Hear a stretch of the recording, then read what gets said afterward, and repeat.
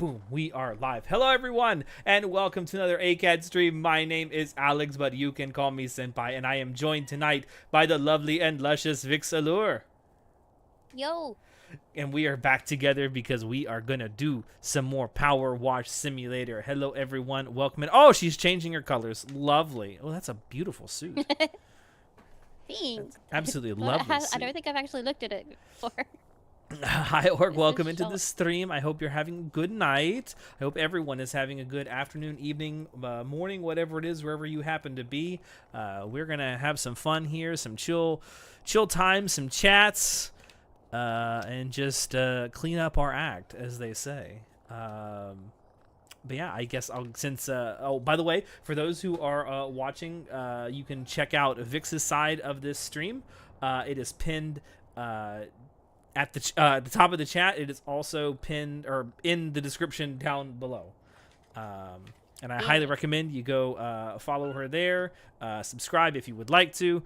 Also, if you like what you see here tonight, give us a little subscription here on YouTube. It really, really helps us out. Like the stream if you like it. Subscribe if you want to see more. And now I will turn it over to Vixx while she says hello to her chat, because I think she needs to start. Do need to start. Hello, everyone. Hello. Luck smiles when you share your smile first. Oh, that's a nice fortune. That's a nice fortune, puppy. Congrats on getting first. Hello, Danny. Hello, Lana. I've slept for 30 months. Pog, let's go. Nice. Let's go. Hello, Toasty. Hello, Remy. Hello, Keitho. Welcome on in, everyone. Hello. I don't think you guys can hear Discord. Fuck. Oh, they can't hear me? They don't. Right. They don't need to hear me anyway. It's fine. Yes, they do. I also need Discord reactives. Oh, nice. I'm super ready. Discord. This is a professional streamer, everybody. I'm a Whoops. What you were saying? I'm a professional streamer. There we go. Can we talk? I can certainly talk. Nice. All right, they can hear you now. Hello, everyone. How is everybody tonight? There you go. Just move you over there, because I'm super ready for this. That whole time, I didn't even set my game capture up. Fuck me. We're sitting here. We're sitting here just chatting away, and she's like, "Yeah, I'm ready. I'm ready. I know, I'm just like, I'm zoned out. I'm zoned out. You lie as you I am breathe. a sleepy girl. Dan, I hope you're doing lovely as well. I am doing fantastic. When we get a chance to start up, I have some stories. Oh, we started up. I mean, I can go ahead and tell one right now. Oh yeah. I thought you were still waiting. I'm sorry. Oh, the last time we were together, we did the rock climbing park, and we started. I think we got 10% done, so we can go back and do that. Yeah. You're right. Oh, before we start, I wanted to show off something to chat. Before I started the stream, I went ahead and bought my first piece of furniture. I got the Whimsy couch. It is very much full of whimsy. It's very colorful. Yes, you can jump on it, because I am actually a 5-year-old, 36-year-old. And I also bought the orange van. So yeah, we're very orange here, and you guys can't tell. I mean, you can't tell if you're watching Vixx's stream, but I have an orange suit. It's very lovely. Yeah, he looks like a tiger. Yes, I'm very, very much looking forward to doing this as a tiger. I was looking at the clothing options, and I'm like, all right, I'd like more. I want them to do more. I wonder with the DLCs that they've got coming if there will be outfits inspired by the DLCs that you can get. That would be nice. Like, I was just looking at some of the color variations. I'm like, eh. It's just different colors. It's kind of boring. Yeah. Give me some things. Give me some patterns. Give me something. I'd pick the light blue, but that's not really different from the normal blue. Yeah, it's like it's just a slightly different shade of blue. It's like, okay, I mean, yeah, it's different, but what are you really doing for me? Yeah, we got like 10% of this done last time we were together doing this. Yeah. I think we started at the top and just worked our way down. Yeah, I think I started at something. Little volcano.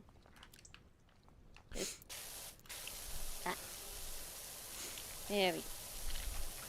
But yeah, can I tell a story really quick? Because No. when I first scheduled the stream with you, I thought that I was gonna get like back home 5 minutes or so before we started the stream. I thought it was gonna be out a lot longer than I was today.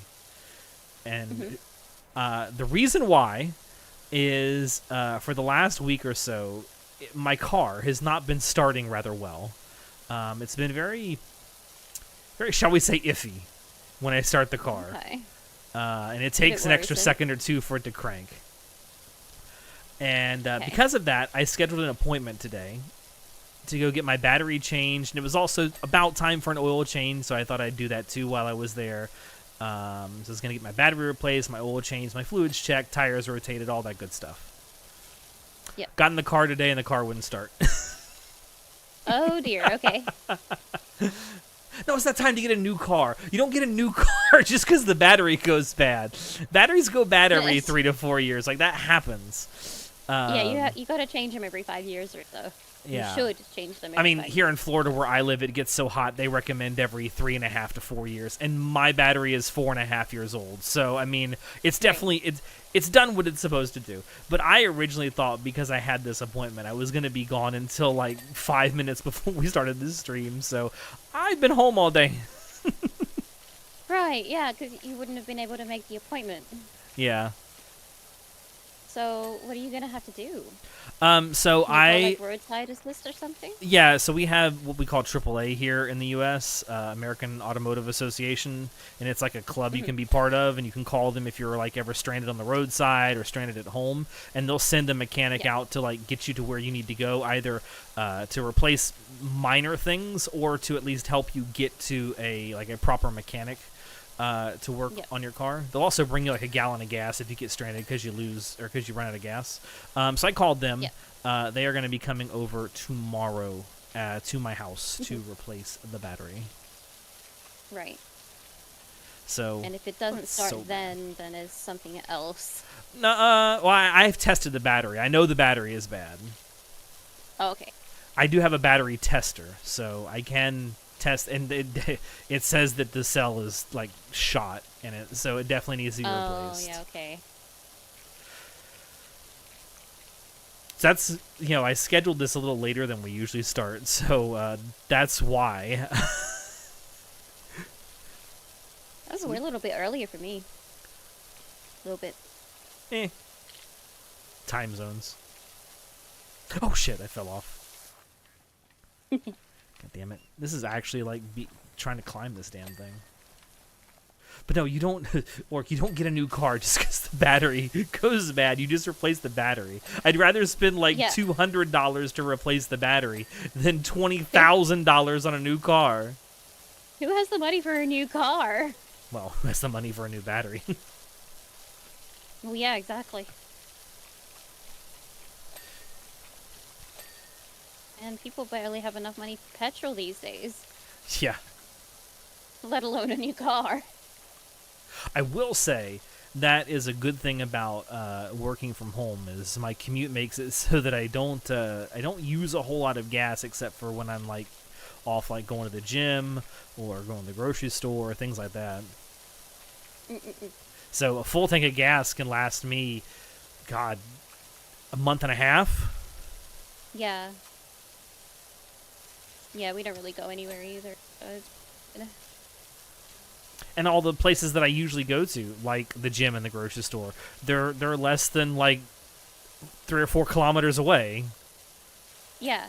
So you barely actually like use your car, really. Yeah. Although I will say I use it from time to time when friends need help with something. They're like, hey, we got this thing we need to move over to this place. Can you bring it over here? Sure. Yeah. What is that saying? That a friend is someone who will help you move. A good friend is one who will help you move a body. Yeah. I have 3 good friends.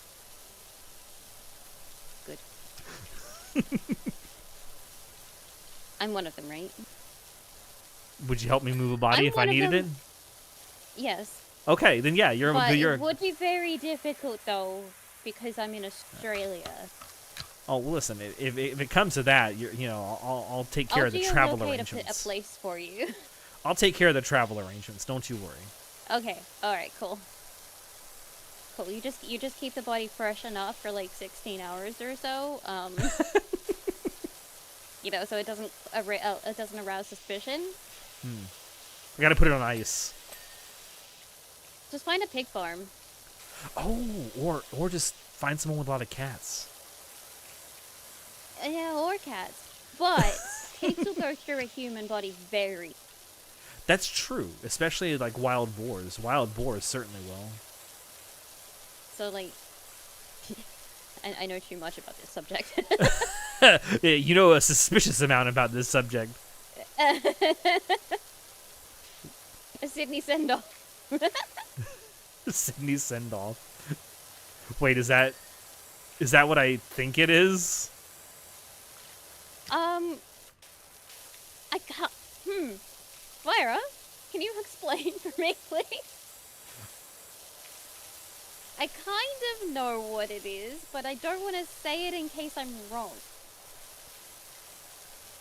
Speaking of batteries, there was a time 10 years ago my stepmom's car was literally falling apart, and one of the things they have to replace is the battery, which is a rare battery, mainly because of the age of the car. But yeah, some of the older cars use batteries that aren't made in like massive quantities anymore.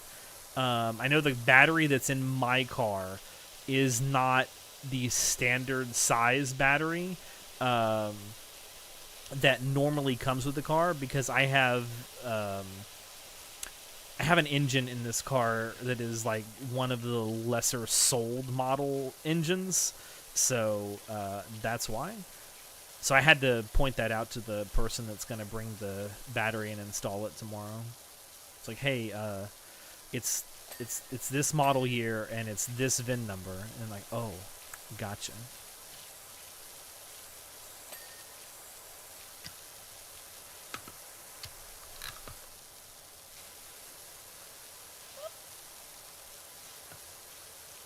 Batteries can be expensive to replace on some vehicles, but for most vehicles, it's like a couple $100, depending on labor. 40s, a lot of gangsters would drop off people in the Bay of Sydney. Common enough to be called a Sydney. Right, gotcha. Right, Thank so you. it's like how in America, I mean, I don't think there's ever any evidence that they did this, but like there is this thing with the mob, and cement shoes is what they call it, where they would use cement to like encase your feet in cinder blocks and then throw you in the nearest body of water. Surely that has to be actually a thing, because otherwise, like, it has to have come from somewhere. I mean, as far as I know, it only comes from like mob, like fiction. I don't think there's ever been like a genuinely documented case of it, but I wouldn't be surprised if it was real in some capacity. Yeah. Do you suppose mobsters ever read like mobster fiction stories and are like, that's a good idea? That's, you know what? Again, would not be surprised. I don't remember which body of water it was, but it was somewhere in America. They were looking for someone. They were looking for a body, and I think they drained the water of, again, don't remember what it was, but they drained the water. They found so many other bodies, like in the teens, other bodies, but not the body that they were looking for. Damn, don't you hate when that happens? It's like when you're looking for a specific key and you find every key in the house except the one you're looking for. Imagine solving all of those like missing people's cases. Like, okay, well, we found this one. We found this one, which isn't even part of anything we knew about. We solved these cases, but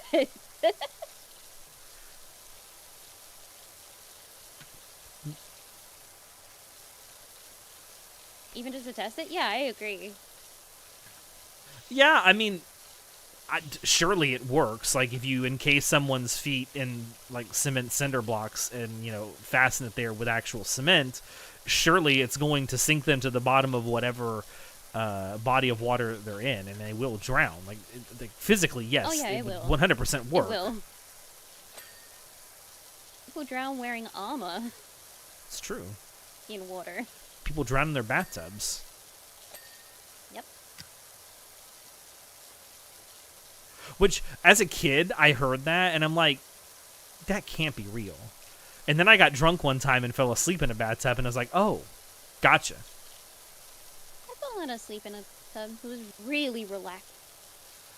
I mean, yeah, but then you understand, like, oh, yeah, I woke up in some water. This is how people drown in bathtubs. Yeah. Also, I mean, like, little tiny children obviously can drown in bathtubs too, but full-grown adults too as well. Oh yeah. I mean, if there's water near your lungs, near your mouth holes, then yeah, you can drown. No body of water is safe without a lifeguard. Are you volunteering your services, Vira? Because if so, please. This isn't a beach. It's a bathtub. This isn't a beach. This is anal sex. This isn't a duel.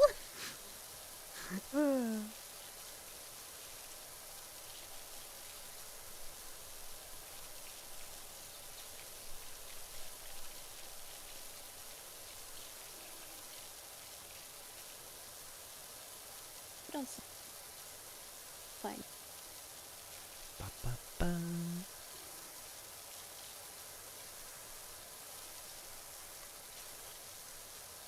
Hi, Breakin'.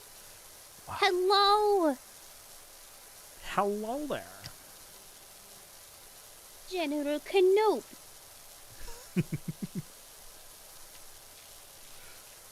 Tuba. Tuba. Let's listen to this one's. Oh, this one's live. The sound of the voices in my head.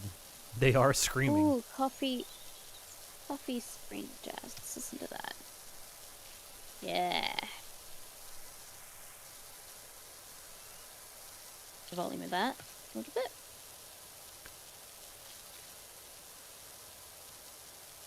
How's that?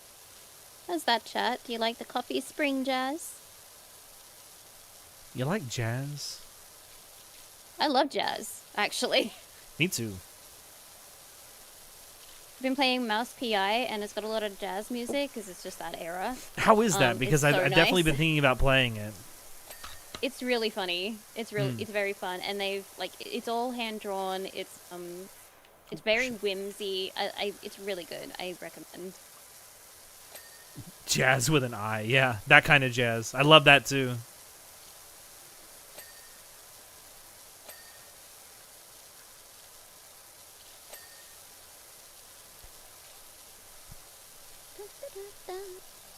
Yeah, there's a couple of games that have come out recently that I definitely want to play, and some of them on stream. I really want to play Pragmata. That's the next game I'm gonna play after I finish Mouse PI. Nice. I'm really, really hoping that it's not gonna be too heavy for my system, while I'm streaming. But if it is, I'm prepared to just go PNG for it. Gotcha. Join the PNG club.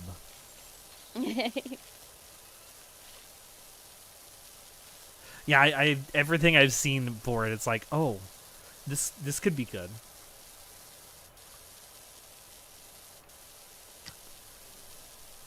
A love letter to the Old Wait, River what? Hose cartoons. Wait, That's what? what I've heard about Mouse PI, and it's I've seen a couple. Oh shit, I fell off. I've seen a couple people play it, and like it just looks like a fun time. Wait, not get what? Oh, excuse me.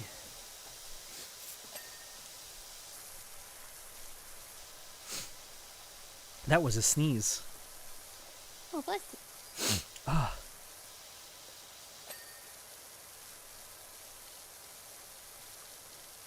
One of these days, I'm gonna have a sneeze that hits me on the stream, and I'm gonna have enough time to actually turn on the reverb, so you guys can hear a reverb sneeze. Oh, Jesus.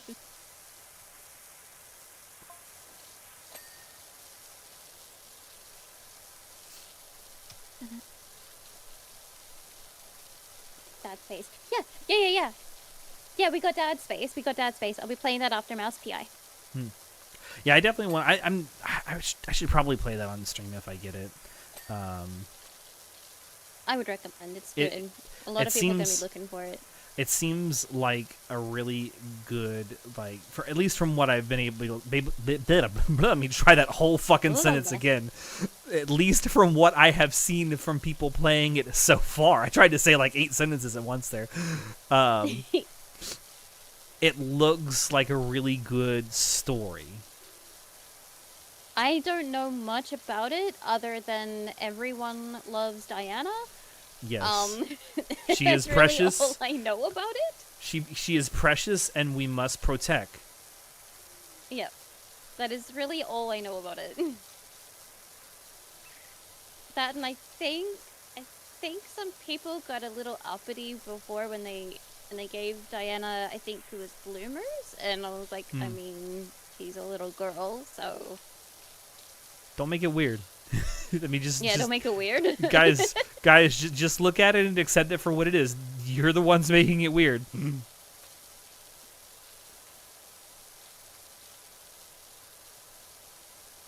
I do love the joke that's going around, because I guess there's a scene in the game where she draws like a picture and everyone's going, AI art, how scandalous.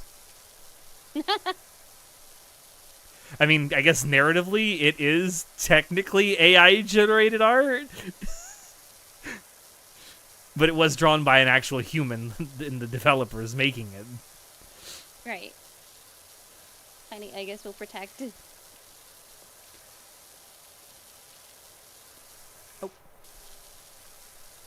Yeah, from everything I've seen of Diana, I'm like, yeah, I must protect.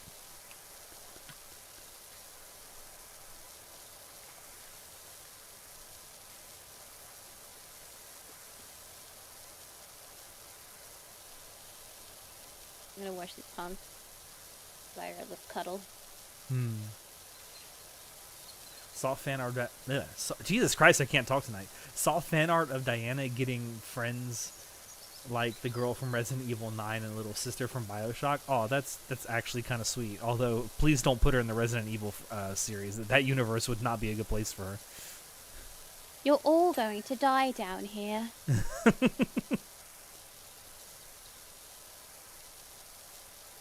I do like the thing that they're doing where she's slowly taking over every Capcom-related social media account.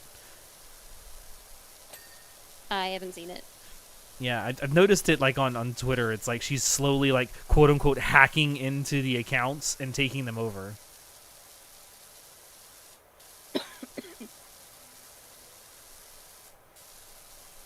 It's really cute. It's nice. It's cute marketing.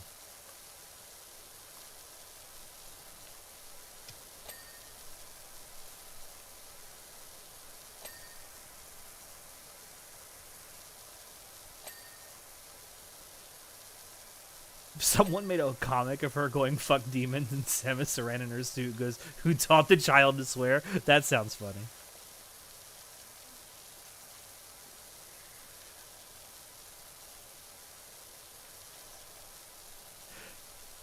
See, if you're gonna do crossover art like that, make it funny, or make it just really, really sweet. If you're gonna put Diana in Resident Evil, please don't draw her getting absolutely demolished. I can't take that. No. Alright. I will be back. Will Everyone you, in my chat, I'm going to put you on the BRB screen. So, can I talk to go them? over to Alex. Yes. Go Aw. over to Alex. You can see his link over in my pinned messages. I will be alright back. You're always welcome here.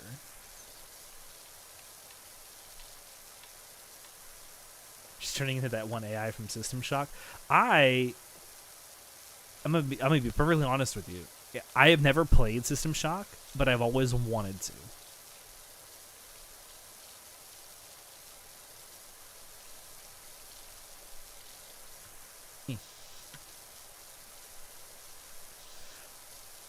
Maybe that's a game I could play on stream. Like, I know it's an old game, but being able to experience something that old for the first time would be really fun.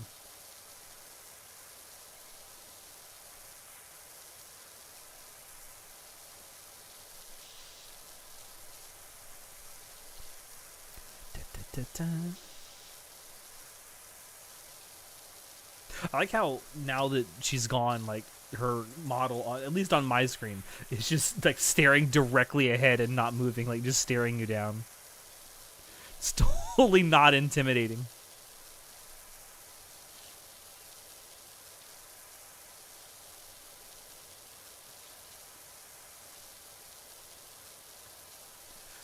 There's a remake that's about to come out. Yeah, I've seen that. It's on my wish list, and I'm gonna buy it, mostly because it's something I definitely want to experience. The Void Gaze. That is exactly what it is. It's just I love it when you see these VTuber streams. I love VTuber streams where the VTuber will leave, but not like turn the model off or do like an idle animation or something. So it either stares straight ahead or goes completely wonky. I love that shit.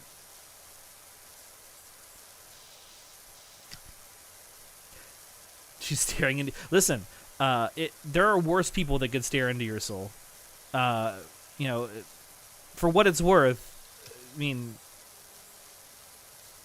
she could stare in my soul any day.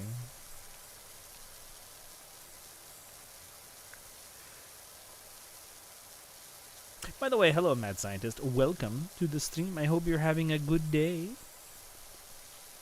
And if not, I hope being here is making it a little better.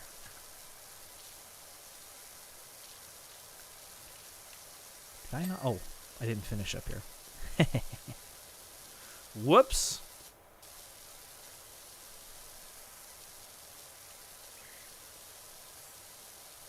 Oh, no. Thank you for being here. It's always lovely to have people stop by and chat. Ding.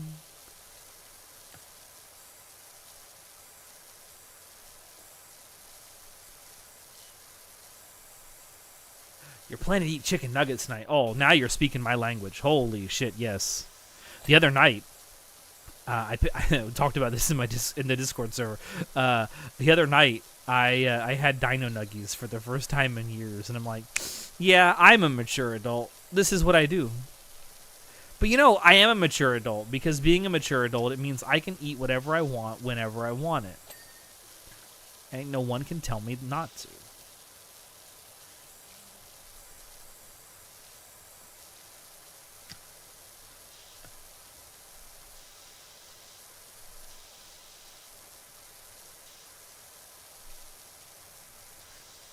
My dad says that to me sometimes. He's like, you know, I really want to go to McDonald's.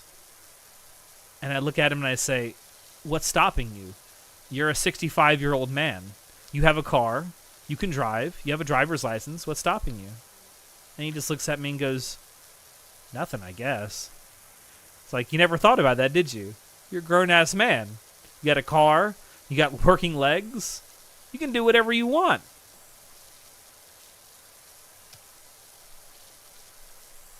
Your parents came back with KFC. Oh, shit, son. You had to gaze into that chicken.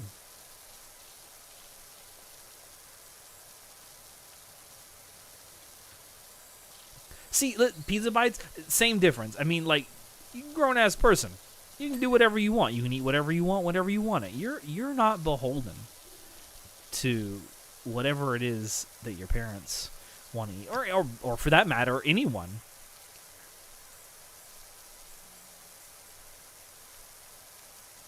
Sometimes it takes until you're 35 years old to realize this. And that's okay, too. Since I have little sisters, Dino Nuggets are the cheapest nuggets you can get. Listen, they might be cheap, but that don't mean they're not good. Just because something isn't, like, expensive does not mean it's not quality.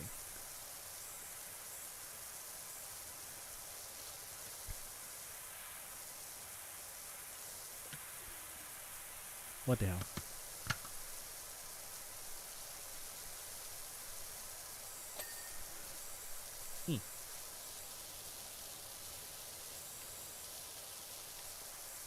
All right.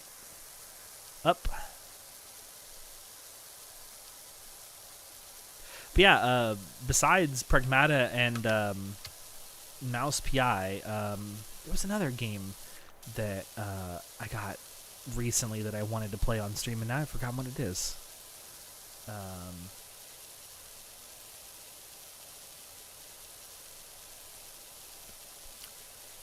Yeah, I definitely want to hit up some more. I mean, not that I don't enjoy playing some of the older games on stream. I really do. But I want to hit up some newer games, some more recently released stuff, especially now that I have a PC that can do it. Let me check some shit out.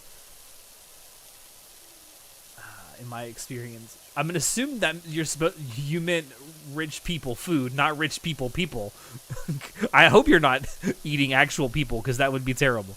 I actually tried aged brie, cheese, caviar roe, and marina biscuits once, inedible. That actually does sound good. I actually, I don't have like super fancy taste, but there are some super fancy foods I do like. I actually enjoy caviar. I don't eat it like every day or anything, and I only eat it like maybe once or twice a year, but I've always enjoyed it when I've eaten it.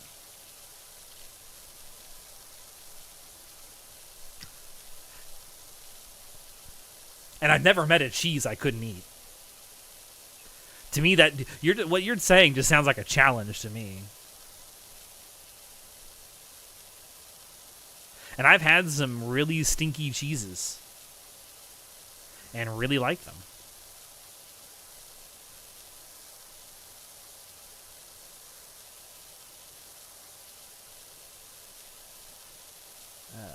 Before I moved and still had a job next to my work store. Oh, Jesus Christ. Before I moved and still had a job next to my work as a store, and if I had money and didn't get dinner that day, I'd go to the store and get something, mainly French bread and Salisbury steak. Wow. That's not a bad combo, though. I could certainly think of worse things to pair with a Salisbury steak.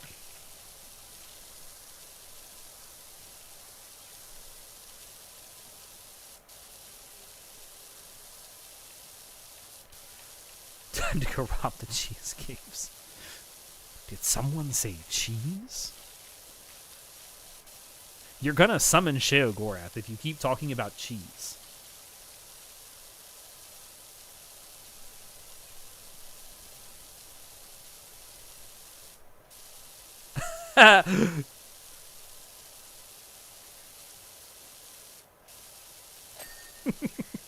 Vira, it's okay. It's okay.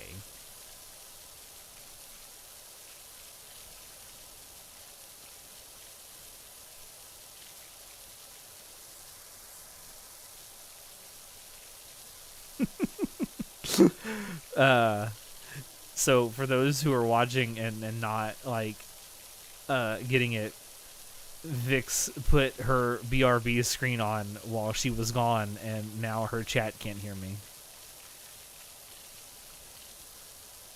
Fantastic.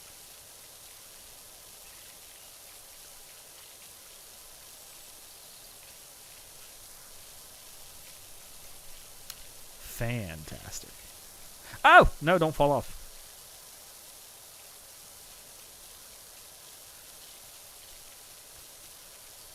Sir, I have a mod for Skyrim that allows the player to summon Sheogorath as a follower. Now that sounds wild. I have... The autism has struck for me again, and I started playing Skyrim because I was trying out some mods. I want to do another playthrough of Skyrim on stream, but unlike the first playthrough I did several years ago, which was... I can't say it was totally unmodded. It was mostly... unmodded. There were some sort of quality of life things and a couple follower mods that I had installed. But yeah, I've been testing out some, and I just started doing a new playthrough, and originally it was like, okay, I'll just spend a few hours checking out some of these new mods, and now 50 levels later, yeah, this is fine. This is fine. That said, I have discovered in doing this some mods I definitely will be playing with for the next playthrough I do. Oh, welcome back. Hi. You should read what your husband put in your chat. No, we did go through this. I talked to them. Yeah, put on BRB screen where they can't grounds. But I told you guys to go over to Alex's chat. So in my mind, when you asked if you could talk to them, my brain went, I mean, of course, and you have permission, they would be in your chat. And not one of these, oh, you're from Vixxx chat. I'm sorry, I don't have permission to talk to you. I don't know, that's why I was like, yeah, of course. I can't believe you've done this again. Can I talk to them? No. No, you cannot. Do not Oh my perceive. God, Do not even perceive my chat. Yeah.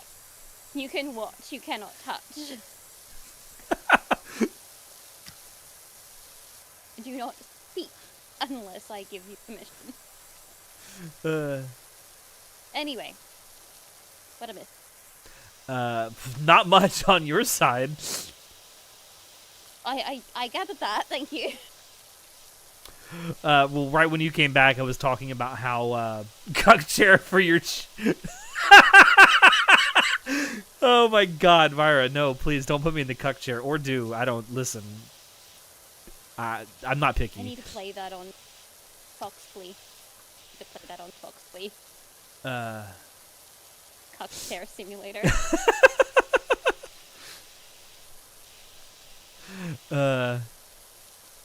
That's just gonna be funny. My life is the cuck chair. What do you mean?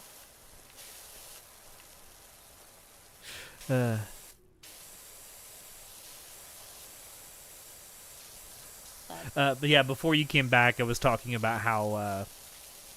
So I've mentioned to you before, and I think I've even mentioned on the last time we got together to do one of these that sometime in the near future I want to do another Skyrim playthrough on stream, but I want to do like a heavily modded one because the last one I did was pretty vanilla, more or less. Yep.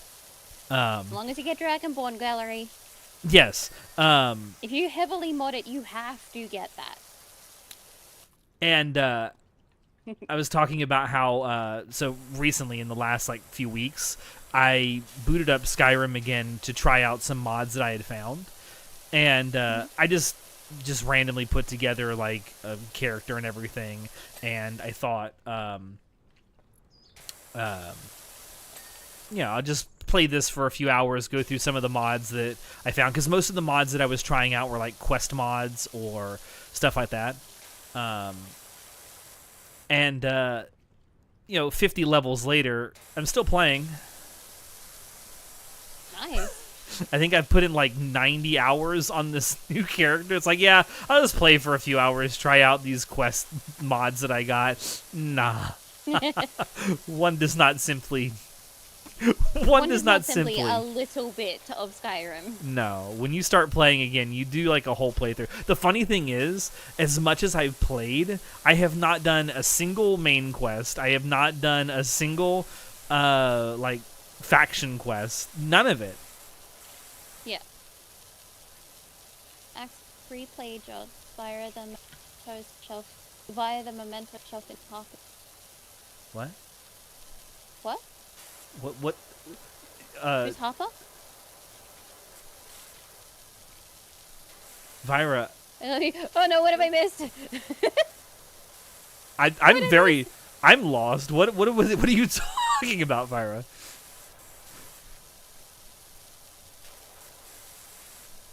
Mocking the fact that help skip has been on back. Wait. Oh. I didn't even see it. My lord. Oh my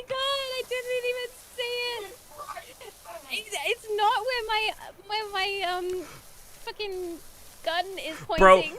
Vyra, I'm gonna be so real with you right now. I don't know if you can hear me or not. I'm gonna be so real with you right now. Your wife's dying first in the apocalypse. I'm sorry to say. No. Alex said that your wife is dying first in the apocalypse. Mate, the How do I? Oh. No. Guys, if you guys wanna see how bad my fucking tunnel vision is, that's how bad it is. If I'm looking at my reticle, I cannot see that message. If it is not within the reticle, it does not exist. Yeah. If it's not directly in front of me, it's just not there. I don't know how to get rid of it, actually. I think you can turn off like hints or tips in settings.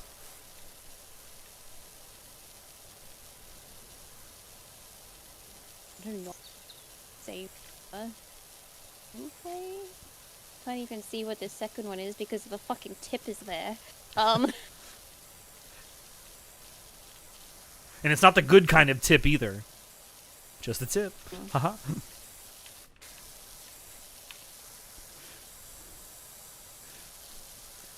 You have the Randy Savage Dragon mod. Listen,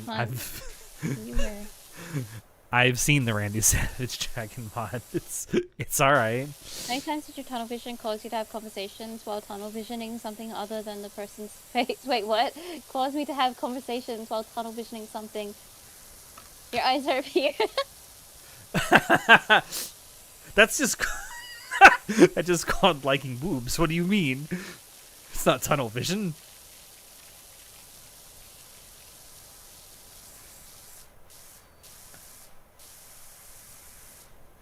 I don't think I've got the setting available in my settings. I mean, I could be wrong. I know there was. I think in the first game there was a way to turn that off, but Right. maybe there isn't in the second one. I don't know. Seems kind of dumb.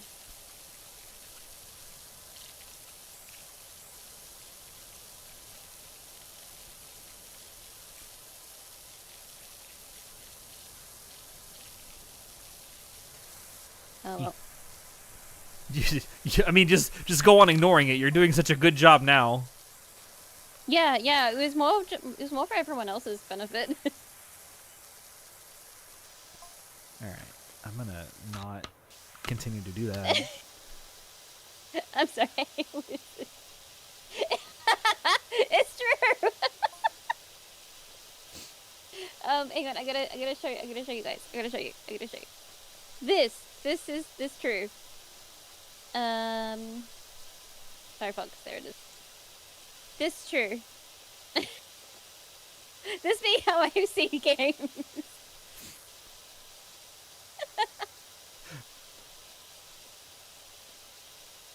This true.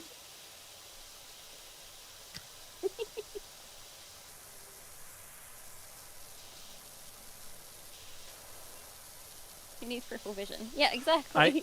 I can see in front of me. I don't need peripheral vision.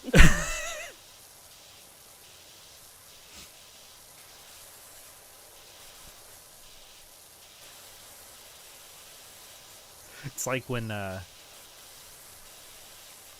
played Space Marine 2 on the stream, and now that that's been mentioned, Ryan will not be far behind. Warhammer. Warhammer. Oh, he's there.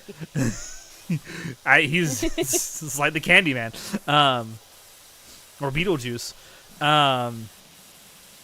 No, people while I was streaming, people were like, you can like block and you can parry or whatever. It's like, yeah, I know, and I know that the tutorial taught me how to do that, but I'm never going to remember how to do that in the heat of battle. And besides, I'd rather just bonk everything with my big gun. What are you talking about? Yeah, I've been reminded that I can parry in some games as well. I'm just like, yeah, but that requires me to actually be good at it. Yeah, it's like, listen, I'm not here to be good at the game. I'm here to have fun with the game. Yeah.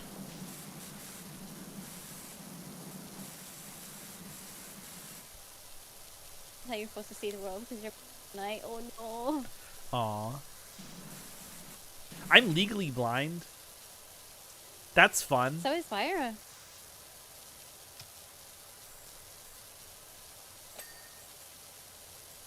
Like, if I take my glasses off, fuck, I can't see shit.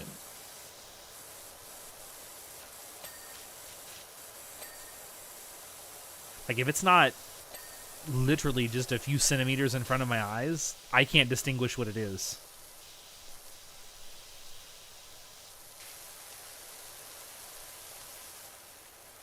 Are these things supposed to be like little volcanoes?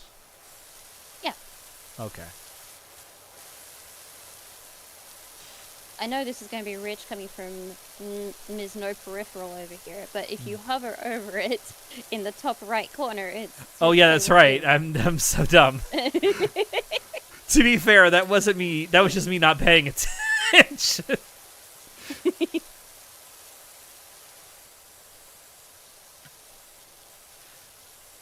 Top What's left. Oh, top left. Top left, you dumb butt.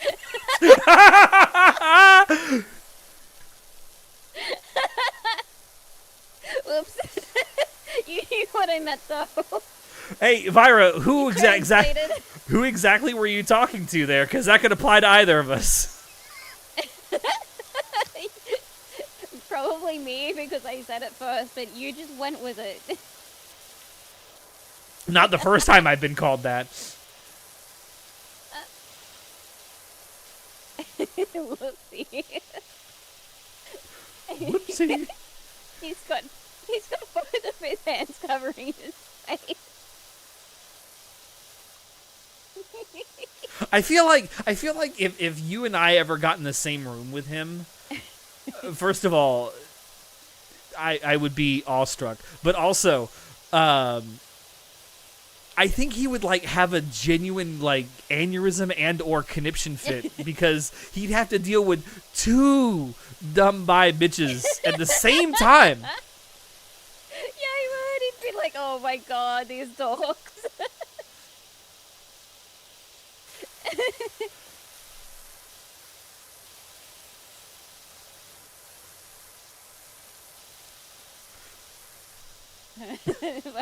I'm surrounded by lovable idiots.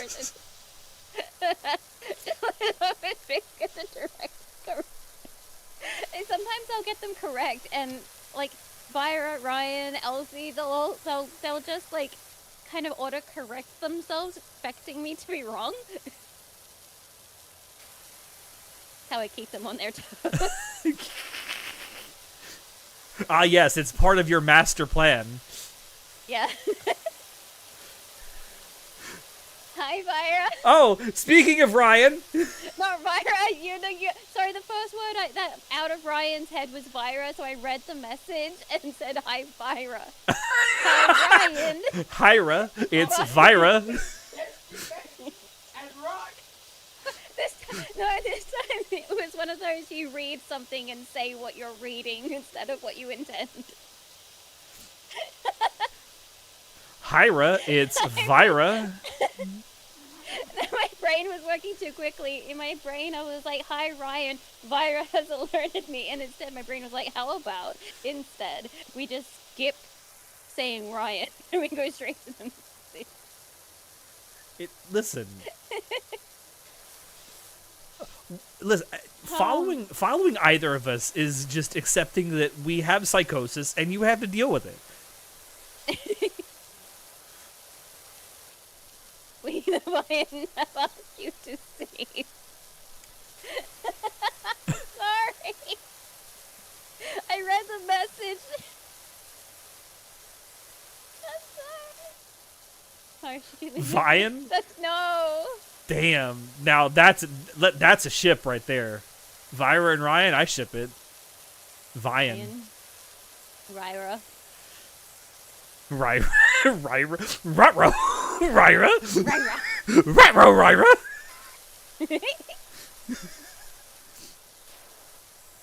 Oh boy, I'm sorry. At least this time though, it was because I was reading the message. My words just got mixed up. My brain's working too fast. It's better than me who's trying to say like 8 sentences at once over here and wonders why I keep biting my fucking tongue.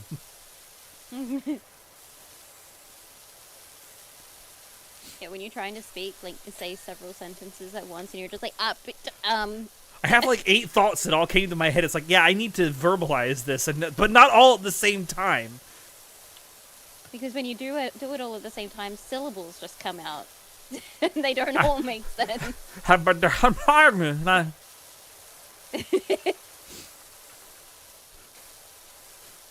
then the person just looks at it, it's like, what? It's like, you didn't understand? Let me say that again. Like, sorry, give me a minute, I need to slow down. Like, no, you uttered a sentence that was like a bottom getting a compliment.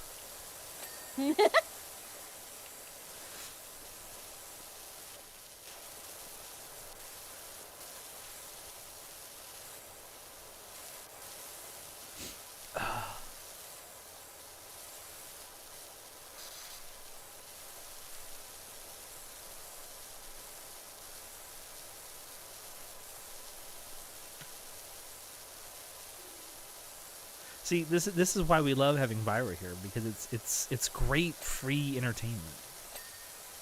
I agree.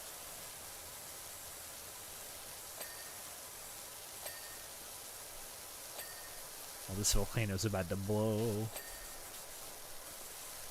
I had one of those. You're trying to say one. Combining example. Oh yeah, all the time. Yeah, all the time. The best the best security password is just typing out whatever comes out of a bottom's mouth when you compliment them. Yes. Oh fuck! I need a new Wi-Fi password. Vixxx, you're a good girl. Oh shit! Did we get all of these? Damn, we did. That or trying to vocabularize anything that I say when I'm playing the Stardew game, the Jimino cart.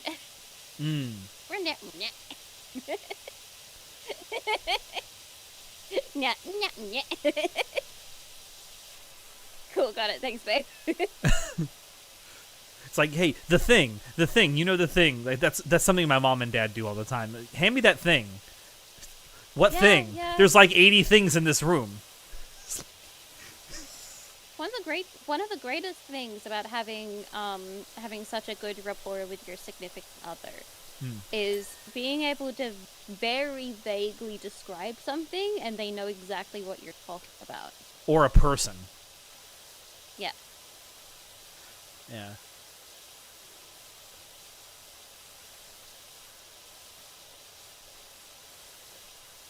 You know you can block in Warframe. You can?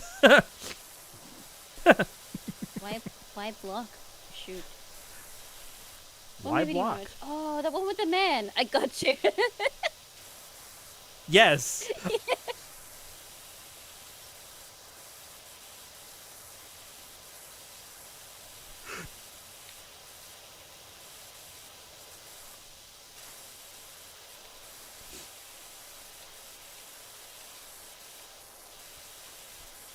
Warframe mentioned you didn't have to bring it up.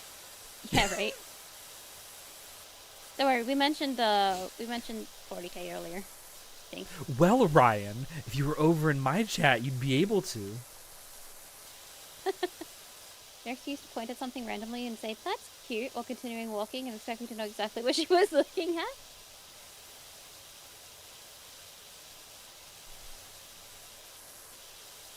Vira and I do the same thing when we're out, but it's for girls.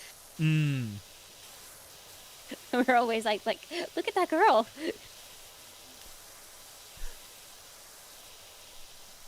Kaina, thank you so much for lubing our throats, honey. I love it. My dad is notorious for this. Like, we'll be out somewhere, right?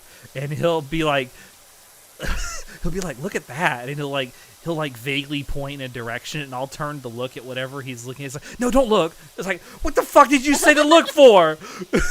You motherfucker. Your instructions are unclear. And usually it's because he wants me to look at someone who looks weird. And I'm like, okay, but don't tell me to look at this. Don't look. Don't make it obvious. And I just tell him, like, when you want me to do that, just start your sentence with, okay, don't make it obvious, but.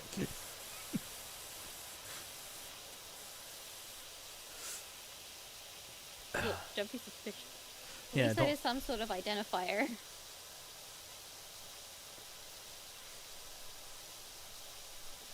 Nope, the rock.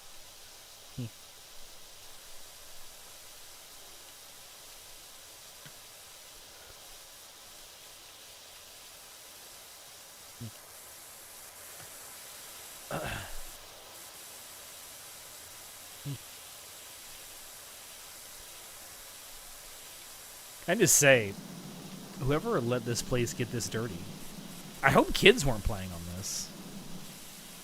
They probably will. But you know what? They're not my kids, so if they went home dirty after this, it's not my problem. Kids should come home dirty. Means they've played and they've had fun. And their immune system will thank them.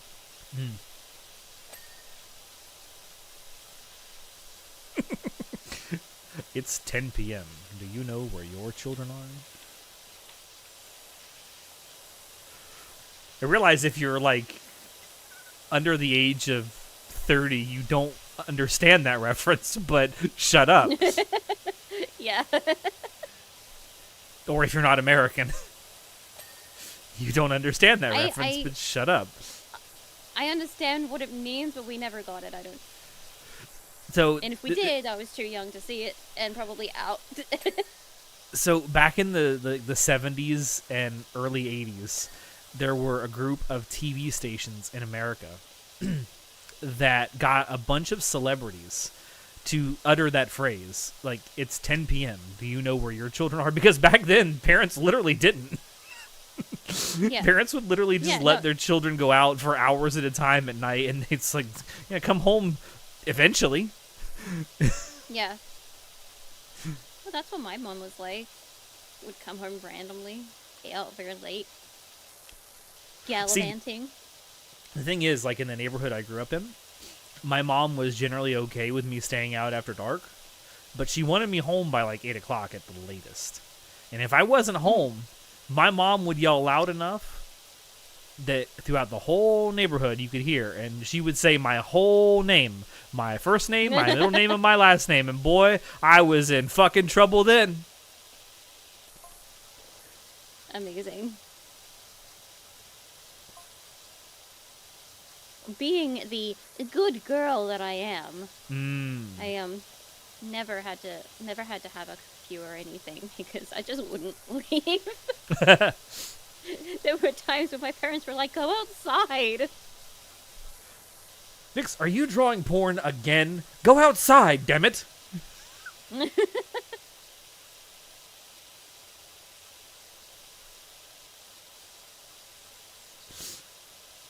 Streetlights came on at time home. Yeah, the problem with that is I grew up and still live in a rural part of the country, so we didn't have streetlights in my neighborhood. Oh wow.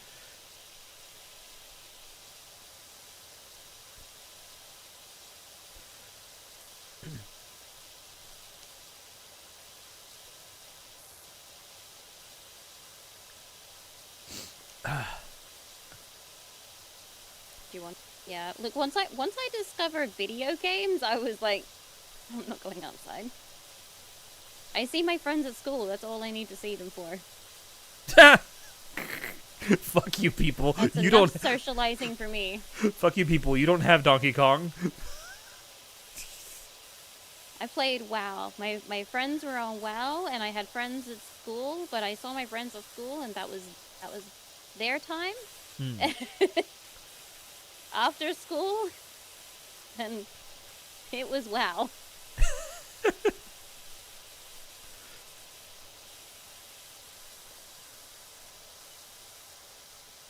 Just look at him like when the bell rings to go home. Are you a video game? No, stop talking to me.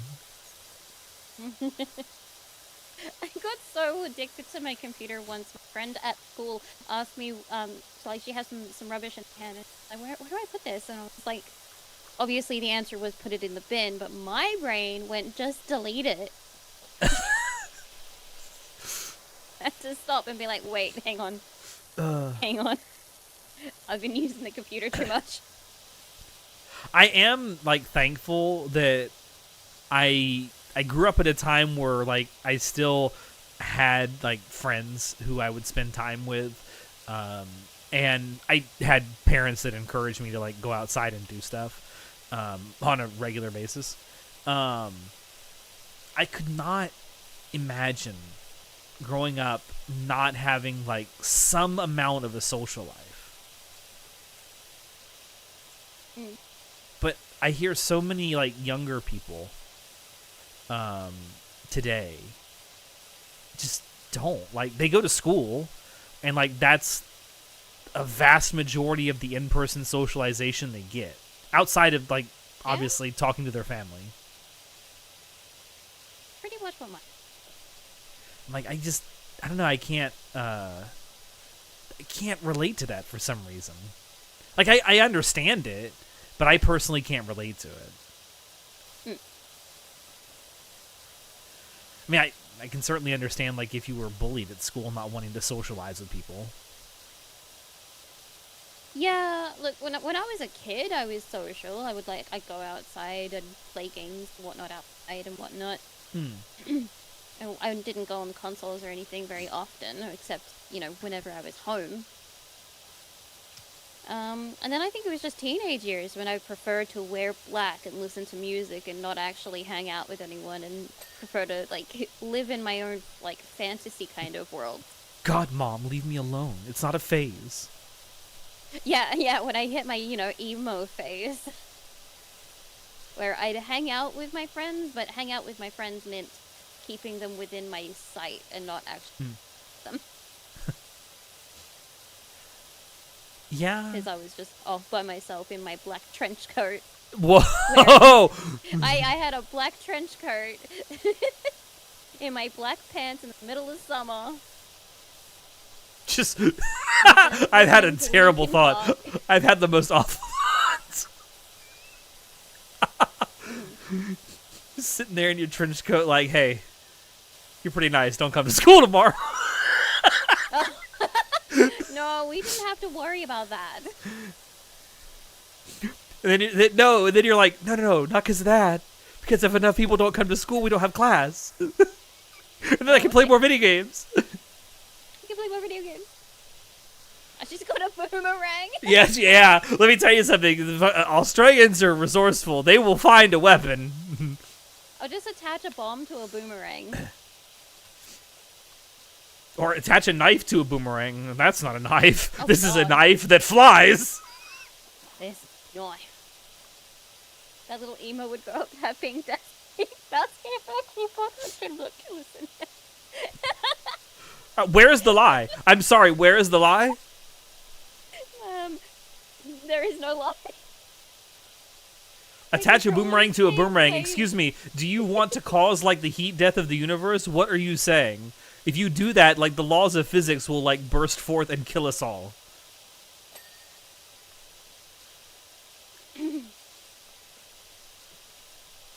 Yeah, if my goth emo self could see me now, she'd be so disgusted with me. Me with my blonde hair, my pink desk, keyboard, mouse, controller. Actually having friends. Having friends. Loving my friends. Having a Smiling. husband. It's just My disgusting. husband is awesome though. My husband is awesome though, and if my goth self ever saw me and made any kind of comment about Viraj, I would slap the fucking shit out of her. I mean, to be fair, The best thing in my life. I think that would be your reaction just if anyone said something bad Oh, about yeah, Vyra. if anyone does. If anyone does. It doesn't matter who it is. Teenage self wasn't really emo. Hatedly ever loving crap out of yourself. Now. I never had like an emo phase. I had a fat bastard phase. Man, the last couple years of high school, man, I was fat. Holy shit. I look back on that. I see pictures from that now, and I'm like, Jesus Christ, you were so, like, put down the goddamn chips. But to be fair, I did have a little bit of control problems when it came to snack foods, so I kind of brought that on myself. I wish I had the same metabolism that I did when I was a kid. Oh, same. I could eat anything and not put anything on. I miss that. No, I couldn't. I was never able to do that. But one thing I could do is like I actually had energy to do stuff even after like doing something that was very strenuous. And while I can still do the strenuous stuff, it's like that's all I can do that day. Yeah, I don't have a lot of spoons. No, not a lot of spoons these days. To be fair, chips are tasty. That's why they're so insidious.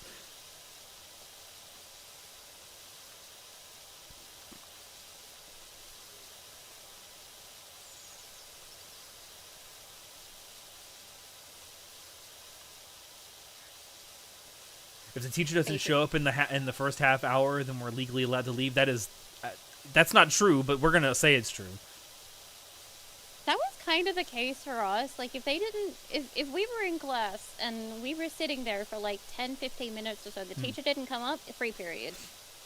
Now, when I was in college, I took a class one time, and the teacher said on the first day, listen, there's a chance that occasionally I might be late. If I'm not here after 15 minutes when the class is supposed to start, there's no class that day. You can just go. Oh, okay, cool. Yeah, that's fair. I'm not going to waste any more of your time than is necessary. It's like, okay, cool. I don't even remember what I did in previous. I think I just went to the library. To, like, avoid other teachers being like, you should be in class. When I was in high school, and not so much during middle school, but when I was in high school, I never ate lunch. Ever. I never went to the cafeteria. I just went to the library. And because I wasn't hungry, and I thought, well, why go to the cafeteria if I'm not going to eat? It's like, I know that there's people there, and some of my friends are there, and that's cool. That's right. You guys have like a cafeteria. Yeah, our schools, like a place that you go to eat. Most public schools have some kind of cafeteria. Some are better than others. Right. But, we didn't really have that. We don't have like a room where you like a building that you go to order food and eat. We have a building that you go to order food, but after that, you just go wherever the fuck you want to eat food. Even then, order food is the same. Yeah, order food is not the same. yeah. We don't get like a tray with a meal on it or anything like that. We get like yeah. My meat pie, sausage roll, hot dog, poodle pop, a couple wedges or something. The high school I went to on Fridays, and it was only on Fridays every week, they had Domino's pizza that you could get. Now, granted, you actually had to pay for it. I mean, fair. It wasn't like free or anything, and I think you could only get a maximum of 2 slices. Wait, there was such a thing as free food? Yeah, so in the U.S., there's like free and reduced school lunches. So if your family is, say, destitute or something, and they don't have a lot of money, you can apply for it. But otherwise, usually it's your parents they'll either give you money to pay them every day, or you can have like an account that has money in it that you can just refill periodically. Oh wow! And how much it is depends on how much you get. Like each thing that you pull off the trays has an amount, a cost associated with it. So the less you eat, the less you spend. Right. Okay.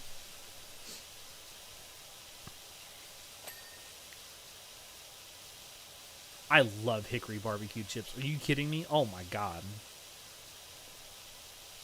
Go to the library. What did you say? What did you say? What did you say? I was reading Virus Chat. Virus Chat said, did you go to the library so the other kids didn't have to see you sad? And then it was just laughs and drama. Wow. Yeah, your teachers sucked. But also, like, kinda, but not necessarily sad. More like I didn't want to be peeved. People don't look at me. Don't look at me.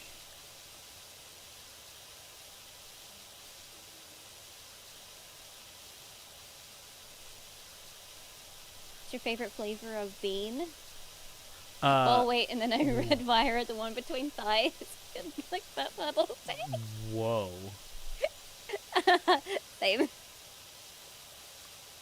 Wish I had girl. Hey, listen, you know, from the outside looking in, you might think going to the library every day for lunch period at school made me a loser. And, you know, to some people, probably it would make me a loser. But I'll be perfectly honest with you. It's how I got my first blowjob. Just saying. Because you know who else goes to the library during lunch periods? The nerdy girls. That's how I got my first girlfriend.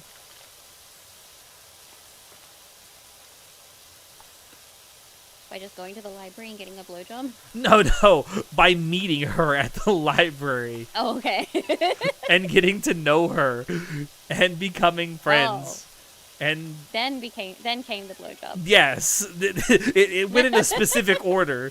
I did not go to the library and just plap my library card on the table and say, one blowjob, please. Oh, okay.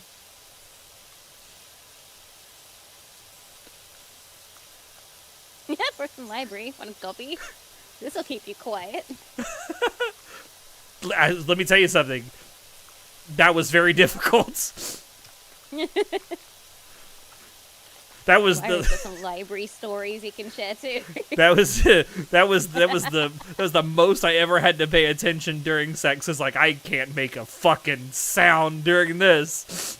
It's quiet as hell in here. It was the music building. There was like a small hallway, and by small I mean like, it was a small hallway, shadowed and everything.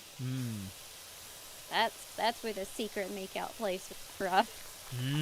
Very nice. Alex Monogatari wasn't supposed to be a strategy guy. Shut up.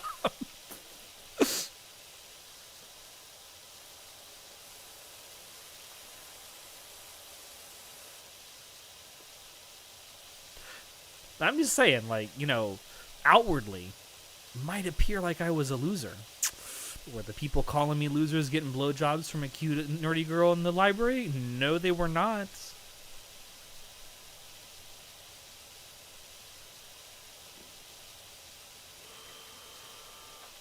What the hell was that?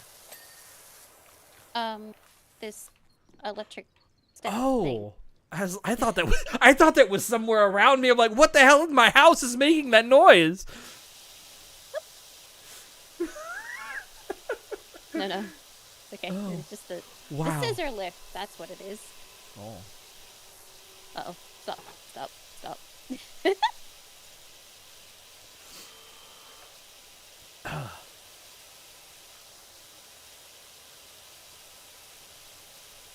I'd say what I did during lunchtime across my senior year, but I feel like I'm going to be judged. Ryan. We don't judge here. Ryan. Hard. I mean, unless you murdered someone, I'm not going to, or, you know, did some other crime, I'm not going to judge you. Because I've probably done it too. I want to hear it. I want to hear it. Especially if it's degenerate. Please tell us.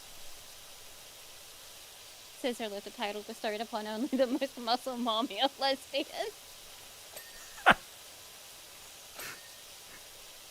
Is that what we should call Finn, the scissor lift? Is that should be like her wrestling name? The scissor lift.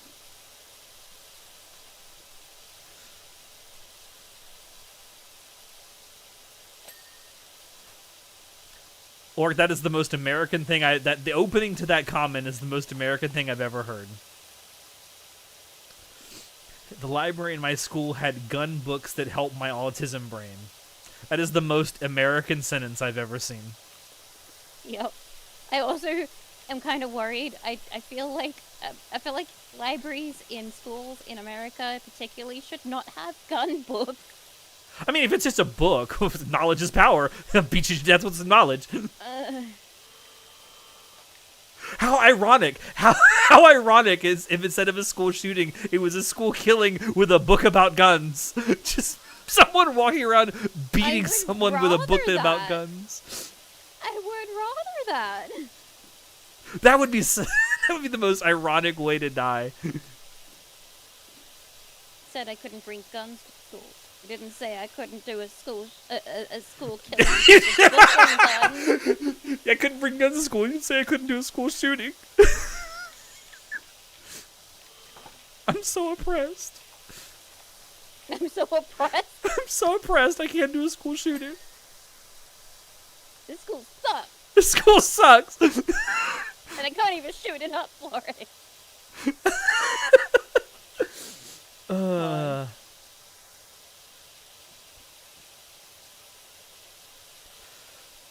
You're learning.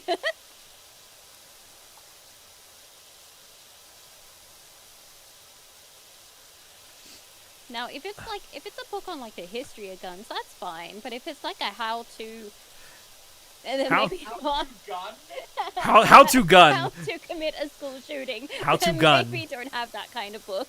I don't think that's what the book was called. School shootings for dummies. You're about to Google it. I love the I hope. This is the American school system you are talking about. Anything is possible. There is probably at least a how to shoot for dummies, which would be enough. There was a book I found in my high school's library that had lots of boobies in it. That was really nice for my teenage brain. Nice. It was an art book. A history book? Oh, okay, an art book. Yeah, okay, that was my second guess. Listen, as a... There is safe gun ownership dummy, but that's it. All right, Oh, safe gun you know what? ownership for dummies. Fair enough, fair enough. Ding. Mad Libs Pumped Up Kicks edition. That is file. You finally got around to sending it. Thank you, Remy. I can't say that. Whoa. I can't deny it. Does it have 6 letters? I mean, what?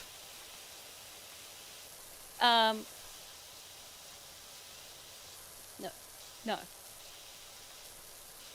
I had to count.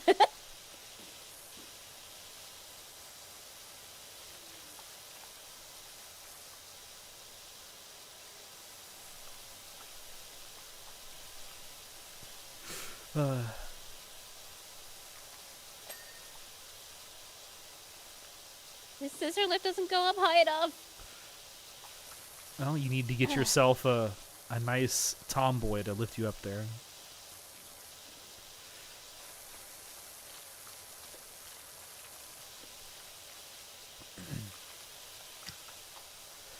I don't think the library at my school actually looked at the manga they had in there because one was straight up ecchi and had girls' tits out. So I want to, fun fact, because I'm an old fucker, I legitimately remember when I was in the library once, there was a couple of students that came in and asked if they had any manga in the school. And specifically, they asked if they had Ranma 1/2. I don't know why I remember this so, like, specifically. But, and for reference, this was the year 2004. And I told, because the librarians didn't know what the fuck they were talking about. And I looked at him and I said, no, they don't have any like manga or anything here. And they got like all disappointed and stuff. And I had to explain to the librarians like what they were asking for. And I shit you not 6 months later, they had a fucking manga section in the school library. Awesome.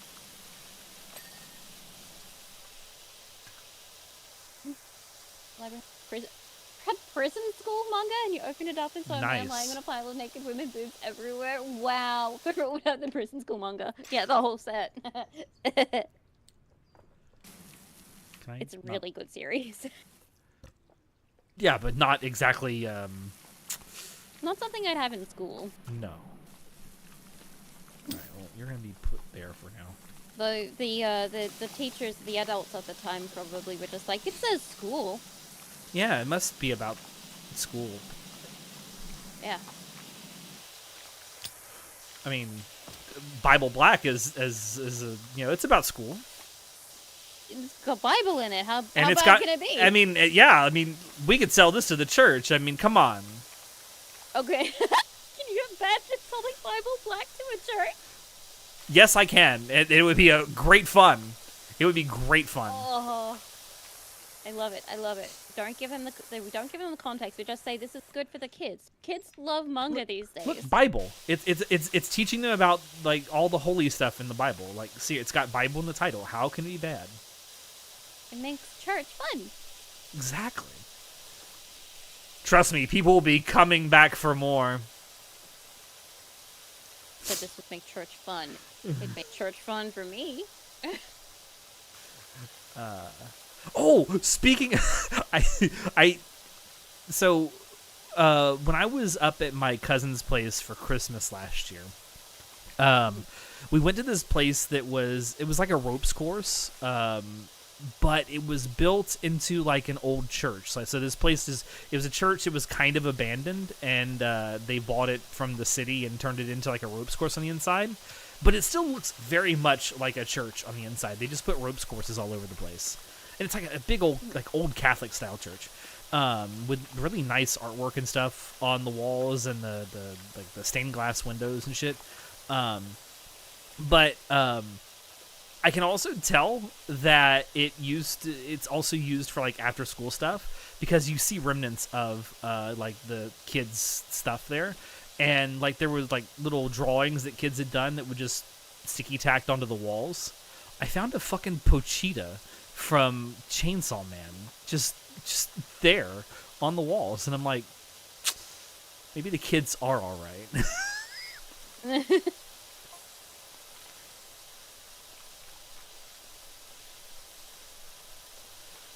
Yeah, my new just for the lulz thing is going to be trying to convince a church to keep a copy of Bible Black somewhere on its premises. Now that's, take note, prank channels, that's what we call a prank. Not just casually assaulting people on the street. No. Don't do that.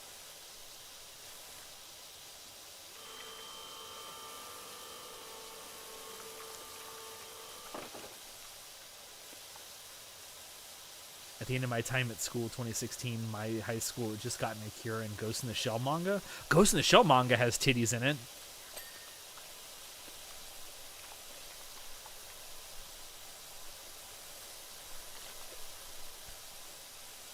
And lesbian sex. Ooh.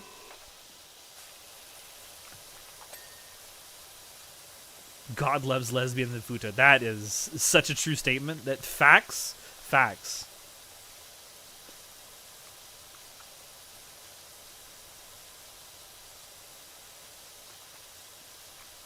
None of that. No, not Impractical Jokers. Not at all. See, listen. What we do is we just convince people to put stuff in their like vicinity that they don't agree with. It's fine. A church taking on Bible Black, though, would be really funny.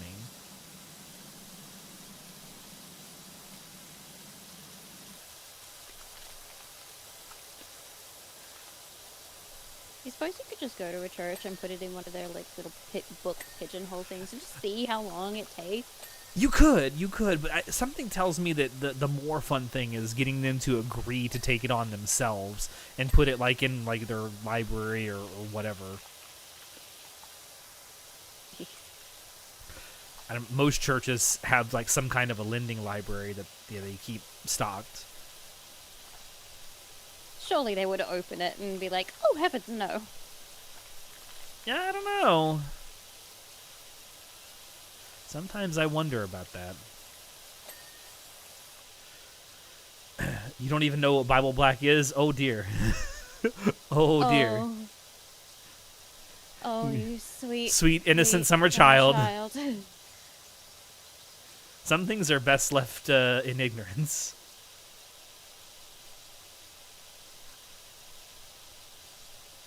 I just tried to double jump. I don't think there is a double jump. You tried to double jump? This is not Mario. I tried double jumping in real life. It's not easy. No, no, it's not. It's rather difficult. Yeah. And it looks ridiculous.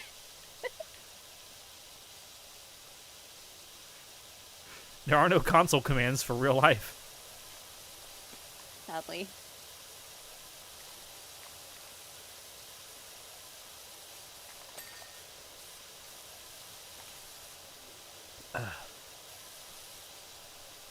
It's just a Bible with a black cover, yeah. Absolutely. It's all Bible Black is. It's just a fancy looking Bible that happens to have a black cover.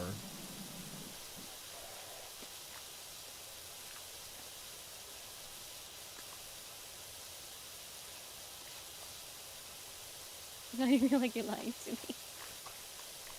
Google Bible Black when you're in a safe place.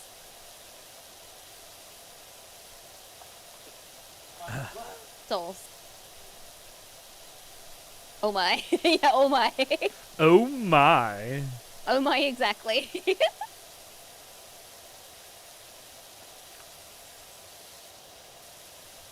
Streak. Well done, rookie.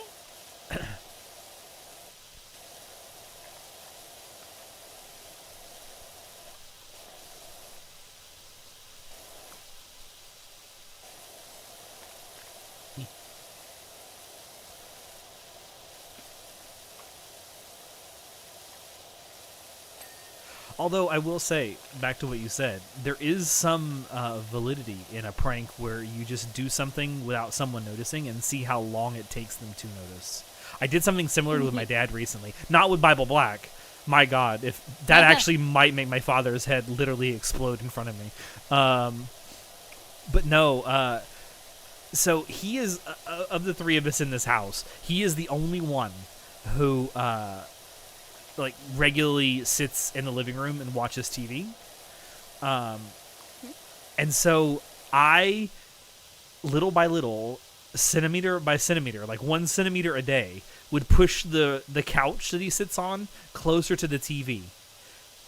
And I did this while he was asleep. And I wanted to see how far forward I would have to push the couch for him to notice. And he never did. Oh. I eventually just gave up. It was like I was literally just pushing it forward like a centimeter a day, and I got to like day 17, and he just was like, "I'm bored with this now. You're never gonna notice."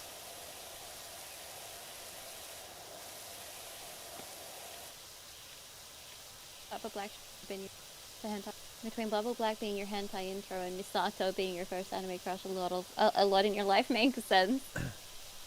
Yeah, that does make sense, actually. Misato was your first crush? Oh man, wow. That's cool. Why did you sound so judgy? It's not judging him. It's judging her. Wait, did that judge me? No. Apparently, he's judging her. She's Although, what is the age range when this happened for you, Vyra? What the fuck? Don't get on that thing, you motherfucker. He wants to know how old you were. Like when it started. When you first had a crush on Misato? 10. 9 or 10. Oh, okay, so you are in her age range, so it's fine. oh, are you saying that her interests are in kids?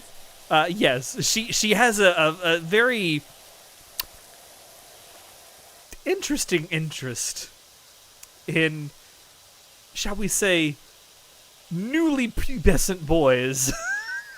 Okay, well, surely that's like not her only interest, and it's not like, ooh, he's a little boy. Well, It's probably situational. maybe. Just say. And she's not even the most problematic one in Evangelion.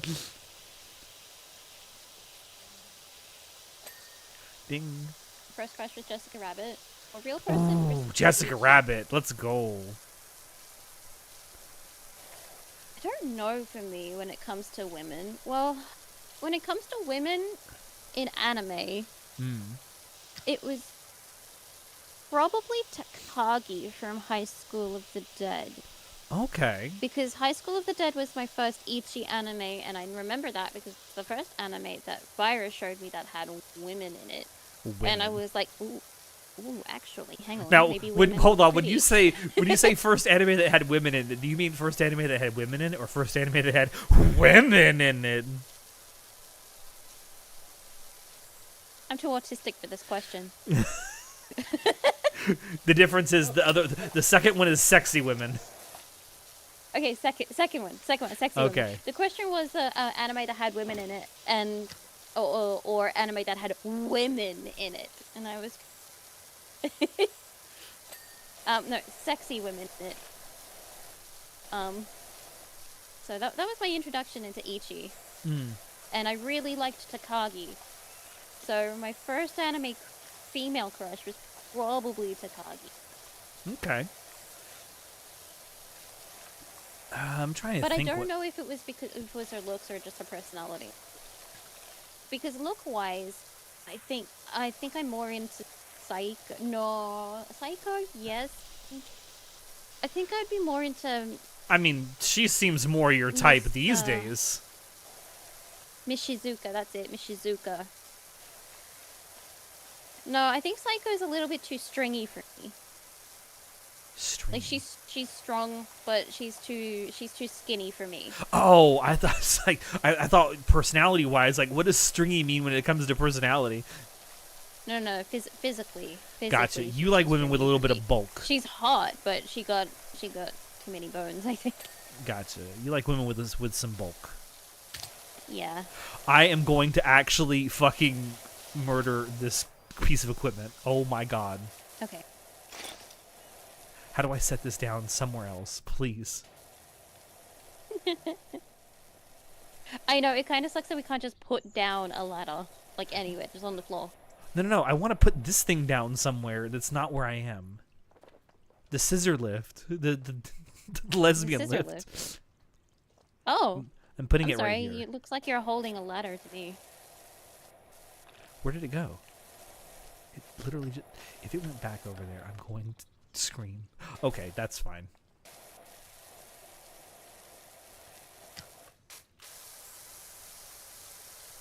Remember for a second. I think it was a sniper chick from Gurren Lagann.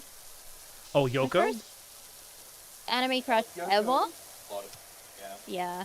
I feel like My for first anime people crush who were... ever was probably a Tem. I feel like for a lot of people who were... Yeah, it was a Tem.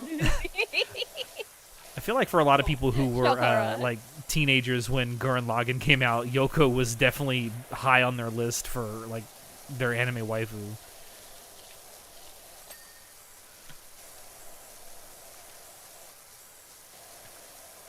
I'm really trying to think because like my first like anime crush was a long time ago because I'm old.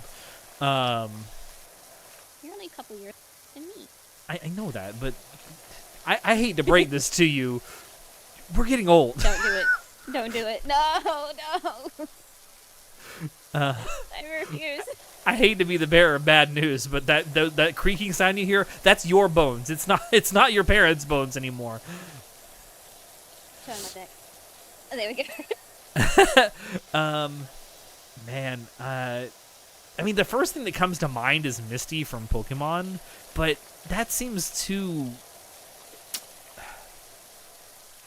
I don't know. It's too young, I think, when watching Pokemon to like have a crush on anyone. Yeah, I mean, for me, it wasn't much of a crush. 'Cause I was like 7? It was Yeah. 8 years old when Pokemon came out. No, well, was it 97 when the Pokemon anime started airing? If so, then I was 7. I remember having the videos like set, but I don't remember how old I was. But man, Misty is the first thing that comes to mind. But like the first, because back then I didn't even really think of it so much as anime. It's just it's a cartoon girl, cool. Yeah.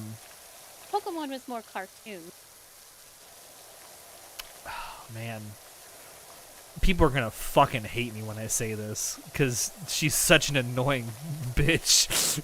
But I think legitimately my first anime crush that I realized was like an actual anime character was fucking Misa from Death Note.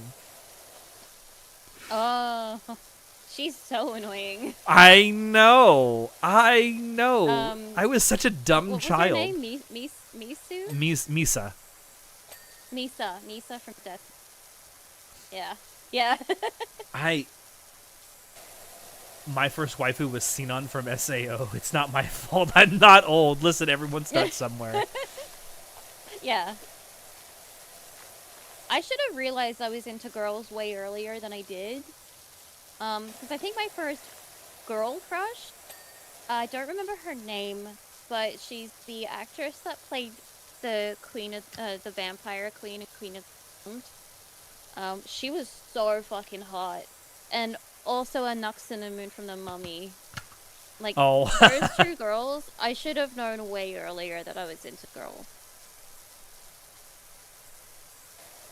Just a phase mom. I mean, when I secretly want to put those movies on just to look at their bodies, that should have told me. There should have been a clue. Yeah. Oh look, my crushing on Misa back then had nothing to do with how good or bad Death Note was. Listen, I was young. She was gothic kind of Lolita girl. All I knew was hot girl wearing like cosplay clothes and is obsessed with the person she wants to be with. Yes, please. Yeah, I can see, like, from a basic point of view like that. Yeah. Give me the goth girl who won't take her hands off me, please. I like to think that my taste in partners has gotten better since then. Because I say it out loud now, and it's like, damn, I sounded so desperate.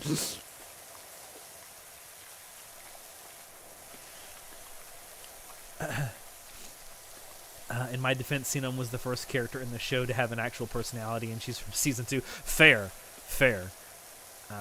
My first actual guy crush was Sebastian from Gay Butler. Let me tell you about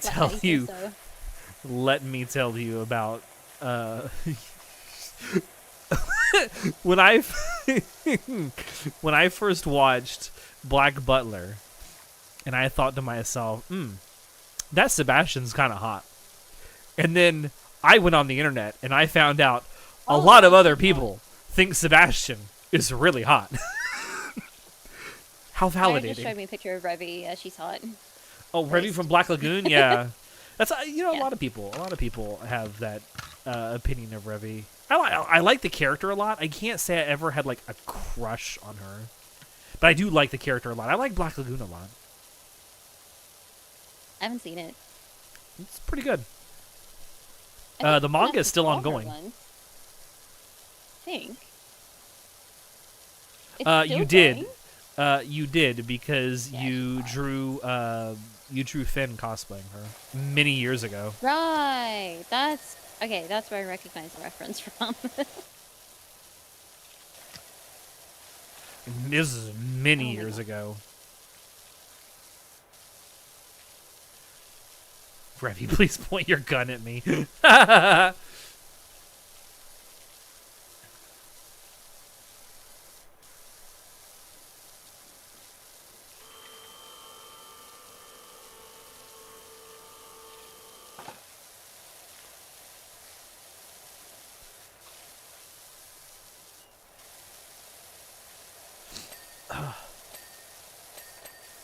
Wow. Let's go. Hit me up. Come on. Yes. Yes, more. More.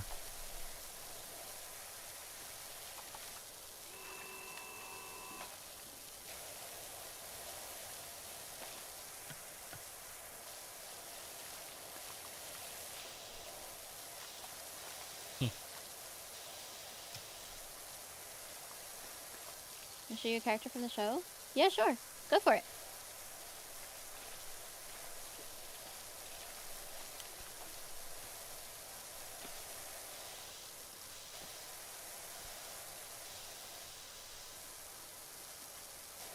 speaking of anime though, Hmm? I don't remember when in the list that we started watching DxD. After, because I know the first anime Virus showed me was High School of the Dead. I don't remember how soon after that we started watching DxD. But we just started re-watching DxD for the hell of it, and I forgot how fucking beautiful of a person Rhea Scremery is.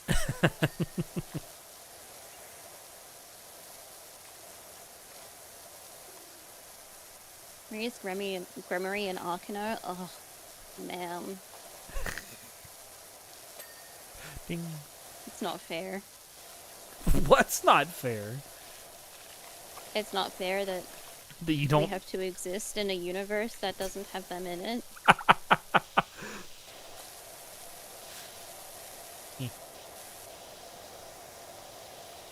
It's like Irina, yeah, she's cute.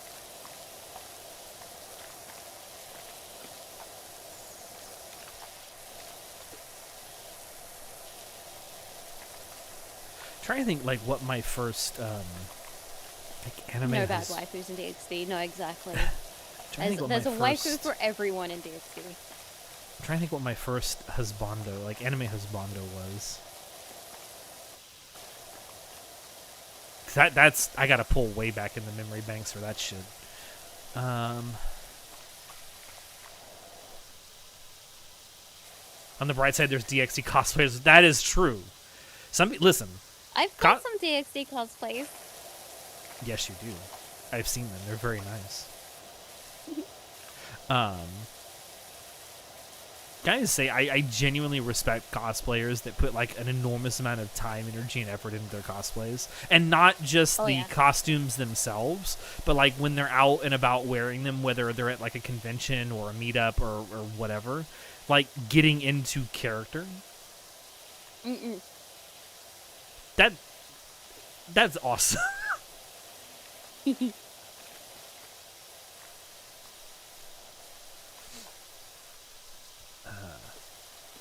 It is Golden Week in Japan. I changed our logo on Discord and on Twitter to our gold ACAD logo because it is Golden Week in Japan. What's Golden Week? So Golden Week is a roughly 7-day period in Japan where they have a bunch of national holidays, like all within that week. Okay. I think at one point, I don't know if it's now or in the past, the Emperor's birthday was also during Golden Week. But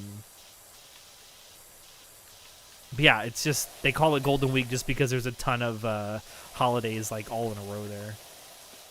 Just get them all out of the way. Yeah. There's that one notable fellow, Keeper. He's into Issei in the light novel. He was changed by a magical laser into a hot babe in an earth stuff. Whoa, really? That's cute. Man, I love when that happens.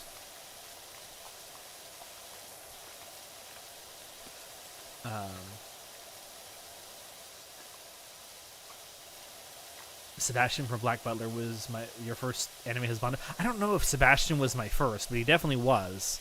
I'm trying to think if there was someone before that. It's you with the transition laser. Just a normal Tuesday for me. Kenhovens be like, it's Tuesday, isn't it?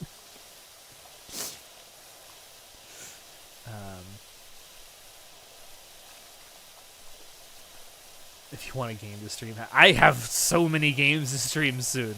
I don't need to be adding more to my list.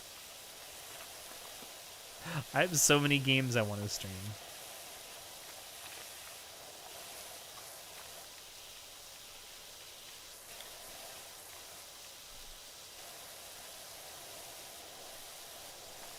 Man, this is a huge job, by the way.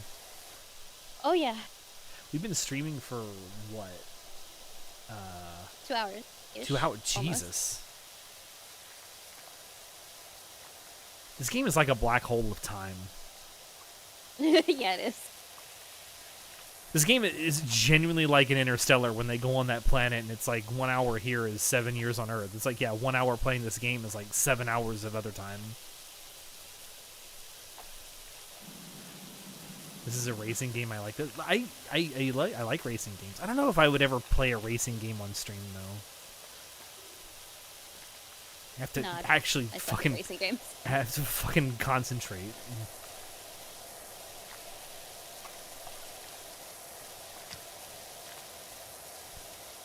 I think would suck for your ADHD because you'd either not know where the last bit of dirt is, or you get sucked in for many, many hours. But that's the point. That's the thing. Yeah. That's what makes it great for people with ADHD. It gives you some.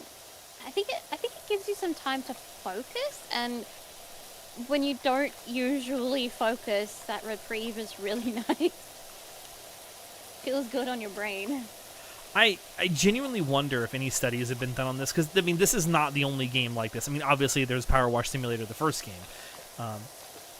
But, I mean, there's other games like this where you're essentially just doing sort of what is, in the real world, very tedious work. But you have to kind of focus on it while you do it. I mean, yes, you can zone out while you do it. But I wonder if there's ever been a study done on, like, the effect of a game like this on people who are, like, neurodivergent or have, like, ADD or ADHD or whatever, and seeing if it is, like, a sort of therapy. Maybe. There probably is. Or at least one ongoing. Because it I mean, feels like this they is... wouldn't keep making these kind of games, right? I mean, it feels like... Yeah, I definitely feel like the audience is kind of inbuilt. But surely this seems like a game that would be rife for a study like that. I mean, it's the same kind of logic that as to why people make adult coloring in books. Yeah, that's true. I mean, there is a pretty big market for adult coloring books.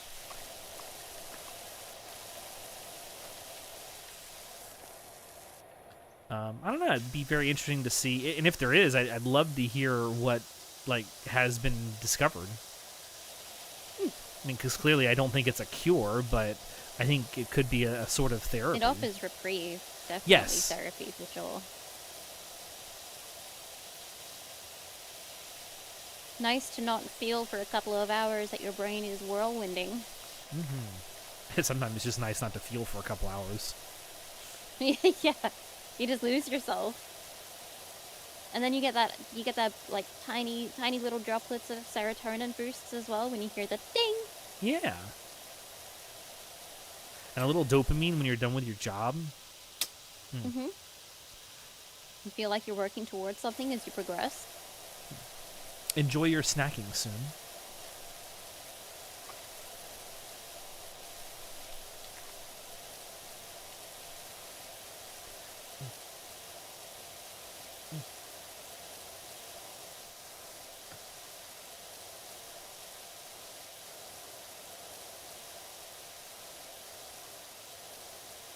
A game called A Little to the Left also has similar effect. There's one there's a game that Elsie recommended. It's where you pick up leaves. That's all you do. You just pick up leaves by hand. Oh, nice. And obviously, as you progress, you get better like tools and stuff, so you don't have to pick up all of the leaves by hand. But like, that's how you start anyway. You just pick up leaves by hand. And I mean a lot of leaves.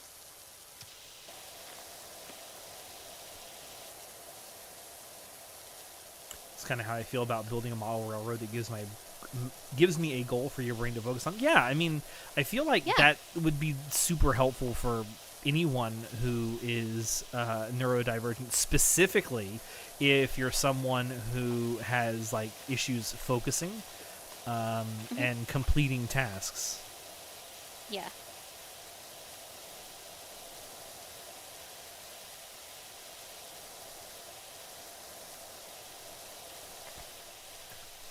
But I am no doctor. So I could just be talking out of my ass. No, you're talking from experience. It just can't be used. It can't be used as actual advice. Oh, it can be used as advice, but not like medical advice. For legal reasons. Don't take this as medical advice. For anecdotal reasons, sure. Yeah. Friendly reasons, sure.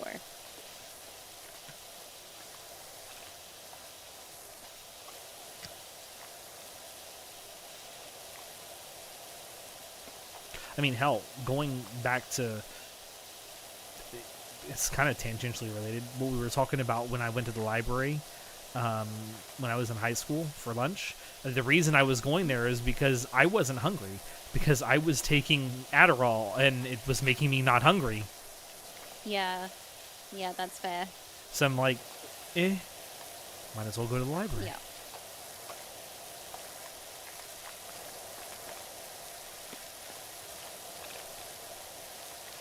That was me on the Vyvanse. So I had to stop taking Vyvanse. It's like, yeah, it certainly helped me focus 100%. Like, it did the job it was advertised to do. Yeah. But it also diminished your appetite. Among other things. It made it so I could focus on what I needed to focus on, but it also made it so I didn't really, like, participate in hobbies or at least I would say participate in social hobbies. I definitely played, like, video games and stuff, which I guess is a hobby, but I didn't do anything socially. And that's why I had to stop taking this shit, because it was like, while it was definitely helping me in the way it was meant to be done, it was kind of ruining aspects of my life in other ways. Did it just make you feel a bit more antisocial? Kinda. Like, I enjoyed socializing when I did it. It's just I didn't have any desire to socialize. But if someone came to me and socialized, I'd be there. I'd be focused 100% on that, and I would enjoy it. Yeah.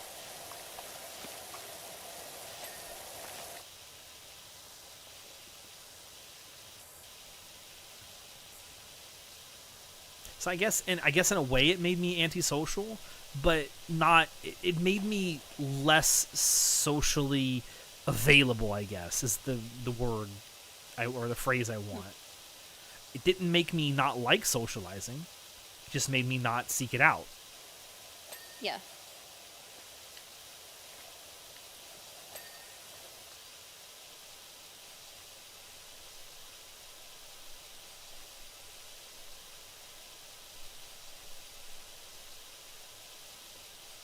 And I mean, some of that might also be because I was just an angsty teenager. Yeah, look, yeah.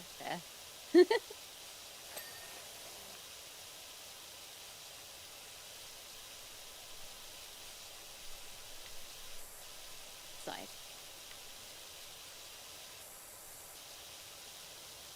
Ugh, there's this. Okay. We're getting there. We got this. Whoa. Shit was right in my face. Scared the crap out of me. Sir, have you seen this scissor lift? Now you have. Look at my scissor lift! Look at it! Appreciate it. Yeah. Yeah, funny, you can get a scissor lift, but you can't get someone to scissor you. Interesting.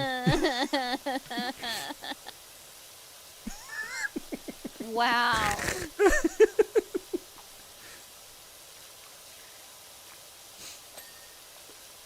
Elsie has the audacity to give me advice on how to get women. And do you know what this advice is? What? Go out. Oh my God! How dare someone advise you to go outside and meet new people? I know. To be fair, though, when you go places, you never know who you'll meet.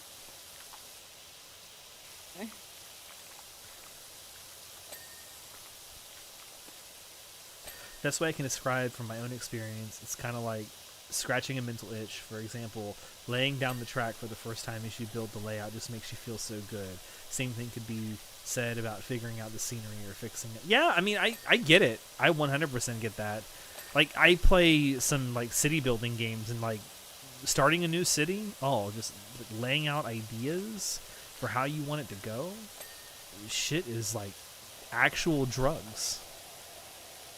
You're building houses on Sims. You trust the process, and you come out with something fantastic, and you're like, wow, where did this come from? And then sometimes you build an abomination that should never be spoken of again. Yeah, you try, and you're like, oh, fuck.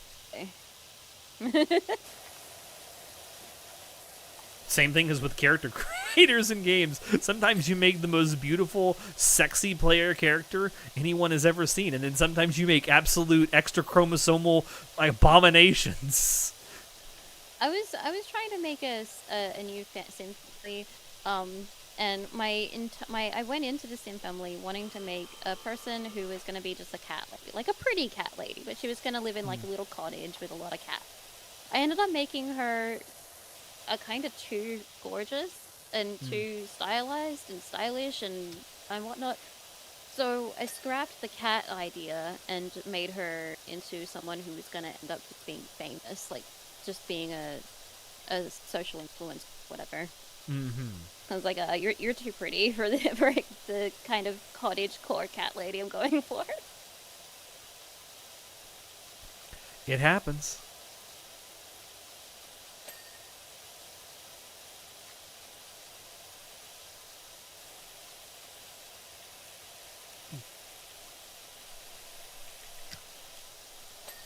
Ding. Ding.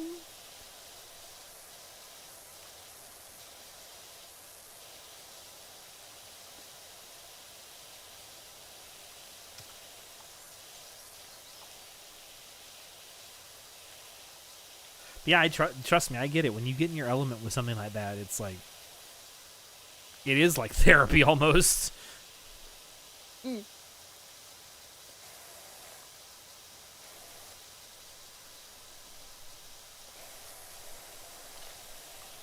feel like also, like, for video games in particular, like, cause there are these things that you can just start up and stop at your leisure. So when you find something that you really, really like and it really connects with you, like, it's an escape. It truly can be an escape from whatever problems you currently have. And I don't think that's appreciated enough sometimes, especially for some people. Video games should be in a... It's like, there's probably people that will look at this. Not probably. I know there's people who will look at this and it's like, how can you play this? It's so boring. It's like nothing is happening. It's like, yeah, that's the point. But this just isn't a game for you. the first person I watched play this game was one of my actual really good friends in real life, Vandy. She would play this, and Vira and I, for the life of us, couldn't like really sit through and watch them play this game because it was like, this happened. Just a chatting stream. Could never do this. And then I started playing this game, and I'm like, you know what? Actually, It's like, I get it. Yeah, I'm the same way. I can't remember who it was that I saw play this for the first time. I want to say it was Markiplier. I saw play this for the first time, and I'm like, you know, this seems really chill and all, and I would probably play it myself in my off time. But I'm thinking to myself, how would I stream this? And then I saw him stream it, and I'm like, got it. It's a just chatting stream. yeah, it's just chatting. I don't think I could do it by myself though. Like I like chatting with someone on voice with me as well as that. Yeah, I mean, it makes just a really good chance for people to get together and just talk.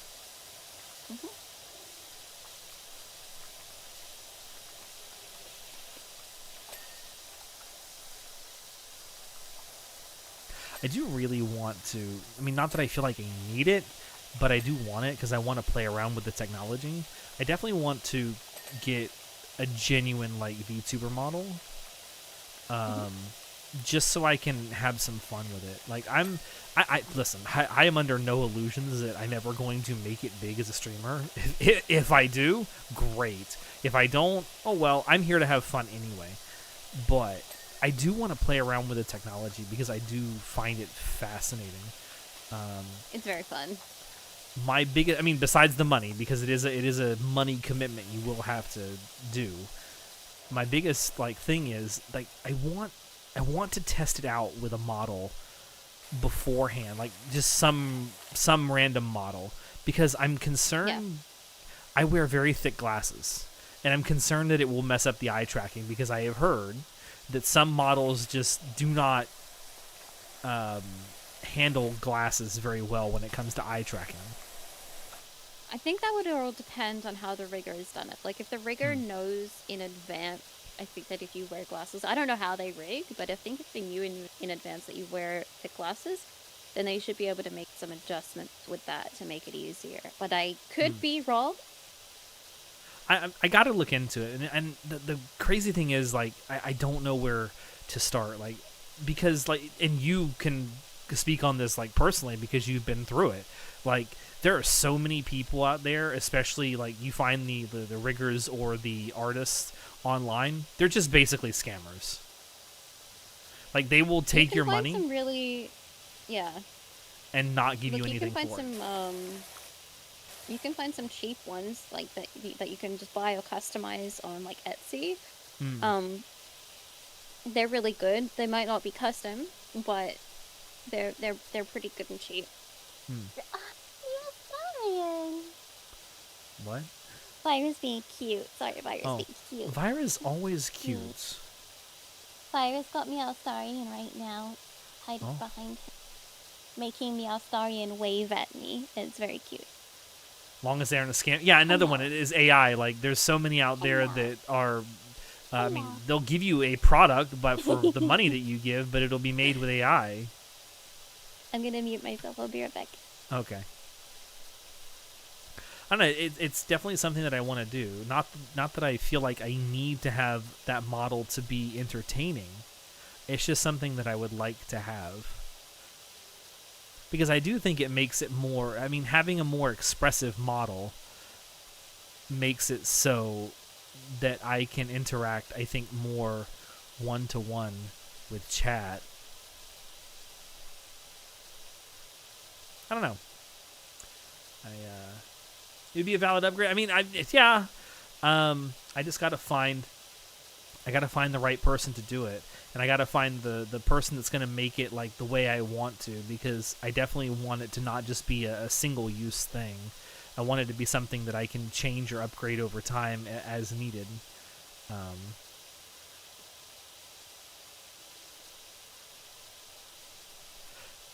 And I know I've talked to one of my friends who suggests getting something that's also usable in something like VR chat, so you can do like hangouts and stuff in there. So I mean, it's a lot of stuff to consider, but it's something I definitely want to get the ball rolling on at some point.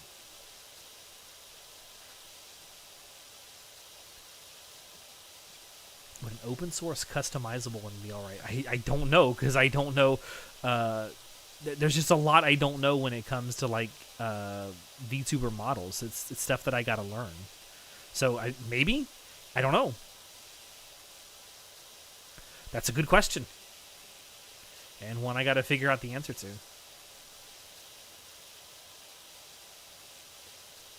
Why does the... Okay. Yes, game, I know it's here. I'm literally cleaning it right now.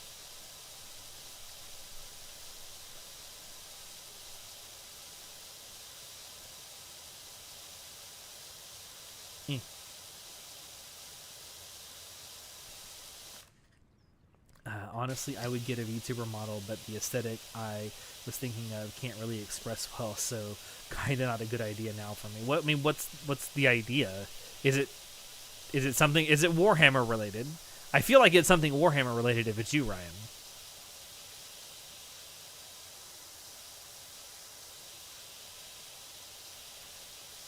And if so, I understand what you mean. Oh, skeleton related. Interesting. You want to be a spooky, scary skeleton. Be great for horror games.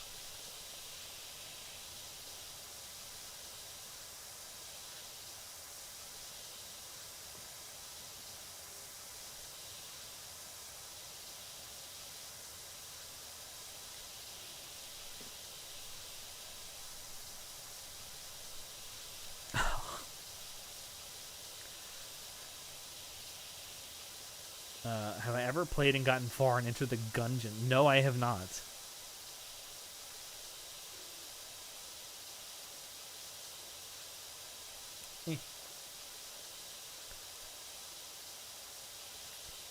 Try looking up Suica model for things. I'll have to. There's a lot of research I got to do, and it's not something to go into lightly. It is not a cheap proposition to get a custom rigged VTuber model.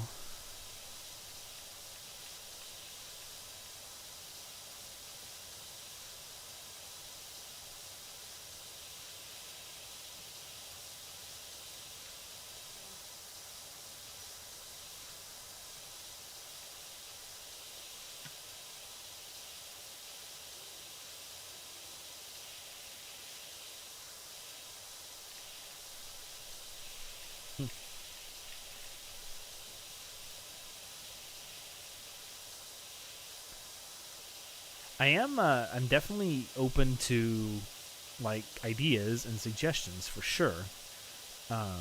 Especially if anyone knows of or personally knows someone who works on them. Because I have to imagine that someone who does like art and rigging for VTuber models would actually know or would have the answers to the questions that I have.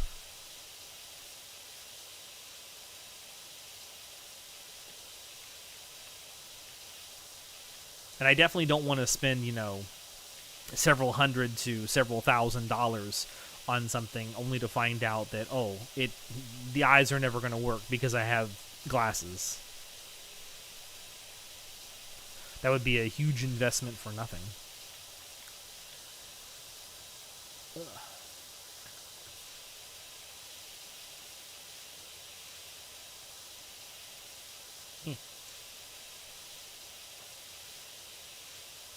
Skeleton Gunslinger. Ooh, that sounds fun. Considering a skeleton is lacking in facial muscles, I don't know if that'd work for expression and such. That is, fair. But I like what Taku is said here about like flaming eyes would actually allow for a decent amount of expression. And just because the skeletons in real life don't have eyes, don't mean you can't give your VTuber skeleton some kind of eyes. It's it's a fictional character.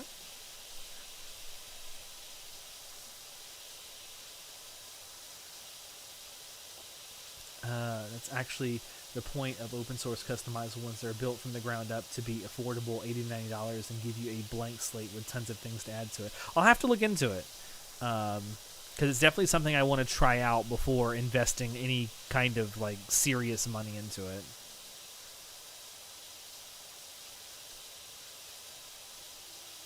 There were no snacks, so you made cake? Wow. That's a hell of a change, but I'm happy for you, Soon. I really am. Was it a good cake? Was it chocolate cake?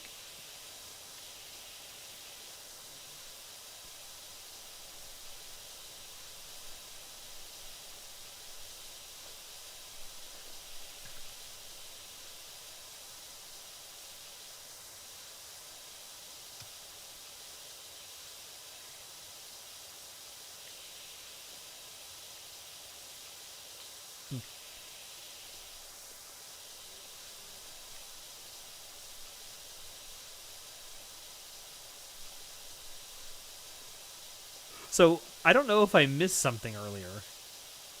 Why is there a countdown in Vixx's chat? What is it gonna explode when it hits 0? I forgot what is this countdown for? I'm scared. Hold me.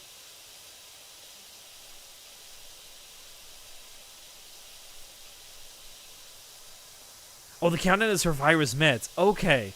I genuinely don't remember if it was ever said what it was for. I just kept seeing like a countdown every so often. It's like, is a bomb gonna go off?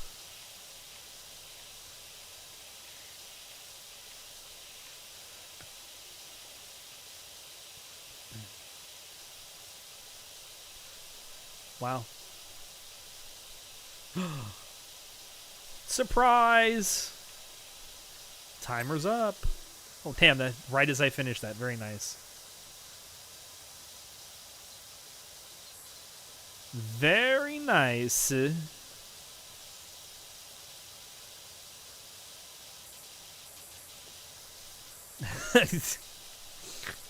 I could never forget you, Ryan. Ever. Ever.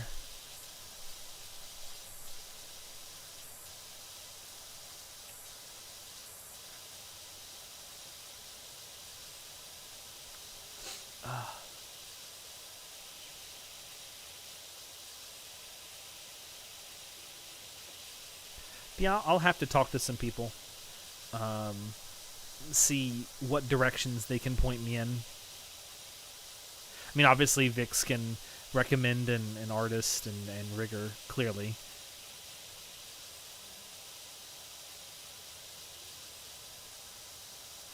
Goodbye, everyone. Remember you all in therapy. And remember when SpongeBob was good? Pepperidge Farm remembers.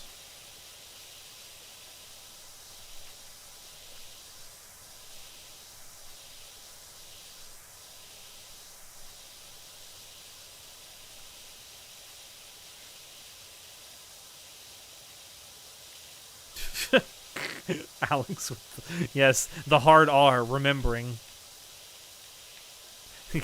As I get older, remembering gets harder and harder every day.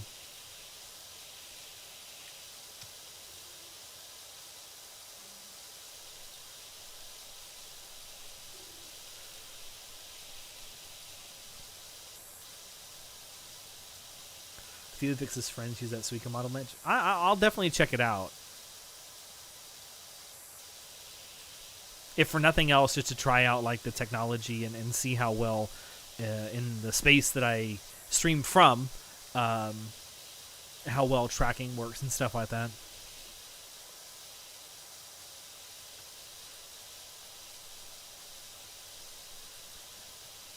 That's something else I've heard with VTuber models. That sometimes if you're in a really small confined space when you stream, it can affect how well things track.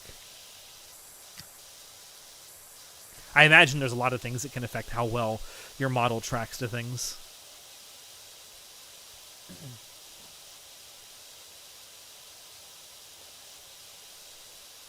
You remember seeing a video where it's like old SpongeBob would hate modern SpongeBob. I would not doubt that. I just casually, a few months ago, I thought, there's nothing else on, and I see that SpongeBob is on. So I'll watch a modern episode of SpongeBob. This shit was not funny. Also, it's become very, very obvious that a lot of the cast is, in their voices, is aging. So I genuinely wonder how long going forward they can keep it up. I mean, the first, I know a lot of people say the first 3 seasons of SpongeBob are the best. I would argue that the 4th season is also pretty good, too. Core problem is the idiots that control Nickelodeon have always wanted the show to be the exact opposite of what Hillenburg wanted, and now they have zero opposition standing in their way. That is very true. I feel like if Hillenburg were still alive, SpongeBob would not... Well, it maybe still might be going. I don't know. But I'd like to think that they wouldn't be doing a lot of the stuff they are doing if he were still alive.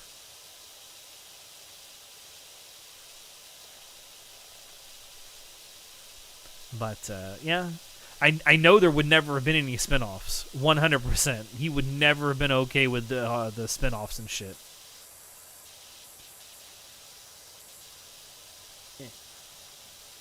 Mr. Krabs' voice actor is in his 70s. I think so. I don't remember how old Clancy is. I want to say he's in his 70s. He may even be in his 80s. I don't know. I know he's been in Hollywood a very long time.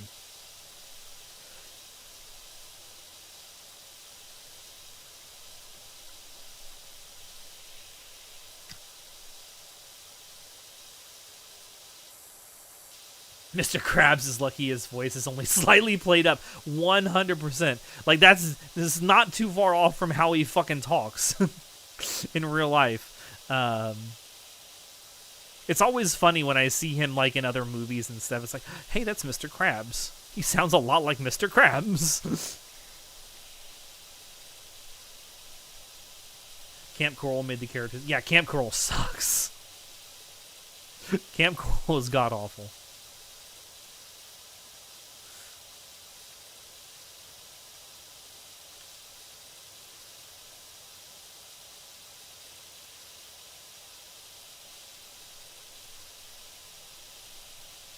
But yeah, I genuinely wonder how long someone like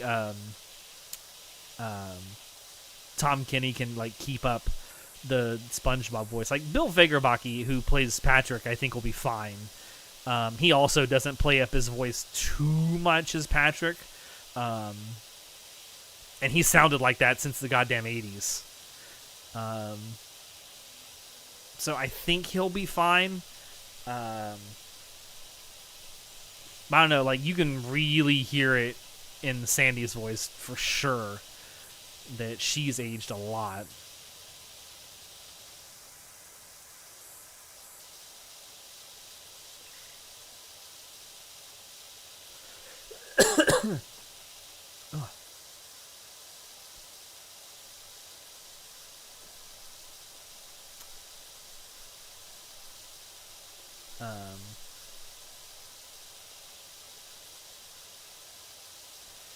Same voice. Yes. Yeah, he was on Coach.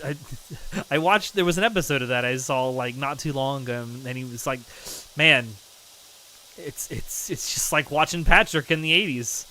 And it's funny because the character he played on that show is kind of dumb like Patrick. So he's definitely playing to type.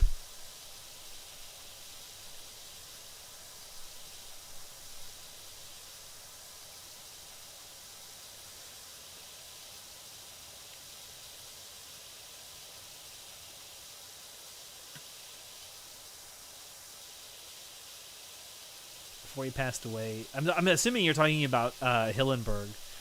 Before he passed away, he came back to work on SpongeBob for a couple of seasons, and even though he was against it, he did approve and was... That maybe that's true. I don't know. I mean, maybe he just wanted more money for his kids. I don't fucking know. But man, modern SpongeBob is just not funny. The first 4 seasons really in my mind, even though the fourth season was I think the first one without him, are really funny.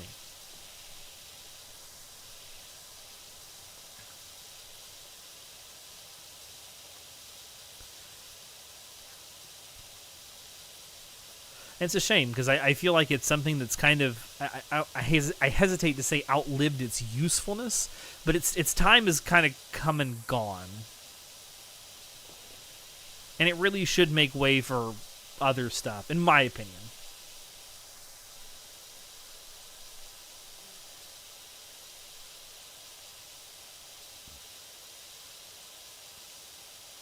Clancy Brown does a lot of fucking voice work.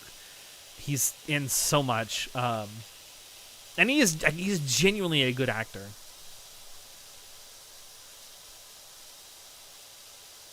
I feel like Nick doesn't get that SpongeBob isn't like One Piece where it could go on forever, and even if it's coming to an end, SpongeBob is the kind of show that needs good direction. Otherwise, it's just meh. Yeah, I agree.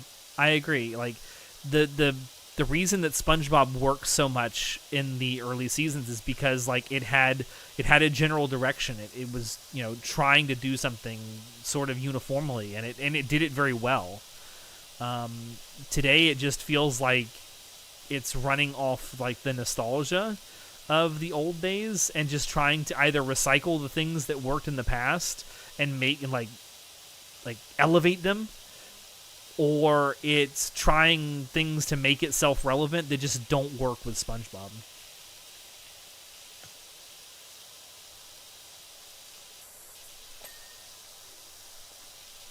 And never will work with SpongeBob.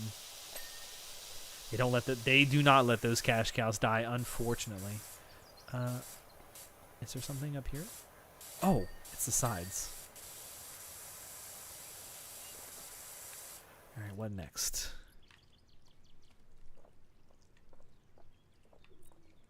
What is it? Oh, this? Eh?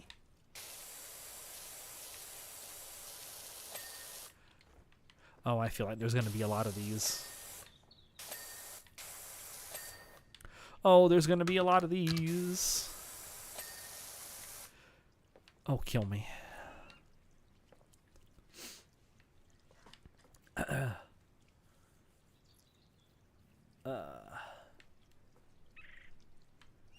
Yeah, Nick has an issue about that if a cartoon isn't doing SpongeBob numbers, they get canned after a season or two, get dumped on their website. Yeah. It is unfortunate. It is unfortunate. Hello. Sorry I was away for so long. That's okay. I was talking with your chat. We were talking about SpongeBob. SpongeBob? Yes. SpongeBob. Alright. Talking about how it literally sucks now. Oh, does it? Oh, yes. It's very, very bad. Oh, we're almost done. We're why? at 99%, by the way. I saw that, yes.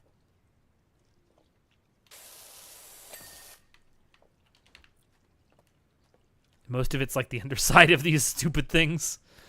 Yeah. Oh, is it up here? Nope. It's pointing to this thing, but I don't... Oh, there we go. It?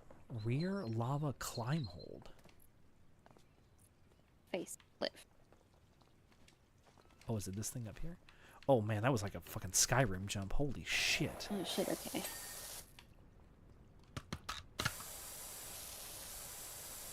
This thing. No! My ancestors would be ashamed. Alright, Don't I'm gonna forget need... to send you the info tomorrow. Wait, what info? Oh, yeah. Wait, no, I need you to send me an email address so that I can send you an invoice. Whoa. The power just flickered here. Amazing.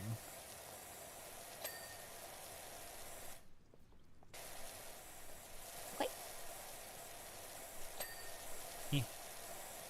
Oh, shit. Yeah, without an email address, I can't send an invoice. Got nowhere to send is it someone to. commissioning you? Yeah. Nice. And it's not me. Shocking. Fuck. I got it. Don't worry, I got you. Are we winning? Yes. Are ya We're winning. winning, son?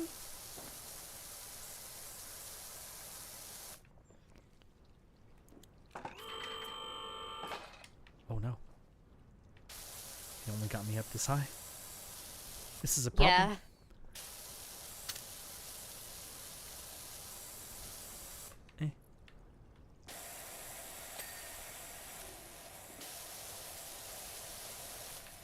Okay.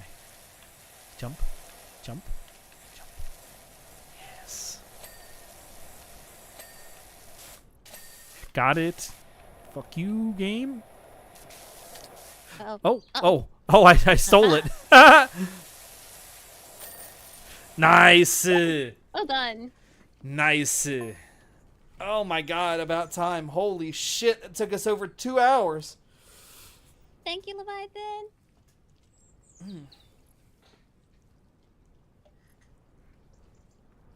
It feels it feels like forever since I've commissioned you now. I think it's been a minute, but I've been enjoying doing my things. Yeah. I can tell. Oh man, this one's $3,000. Playing Tomodachi Life. Okay, alright. You have a me that's just the 50s incarnated. This me named Mac just told me, listen, cat, seasonal allergies are the worst. Oh, fuck. Fair. Yeah. Tell me about it. However, since the creator, Rhode Island Lost Its Soul is, Nickelodeon started milking it like the cash cow it is. Oof. Even in season 2, the old farts in Nickelodeon demanded the SpongeBob be Hey Arnold, but underwater, and wanted SpongeBob to be in a school. Hindenburg was originally against it because he's an adult sea creature. Then he settled on boating school as a compromise. Oh god, okay. Oh, where are we now? A roller rink. Cool. Damn, there's a lot of electronics up here. Water and electronics don't mix. I don't know if anyone knows that, but don't do it. Oh, the floor move. The floor lights up. Does it?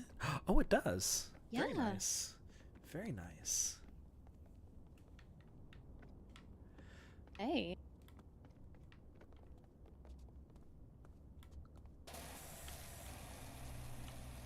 Yeah, I hope whatever you're getting commissioned to do is very lovely. I'm being pretty selective about my. Which is fine. I Everyone, don't want you know, anything that's. every artist has the right to be selective of what they get commissioned. Yeah, like I need money, but I don't want anything that's gonna drain my soul. So I'm like, what's it gonna be? Is it gonna be fun? How's my soul? Cool. Okay, good. We're good to go.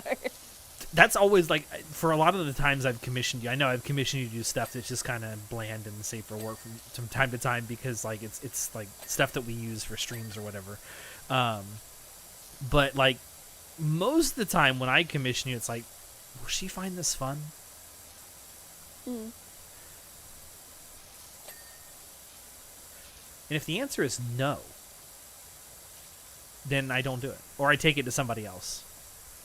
Yeah. And it's kind of hard for me to say no to some people, because like, I mean, it's something that I'm learning, because like I don't want people to think that their ideas are bad. No, but I need to think about my soul. Yeah, and it just might not be an idea that you want to do, and that's fine. Yeah. I feel like there's some people, it seems, that do take that like kind of personal. Like if an artist that you're commissioning is turning down your commission, it's oftentimes not personal. I mean, sometimes it can be. Sometimes the artist just might not want to work with you personally, but oftentimes it's not. It's just like they're not in the mood to do what you're asking them to do, or they think that they're not going to be able to do it very well, and it's fine. I've had some people, not recently, but I've had some people in the past be like, oh, hey, you can draw. Can you draw this? And it'll be something completely out of my experience range. And I'm like, because I can draw, it doesn't mean I can draw everything. Yeah.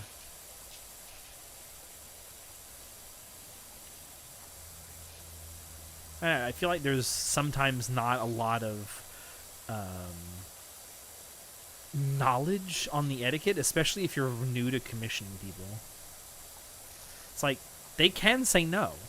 Just because their commissions are open does not mean they're open to doing what you want to do. Yeah, we still have to discuss it first. Yeah.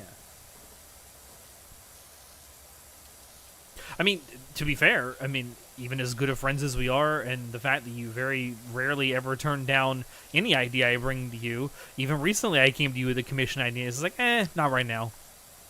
So see, you can even be a really good friend and she'll say no to you.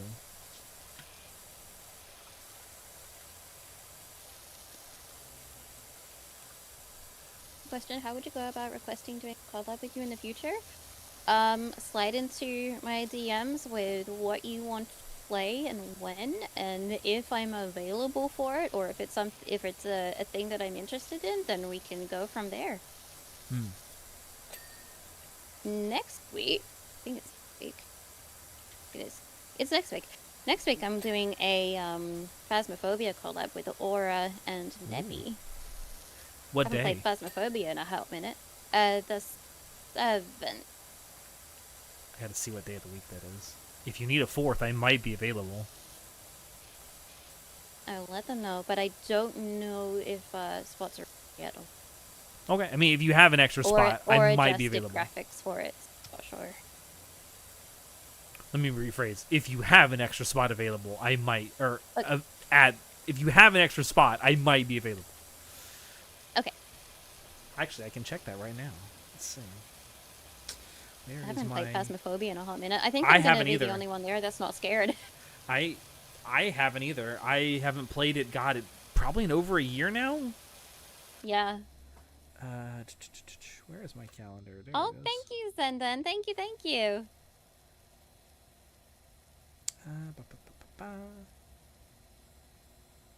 You said the 7th? Yes, I believe it's. I mean, I don't work. So it'd be the that day. 6th. Oh, it'd be the 6th. Oh, it's your 7th. Got it. My 7th. I do work on the 6th. That would, yes, I would not be able to join since I work that night. Unfortunate. Fine. That's fine. I have to, every time we collab, I do have to, Every time we collab, I have to keep that in mind because we have very different time zones. Yeah.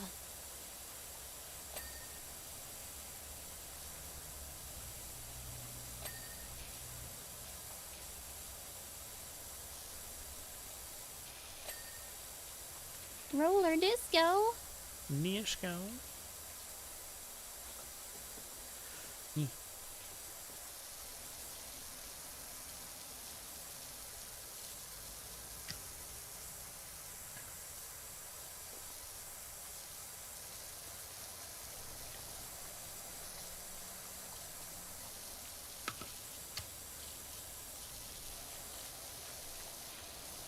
Photo booth. Ooh.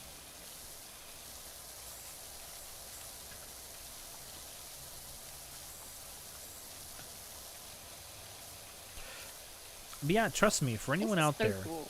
for anyone out there who's ever like intimidated to like commission Vixxx or ask if she wants to play a game, it's okay. She's not scary. She might say Promise I no. don't bite She might without say permission. she might say no, but she's not gonna like be like, ugh, no, get out of my DMs. Yeah. I like to think I'm super approachable. You are. Y'all can talk to me about anything. Just slide into my DMs. It's fine. I do think that some people are like scared to do that because like obviously approaching anyone No, new I can be feel that. scary. I feel But- that there are some people that I'd love to be friends with that I'm not gonna message because I'm like, you're such a big name. Oh, it's not even I'm even just that. a nobody. It's not even that. How easily, like, especially through like text messaging, things can get misconstrued. Oh yeah. In which case, I usually just start if I do approach anyone and I'm worried about that. I'm usually just like, hi, I'm socially awkward. I'm just gonna come right out and say it. And potentially very gay, but Yeah. Yeah, just like coming straight out. Here are my cards. This is my hand. only if her ADHD is willing. Yes. Yeah. ADHD. Time zones are often like one of the bigger challenges getting time with me because a lot of people are not in Australia. Yeah. I mean, the good thing for me is I'm up all hours of the night anyways, so it works out. I think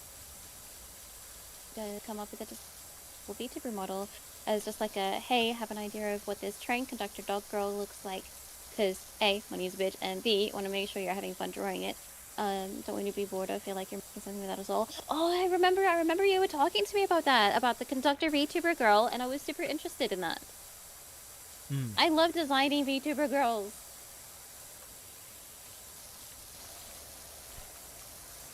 It's like playing dress up. I mean, but to be with fair, drawing. you've literally designed from the ground up several characters for me. Yep. I mean, my both of my VTube models were my own design.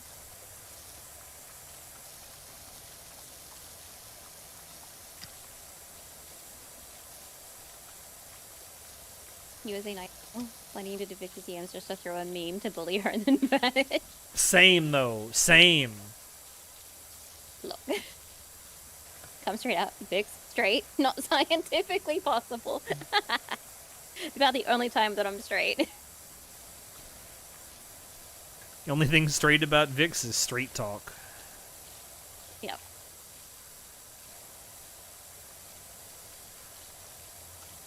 Yeah, the only thing straight about me is my autism. And even that goes in wiggly wobbly lines sometimes. But yeah, not even that conforms.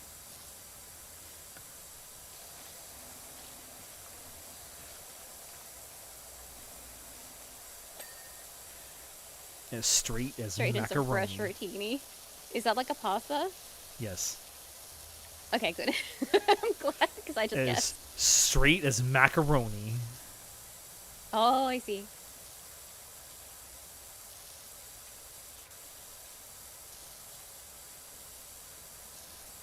I'm sorry, but I'd like to go to this place. This place looks super fun with its bright colors and I strange want to shapes. say, like, for anyone who is not aware and is too much of a young babby to remember, these like bubble walls were like the fucking rage in the early 90s, and I have no idea why, because they're god awful. Whoa, I've never seen these. I have. Oh, they look fun. Are they squishy? They were soft to the touch, yes. Oh, that would be. These look pleasurable. Whoa.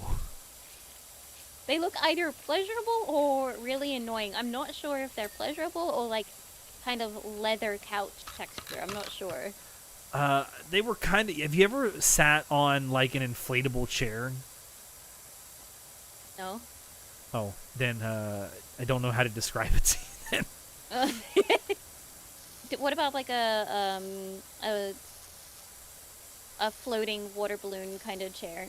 Oh, have you ever you put in sat on pool. like a pool floater? A pool floater. Okay, yeah. Yeah, that's kind of what it felt like. Yes, that's what they felt like. Oh, okay. I'd like that. I would like this. I'd get stuck on it probably. After a while, I'd just be like, I'm really comfortable, and then I'd try to lift off, and then my skin would be like, blah. Bleh.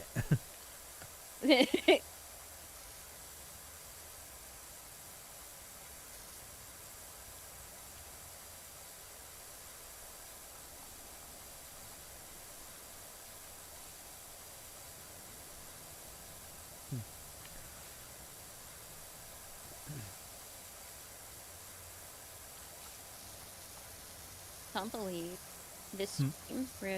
I can't believe this stream. We're doing 2 maps. I know, 2 whole maps. 2 whole maps. Wow. Wow, we are getting it.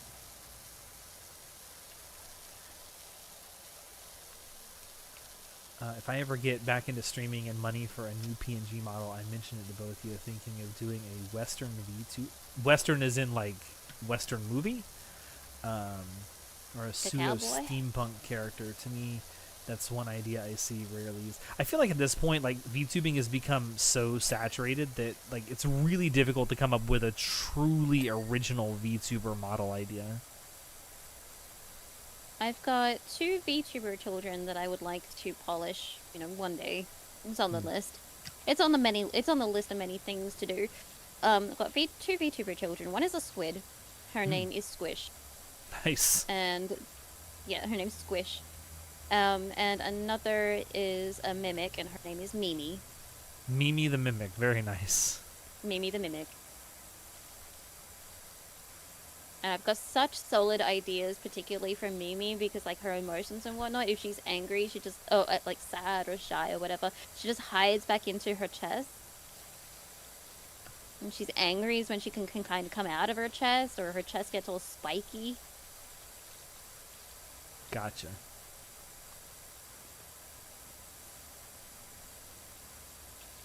And Squish is just elegant. She's just beautiful.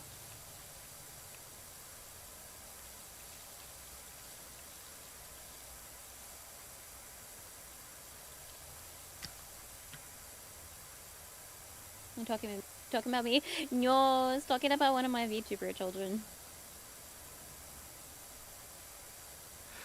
Friend has an OC named Mimi the Mimic too. Hell yeah, let's go.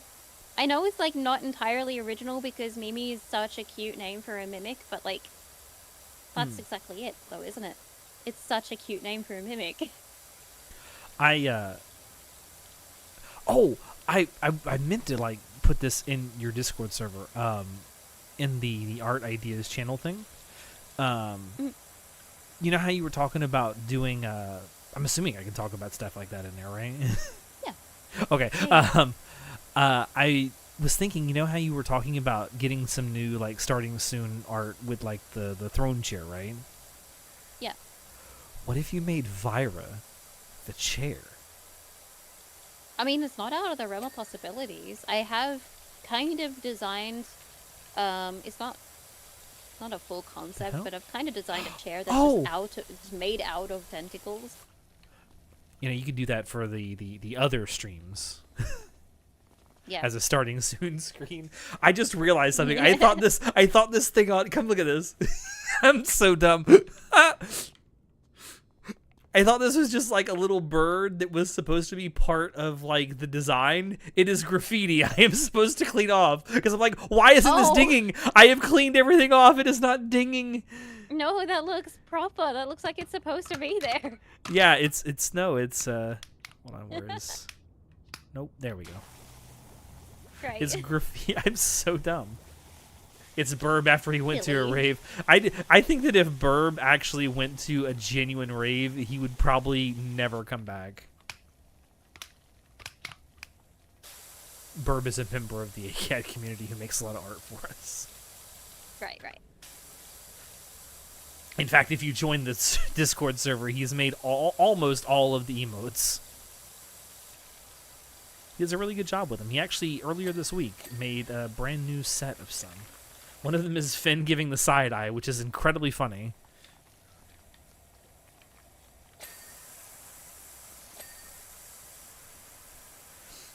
The synthwave sun. Yes, it is the synthwave sunset. Actually, this whole like design of this place is very synthwavy. I like it. I mean, this kind of was the 80s and early 90s. This is what a lot of stuff looked like.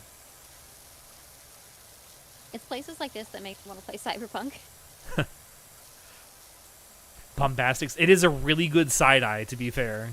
It is a really good side eye emote.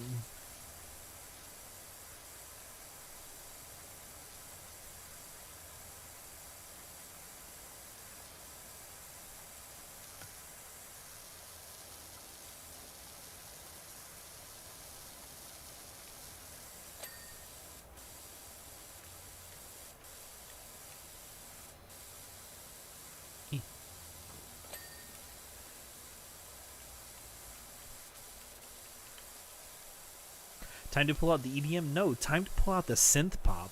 What are you talking about? We need synth pop up in this bitch.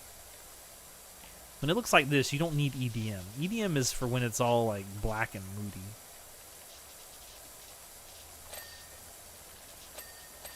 Oh shit, that was a lot of dings. Ding, ding.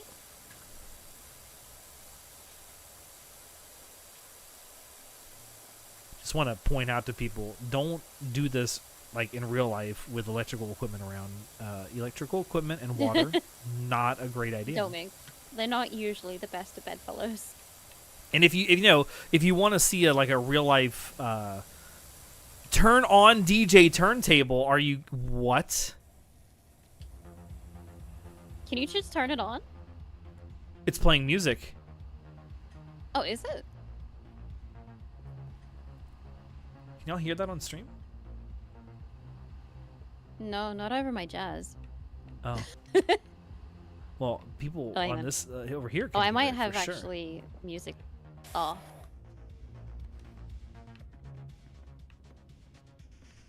Man, for a nightclub or for I guess a dance club, rollerblade club, whatever. Oh, it's making the lights go off too. Look at that. Pretty cool. Oh, I can't see that. Can you not hear it? I'm leaving that on. I'm really hoping that's not copyrighted music. I can't see the lights you're talking about. On the floor. It's like in time with the music. Oh, is it? Okay. Yeah.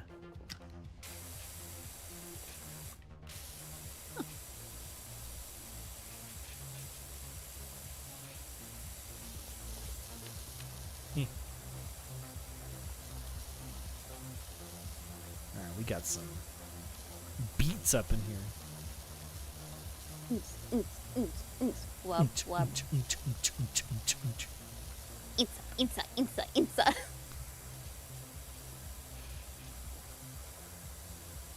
Lately, I've been getting back into listening to EDM and its subgenres. Originally got into it because of Mortal Kombat movie. Wow, that brings back some memories. The old Mortal Kombat movie from the 90s. Oh.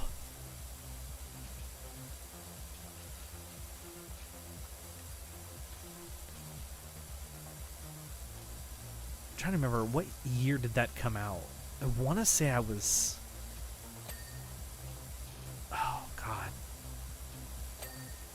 I was really young when it came out. I want to say I was like 4 or 5.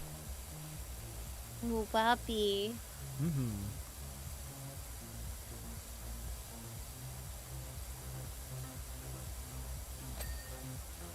'95. So I was 5 years old when it came out.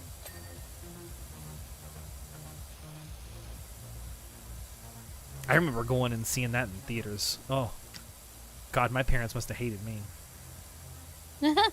Why? Because it's not a great movie.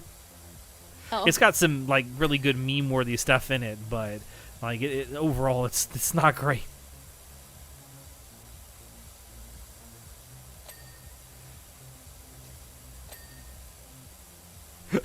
That reminds me of something though. I was when Batman Forever came out, which is also not a good movie. It's an awful movie, as a matter of fact. I think I was 7 when that movie came out. And my mom was going to take me one day to go see the movie in a movie theater. And before we went to the theater, we went and stopped by my great-grandmother's place just to kind of visit with her for a little bit before we went over there. And she asked what we were doing the rest of the day. And my mom said, well, Alex really wants to go see the new Batman movie, so I'm going to go take him to see it. And, like, without any hesitation, she's like, I'd like to go see that. This 98-year-old woman who knows nothing about Batman. Why not? And she loved it. Oh, good. Good for her. That memory just, like, comes to me every so often. And, like, yeah, that was a thing that happened. That'll never happen again. Well, good for her. I'm glad that she enjoyed Batman. Just one of those crazy things that I think about from time to time. My mom was shocked. She's like, really? Batman?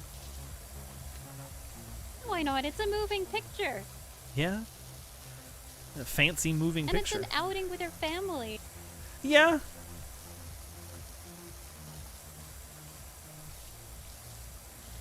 And especially, like, I mean, I'm not a... So I don't this sure. But I believe grandmothers quite enjoy seeing their grandchildren very happy. Fair enough. By the way, your mic keeps cutting out. Ah, fuck, does it? Yeah.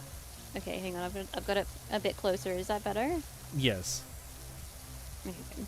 I've moved it closer. Yeah, I think you're right, though. I think that in general, I mean, if they're decent people, decent grandparents, they kind of just want to spend time with you regardless of what it is. However, I learned something through the course of this about my grandmother, my mom's mom, that, and this was only much later in life, that, and it's something that for whatever reason she hid a lot of her life, but she loves science fiction. Like, a ton. Like, she absolutely adored it, but she was always afraid to, like, openly admit it. Yeah. I don't know why.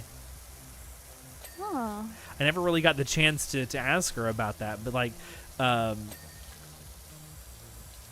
when I was a kid and I started getting into, like, Star Trek, she would sit there and watch it with me, and she was just fucking enamored. And then when I was a kid, like, and the Star Wars prequels came out, she was the one asking me, when are we gonna go see it? No, I love that. I'm like, oh. And here I thought I was gonna have to ask.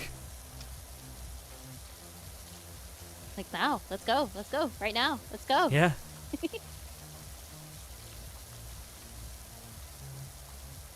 Oh, I mean, yeah, I know that sci-fi's been around for a long time, and I mean, arguably you can say that sci-fi's been around ever since someone first wrote the first story about something happening in the future. But just, you don't think about someone born in the frickin', 1930s being raised in the South in a poor family as someone who would love science fiction. Maybe that's why she hid it. Maybe there was some kind of stigma that she just never kind of, like, got out of. to be fair, like science fiction and a lot of other nerdy things up until recently, relatively recently, has been kind of a boys' club. Yeah. You know? So maybe she was like, oh, well, I mean, girls can't really show interest in that kind of thing because it's very unladylike. Yeah. Like, what will people think of me? Yeah, but I mean, then again, I guess when you get to that age, it also kind of stops mattering. So maybe that's why she was able to, That's true. share that with you. That's true. Because that was very true about how her relationship with my grandfather. It's like, why do you argue all the time? It's because when I was younger, I was too exhausted from work to argue with him. Now I'm retired. I have all the time in the world, and I'm gonna fucking argue with him. When he Now pisses that me I'm off, retired, he's gonna know. This is my opinion for the last 30 years. It's like, yeah, I held my tongue for too long.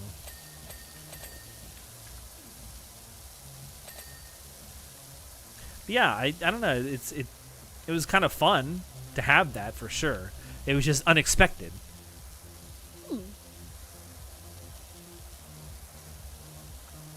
I for one, and this is something that I know that's been talked about a lot, but I for one am happy, as someone who's been into really nerdy hobbies for quite a while now, for most of my life. I'm very happy that it is much more accepting. Granted, I still think there's ways to go in certain places, but I'm happy that things are just kind of more accepting now. Like, We're getting there. we're getting there. Slowly. We're going in the right direction generally. Yes. Do I think there's still work to be done in some areas? Sure. Absolutely. Do I think we'll ever be 100% there? Maybe not, but 99% I think is acceptable. My biggest thing is, and I've had to have this conversation with someone recently. If and this is mostly directed at guys because it's something that I see men talk about more, and it's like it's really hard to meet, like, because hobbies are a great way to meet partners. I'm not gonna lie, it is a really good way to meet a partner, a prospective partner, whatever. And guys will be the first people to say, it's like, man, it's really hard to meet girls in this hobby. And it's like, yeah, because the first time any girl expresses interest in it, the very first thing you do is not say, oh, that's really cool, you want to come join us. It's, hey, I'm going to quiz you about all this stuff and make sure you're a pure enough fan to join us. that might scare a few of them away. Yeah. Gotta be cool. Gotta play it cool. We did, Keithel. That is true. Yeah, you can meet wonderful, wonderful people. Like, I mean, doing like the podcast stuff is how I met my current partners. So, yeah. I can't imagine. If I didn't have Vyra, I think I would definitely be single. Maybe. Because I just can't. I can't imagine myself being with anyone else. But like, With all genuinely, the hobbies and whatnot that I have.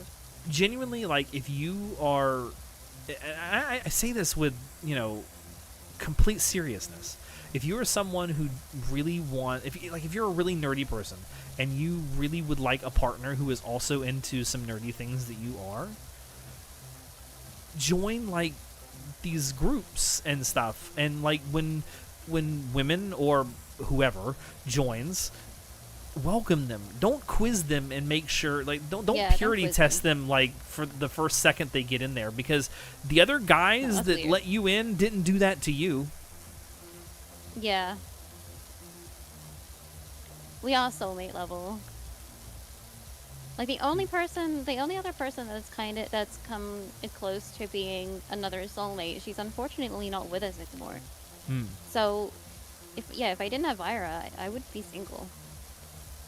Or just pining after a lot of women online. Pining after a lot of women online because that's safer than actually committing.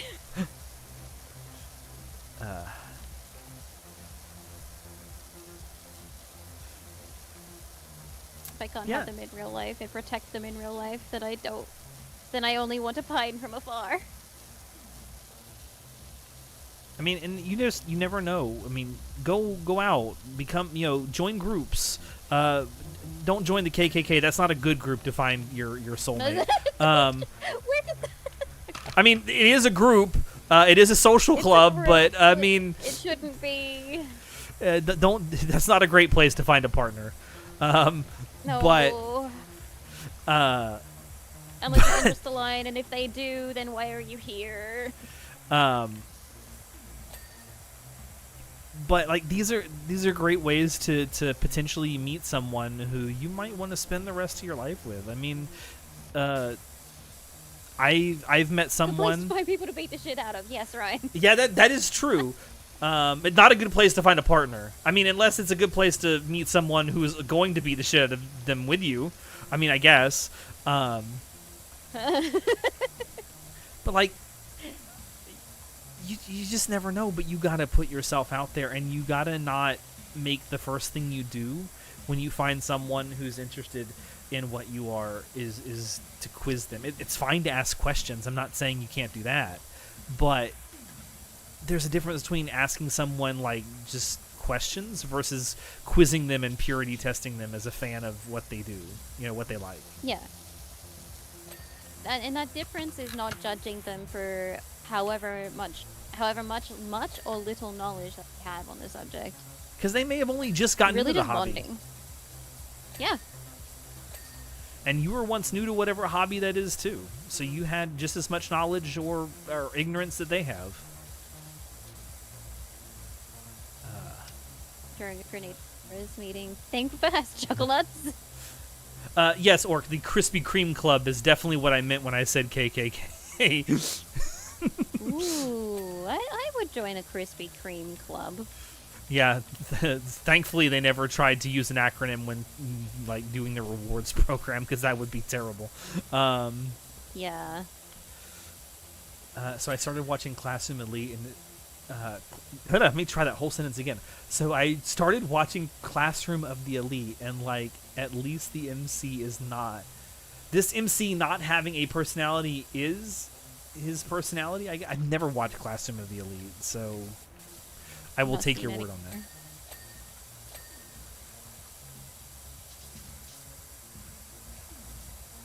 I know it's got like 4 seasons though, I think.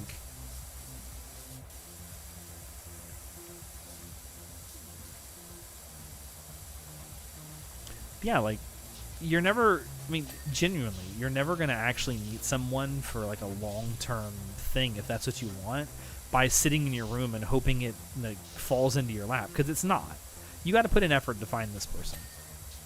Put an effort Yeah. into yourself too. At the same time, I am always a firm believer that love finds you. If you're going out there to actively find love, that's cool. That's cool and all. But don't force it. Yeah, but Love should be organic. at the same time, I mean, it's not going to find you in any capacity if all you're doing is rotting away in your bedroom. No. And not no, talking I to mean, anybody. Okay, not talking to anybody, yes. I was gonna say, because, I mean, Vire and I met each other in each other's bedroom, Oh, whoa. technically. Because we played WoW. Yeah, but you weren't like not socializing. You weren't like isolating yourselves. You were talking to each other. Yeah. You were playing the But game we also with weren't each other. looking for love. We were just playing the game. True. You didn't go into it looking for love. It just kind of happened. And that's what I mean when I that's say what I that. mean by it should be organic. Yeah. You 100% can't force it in any capacity. You cannot force someone to have feelings for you. It sometimes sucks when your feelings for someone are one-sided, but you have to accept that if that's the case. I feel for you. I've been there. But at the same time, you do also have to work at it. If you sit alone in your room and you don't talk to anybody and you don't make any attempt to socialize with anybody, you're never going to And you find just shit love. talk because your life is miserable instead. Yeah, and then all you do is go to other people and say, "Oh, this sucks." It's like, yeah, it sucks. It sucks because you're making it that way. Yeah. But the good thing about that is, if you're the cause of the problem, you're also the solution. That's true.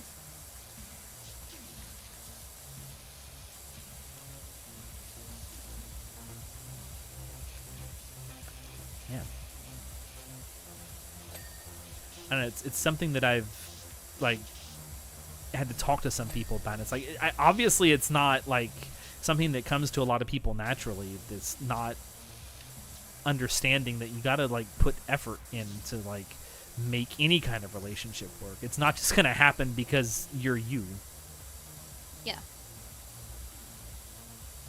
This goes for friendships too. Like, I mean, if you're never talking to anyone, you can call yourself a friend, but are you really? Depends on the friendship dynamic you have. I mean, especially if you've got ADHD and you let it know that you have ADHD, time blindness is a real thing. And some people can accept that and be like, yeah, you know what, we can just not talk for months and everything's fine. But other people require that, require at least, you know, a heads up.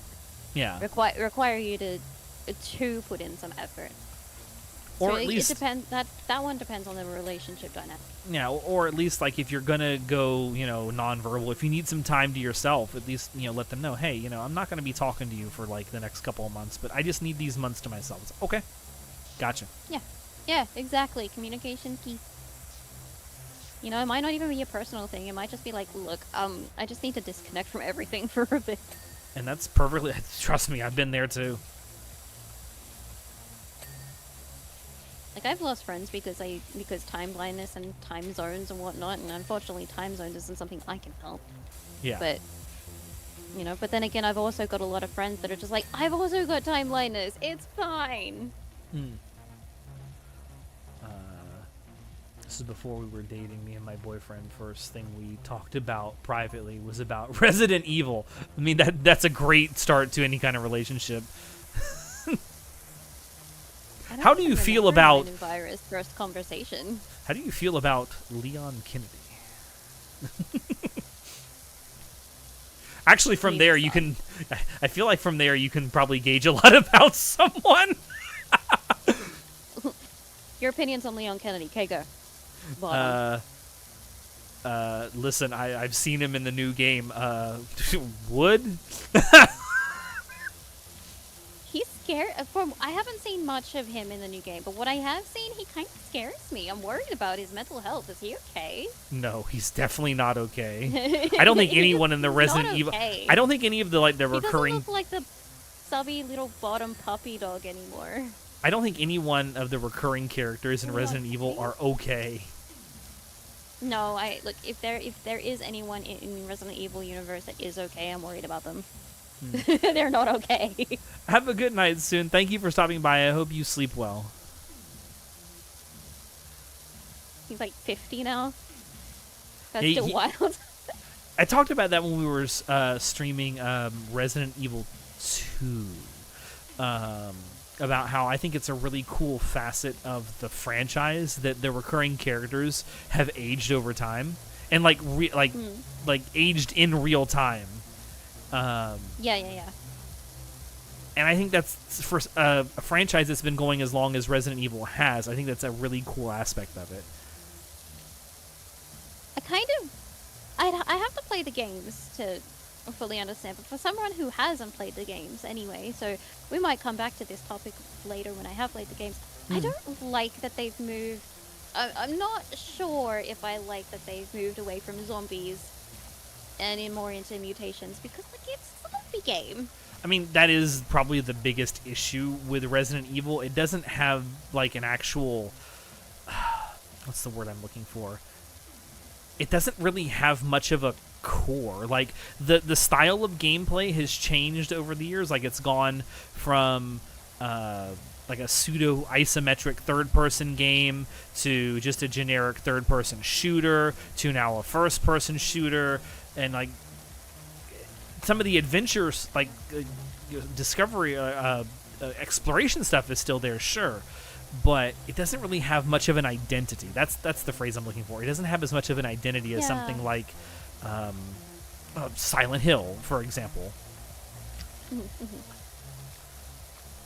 I miss when zombies were just a scary thing.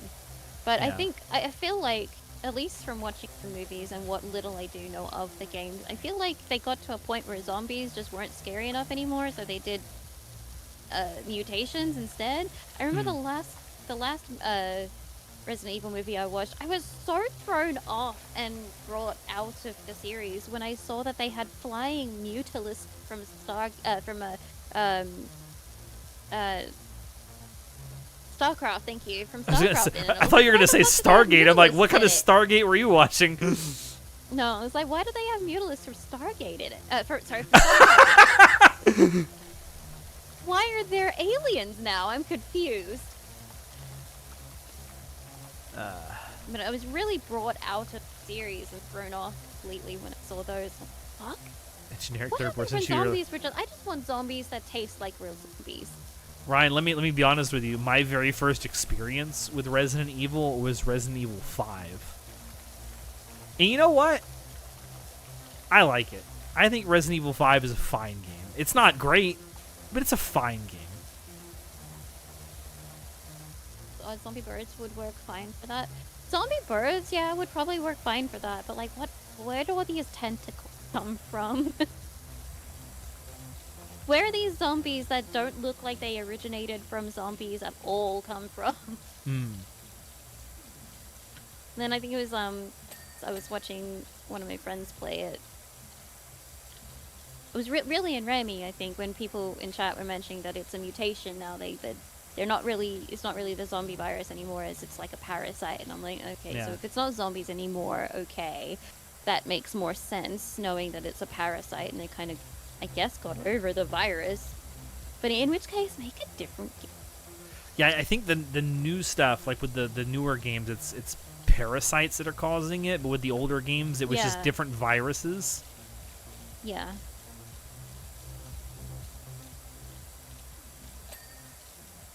But again, I'm gonna have to come back to this topic after I've played it and form an informed opinion. Yeah. Yeah, I mean, who knows? A conversation like that can lead to like genuine romance. You never know. You never know. I'm imagining that mine and Vira's first conversations were something well related. I would imagine, yeah. I would think.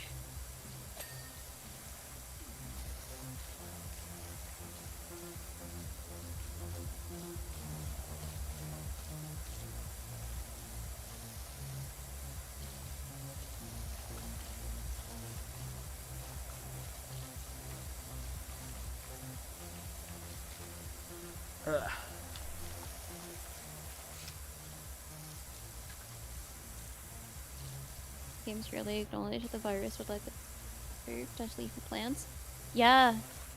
You know, I like it when they do that. I like it when they do that. I like seeing like zombified birds or dogs even. I hate zombified dogs. I really hate zombified dogs, but I appreciate that they do add them in. You know, just animals, bears, whatever, things that eat flesh would contract the virus. I like how, so this isn't a video game, this is a movie, but in the film, 28 days later, they make a point of showing that while animals might not contract this virus that turns people into like the zombies, quote unquote zombies, they can be carriers of it. Because Yeah, there's a that's true scene, too. there's a scene where a dude has like, there's a crow that's eating a dead zombified body, and the guy looks up and looks at the crow, and some of the blood from the zombified body goes into his eye. So it's like that's a cool way to show that animals can affect this stuff too. Yeah. I also do like the idea that some animals are not affected by it because there are viruses and whatnot that they can't contract, and viruses and whatnot that we can't contract with them. Yeah, I mean that is kind of adds an element of realism in my opinion. Yeah. Zombie sharks and zombie elephants. Oh shit! Don't tell the people that made Zombie Sharknado that. Zombie tornadoes. Zombie NATO.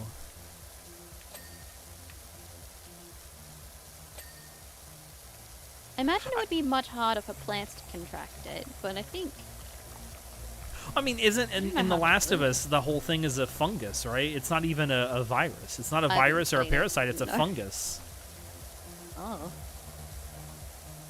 It's a fungus that like latches onto your carriers. It's a fungus that like latches onto your brainstem and like takes control of your body. Oh. We are the mushroom. Mushroom, mushroom.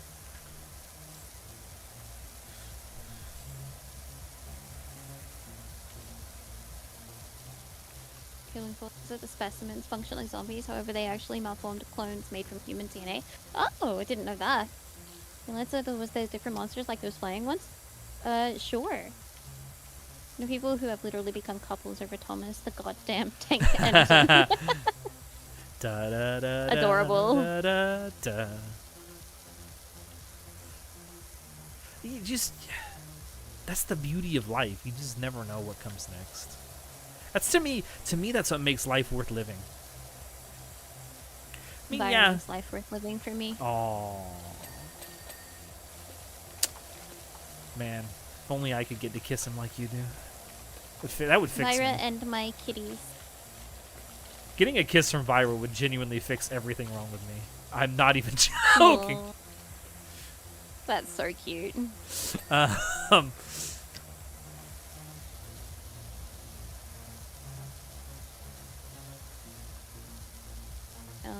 Yeah, that was a cool There's thing those about... Monsters in Resident Evil is why there's monsters IRL. Money! Umbrella makes them and sells them to whoever the fuck can afford a few $1 million to throw at buying a Mr. X. Oh.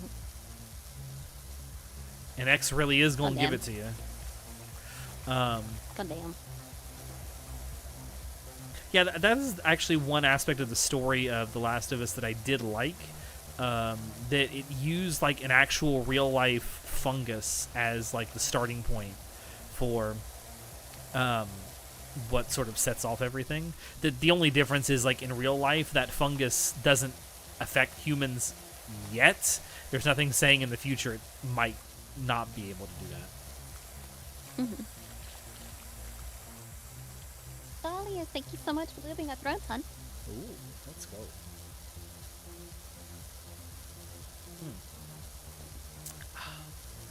Zombie dog is only a few 100,000, so if we all pull it together for about 600k or so, we can get a dog with every disease. Yay! I want a diseased up dog. Why are they always the same breed of dog as well? It's always, is it Greyhound? Or a Dalmatian. That would be sad. I've seen a Disney movie. Doberman. Thank you, Vyra. It's a Doberman. Why is it always a Doberman? Those ones are scary. That's probably why, actually. Yeah, I was gonna say you've answered your own question, Vixxx.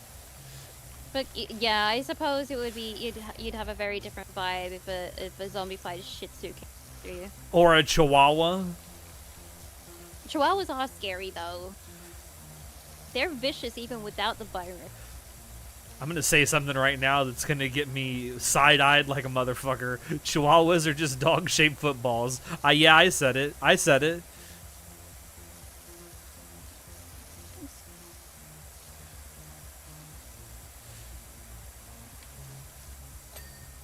Dobermans can be scary though. Like when they charge at you, that shit can be scary.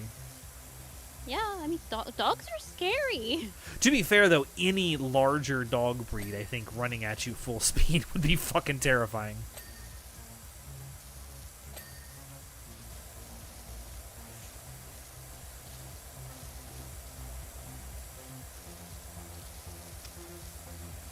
And you're probably sure. Because look, we know this, and we don't know if the judges on other breeds will fuck this up. So bring in more Dobermans. Well, that's why they should be testing it on other dogs. I mean, they shouldn't be testing it on other dogs, for starters, but if I was a scientist and I didn't know what things did, I mean, that's the whole point of being a scientist. You fuck around until you find out. And sometimes when you find out, everyone else finds out too. We were playing a game, and there was an audio log from the scientist, and the scientist was more or less, I'm going to like paraphrase this, the scientist was more or less, this doesn't make sense to how I've learned things, I give up. I'm like, what the hell kind of scientist are you? If The it one- doesn't make sense, you find out why. The one that knows that if Find they out keep... how it does. No, it's the kind of scientist that knows that if they keep messing around, they're going to start the apocalypse. Cause zombie Pomeranian.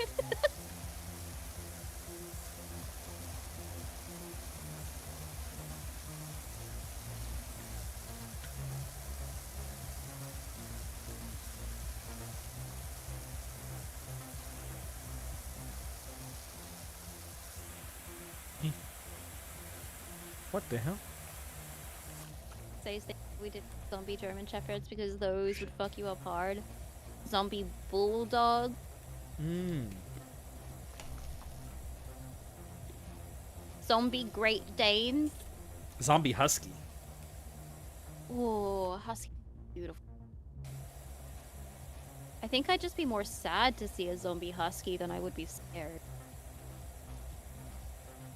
I'd be like, that's unfortunate. That's a gorgeous dog.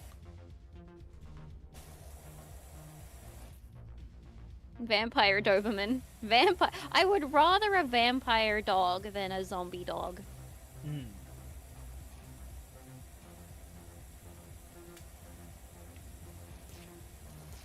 There we go.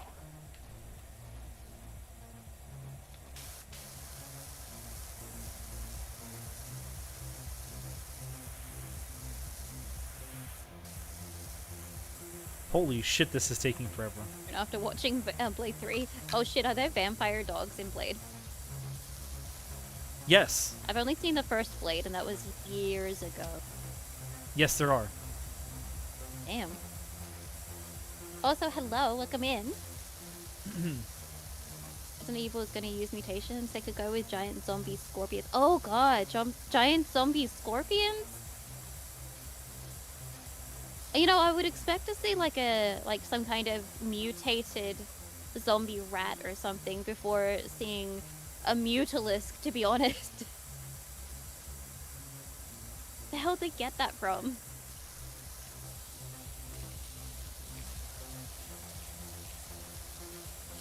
Vampire dogs in Skyrim look similar. Oh, really? Mm-hmm.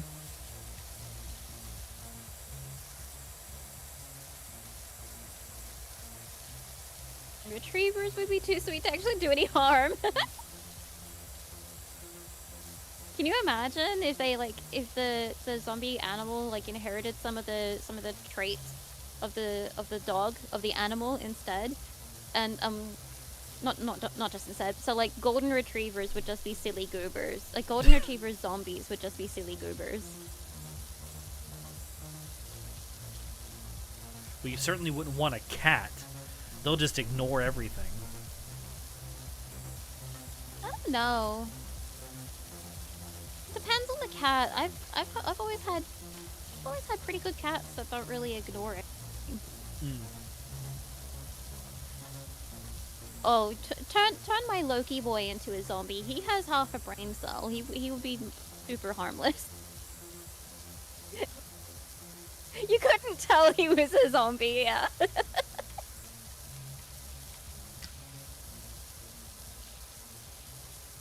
What does this say? Oh, skate. Can you imagine a parrot? A zombie parrot? Like a cockatiel as a zombie. It would be so fucking funny.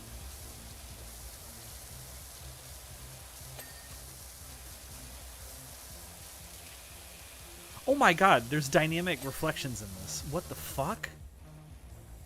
Oh yeah? Interesting. I mean, my character is not reflected, but, you know, I'll take what I can get. Hi, Curious Cat, Junior Kitty, Kyrie. Kyrie! That's a beautiful name. Consider like a girl who you love dearly. Dearly? Yeah? I mean, my cats are curious. But Loki's very skittish. He can be very skittish. My girl's very... No, is she curious? She's curious, but I think she'd rather suss things out from afar.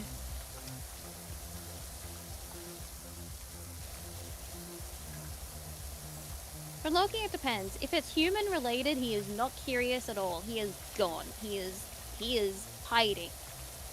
If it's not human related, then yes, curious.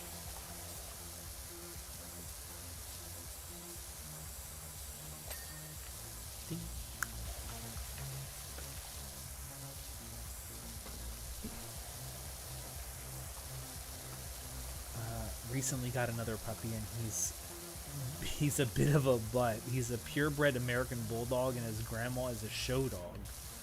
Interesting. Oh wow.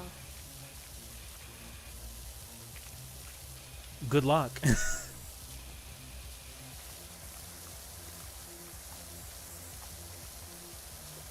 I love dogs, but I don't think I could have one. They make me nervous. As much as I love them, they make me nervous. I've never had a dog before. I've had a cat when I was younger. Cats are great. He was the most old man cat ever. Oh, I love that. Cats with old souls? Yes. Like, he was not the least bit curious. Just like, do not perceive me, do not touch me, do not just don't play with me. Just give me my food and let me go in the corner. Oh. Which is weird, because you'd think with a personality like that, there'd be some kind of a backstory. And Was he just like that from a young age? we got him like as a relatively newborn kitten. He was like 5 days old. Oh yeah. Oh, that's super young. That's too young to be separated from mom. Yeah. So I mean, maybe that's why. I don't know. Yeah. He probably didn't develop any social skills.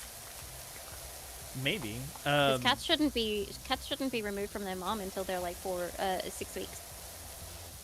I don't know. I just I had nothing to do with that. I was a child when this happened, so for Yeah, all of no, you that are that's gonna fair. come out, you're abusing the cat by doing that. I was like 2. I was 2 years old. What the fuck didn't was have I a supposed to choice. do? It wasn't my fault. I just got cat. I came home from school I came home from preschool and there was a cat. What do you want me to do? Lecture my parents when I'm 2 years old, going, actually, mom and dad, we shouldn't be having this cat. You should return it to its mom.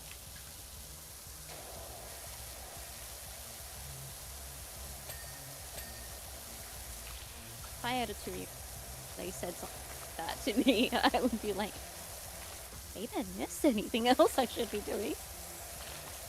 There's something else I should be doing. Beating the fuck out of my child. No, never. I think I'd be investigating who else has been near my child.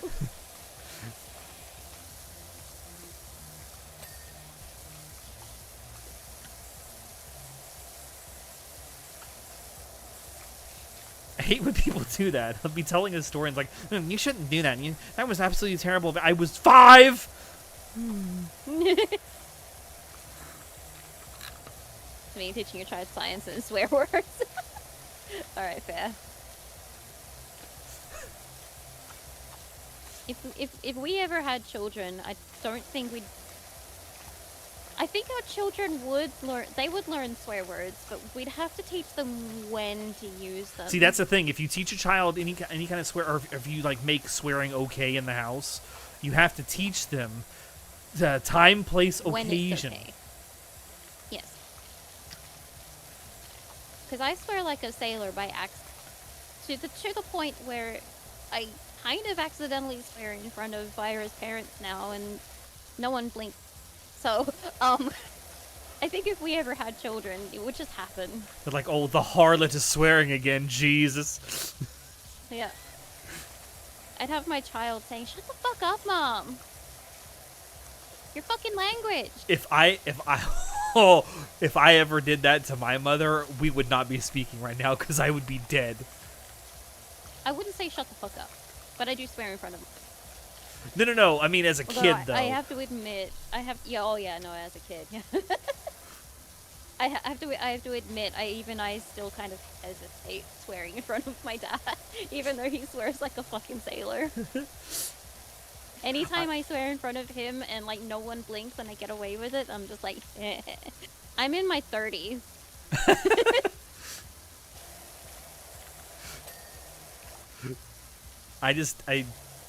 Man, my my mom told me one time when I was young. She says, if you ever tell me to like go to hell or go fuck myself, you better hope I don't catch you.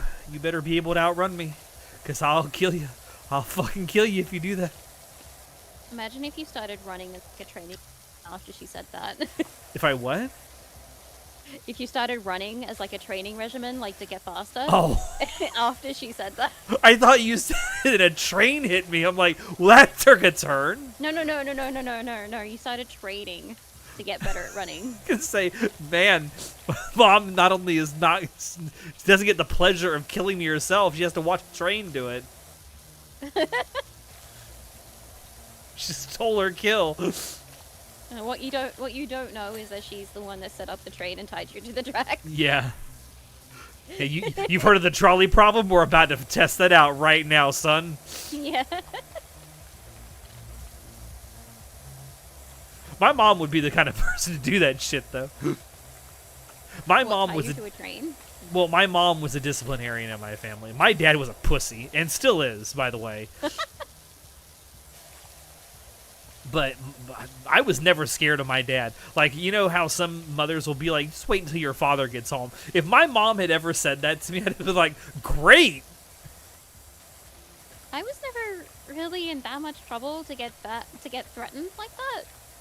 I was. So, if you were to ask me that now, I don't know how to answer. Because I was a good girl. I was bad once. And I was never bad after that once. Because my little sort of sister, she bit my mom. Oh, and nice. I thought, oh, this looks vampire. fun. So I bit my mom. Oh. And now my mom didn't discipline my sort of sister because she's, not her daughter. But she did discipline me. And the way she disciplined me is she grabbed my hand and she put it in her mouth and pretended to bite. And I got so scared that she was gonna bite me for real that I cried and I never was naughty again. You learned your lesson. Taught you. I learned my lesson quick.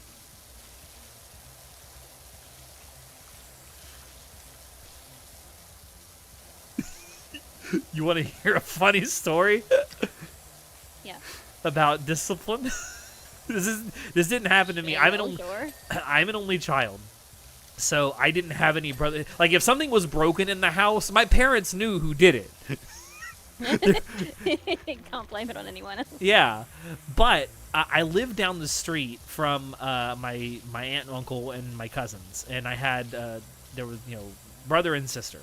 And the brother was the older one, the sister was the younger one. She was closer to my age, and we hung out rather frequently, being relatively next door neighbors a lot, hanging out all the time.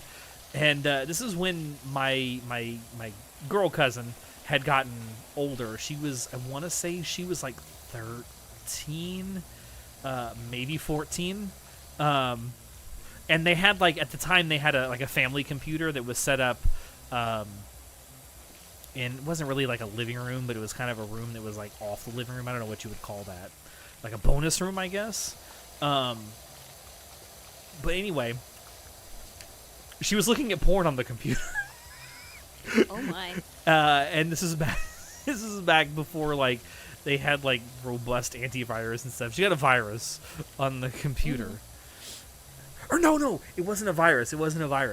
So she thought that she had cleared the search history and on the browser, right? Come to find out she had not. And her mom, my aunt, came to her one day, and and she was like, "Ollie, have you?" Or I said her name. God damn it! Fuck. Fine. She said, "Have you used the computer recently?" And she's like, "Oh shit, my." The jig is up. And she's like, as a child would say, she's like, no. And then she just, no. My aunt looks at her and goes, your brother. Your brother. And he got in trouble for No!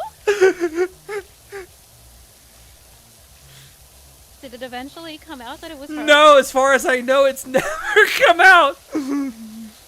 Well, your aunt's actually watching the stream right now and is gonna go, that little. She lied to me.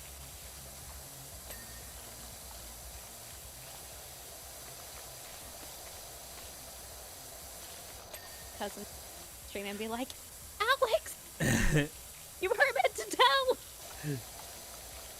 That is like one of the funniest. Like I wish that I had like stories like that, but I'm an only child. So when anything went wrong in the house, when anything was broken, my parents knew.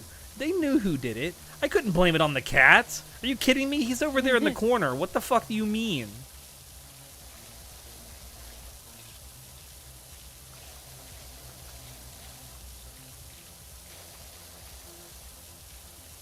I have to ask my parents if I ever got into like more trouble.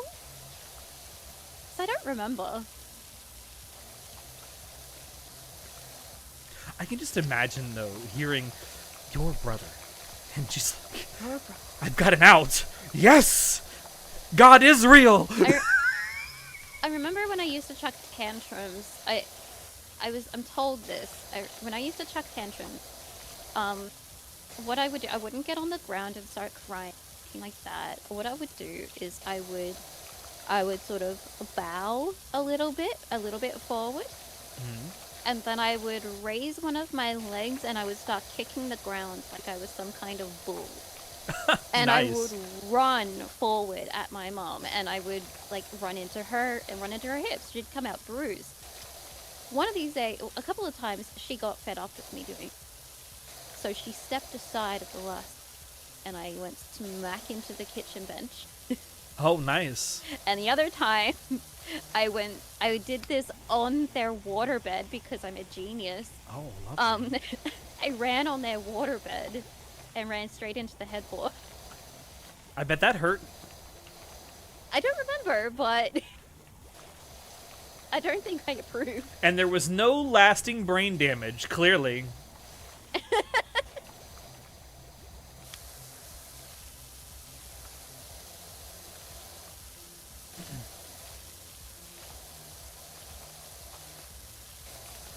I just can't imagine how cool it must be. My discipline was really just fuck around, find out, and I found out. Oh, that was 100% me. That's how I like. A lot of the trouble that I got in was just me being a little shit. Yeah. Like, I found out electricity was bad, not because my mom and dad told me it was, but because I was like, oh yeah. Alright. Well, what if I put my hand into this active, into the bottom of this active fucking lava lamp? Ow, it shocked me. Wow, go figure. Have I ever told you the story about how I almost burned down our house when I was a kid? No. Would you like to hear that story? Yes. Okay, I think I was like maybe 5 or 6. And I know this was a Sunday because my dad was not there. It was like an early Sunday morning. You know, my mom had not gotten up yet. You know, she liked to sleep in a lot on the weekends, and it was not uncommon. I remember this story. Keep Okay, telling it anyway for those that haven't heard. Okay. She, you know, would sleep in a lot on the weekends, and I know my dad wasn't there because it was Sunday, and he always would go golfing in the mornings. And so, neither one of them being there or up, whichever, I decided I'm hungry, and I'm not willing to wait for them to wake up. So I'm going to be a big boy at 5 years old, and I'm going to cook for myself. Yeah. Because I can do that. 5-year-old me, I can do that. And what did I want? I wanted eggs. So what do eggs require? Eggs require a pan. They require a stove. And we have these things, and I know where they are. So I go get the pan. I turn the stove on. And I know from watching my mom do it that you need to put a little something in the pan so it doesn't stick. And they have a can of that stuff in the pantry.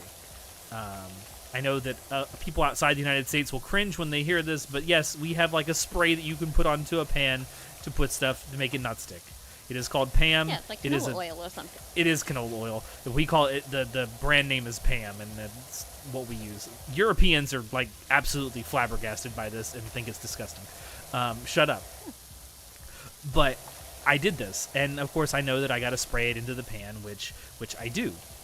Now I did not notice at the time, but I found out pretty soon afterwards that when you spray this stuff into a pan, you should spray it into the pan away from the stovetop so that the canola oil does not get on the burners. I did not realize it, and I did not realize that some of the canola oil had actually gotten onto the burners. But after a couple more minutes, all of a sudden, whoosh, flames just shoot up into the kitchen from the burner. And my response was just to go, in the very loud voice, mind you, at like 6 o'clock in the morning on a Sunday, "Oh no." Oh, And- no. Oh no. And that is the quickest I've ever seen my mom wake up in her life. She ran into that kitchen, saw what was going on, and immediately took she very intelligently knew that it was an oil fire and not to throw water on it. And she took a giant bag of salt that we had in the pantry and just threw it straight onto the burner, and the fire went out almost immediately. Yeah. And then we're just like for a good 15, 20 seconds, we're just staring at each other. Like, one of us has got to say something first, and it's not going to be me. And my mom is like, "What is wrong with you?" I'm hungry. That's what I said. I was hungry. It's like, then wake me up! I wanted to be a big boy. And she knew. My mom knew well enough to not like punish me for that because I was actually trying to be self-sufficient. I just utterly failed at it.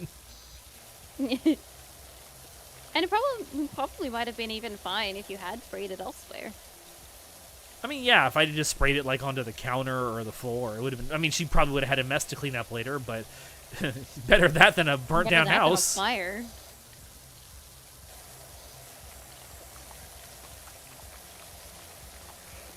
Yeah, that's the story of how I very nearly burnt down the house at 5 years old.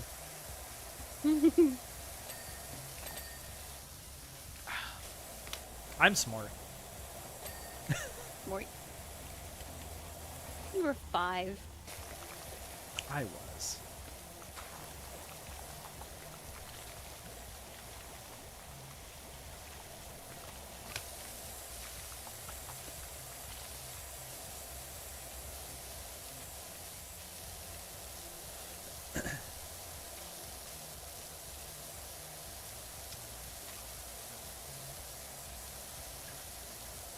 I'm good at making sandwiches too, but you know what? Sandwiches weren't big boy food, and I wanted to make big boy food. Eggs are big boy food. Eggs are big boy food.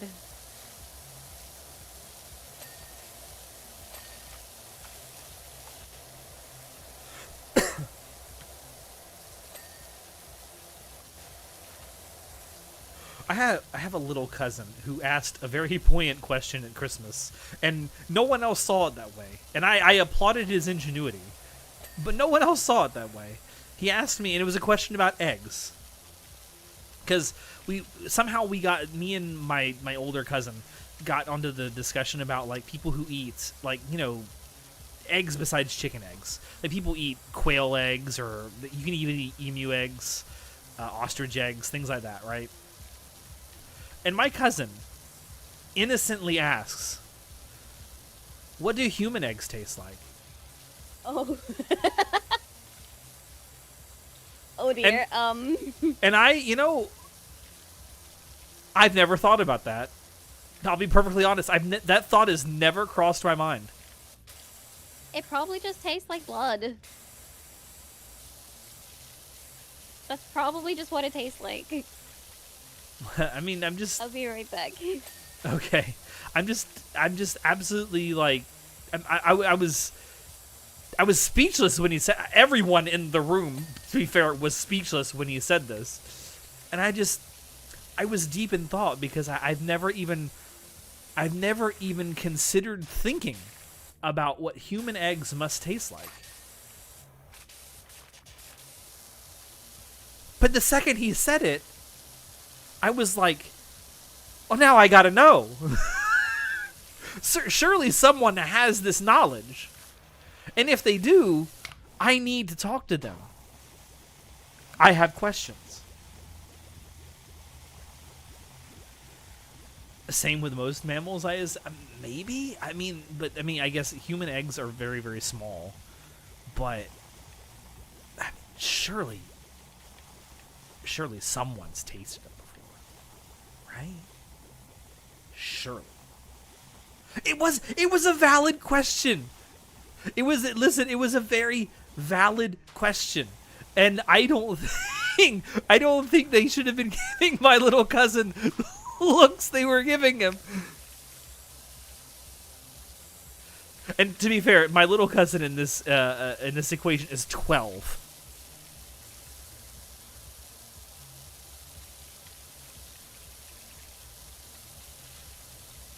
So, I mean, like, this, I think this is a very valid question, and one I personally now would love the answer to since he's put it in my head. So, if anyone out there is watching, and you know what human eggs taste like, please let me know. I have so many questions.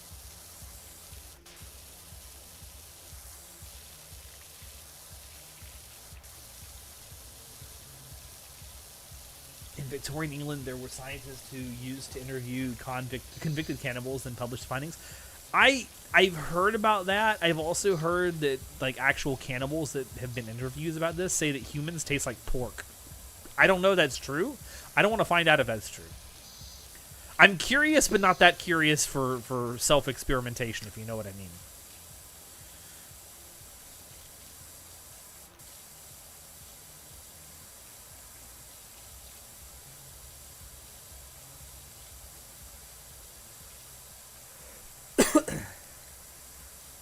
I don't know if ham is like the right thing, but that's what I've heard.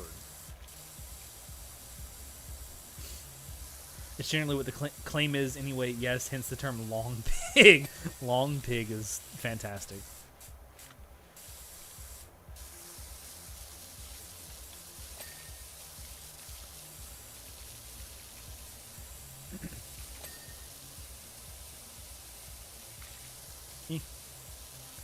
Where the fuck is... What am I missing here? Hello? There we go. Perfect. Human cell structures are more similar to boars than the other primates. I mean, yeah, I guess it makes sense, but I still don't want to find out personally.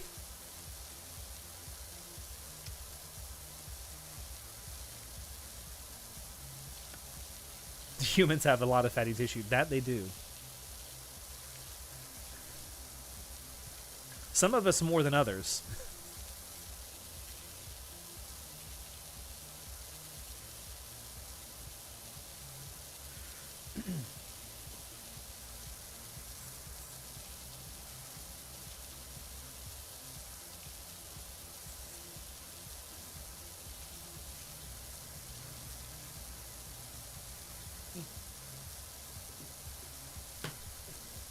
I need a drink. My throat's getting dry as hell. Holy shit.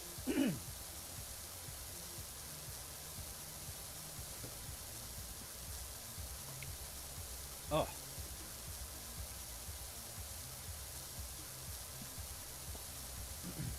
Humans have a far higher pain tolerance and stronger adrenal glands. Also like boars. I'm learning so much about boars.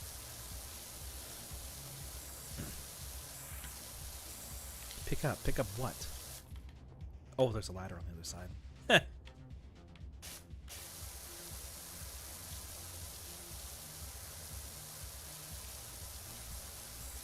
Anyone want to take bets as to whether we're actually going to finish this or not? I think not.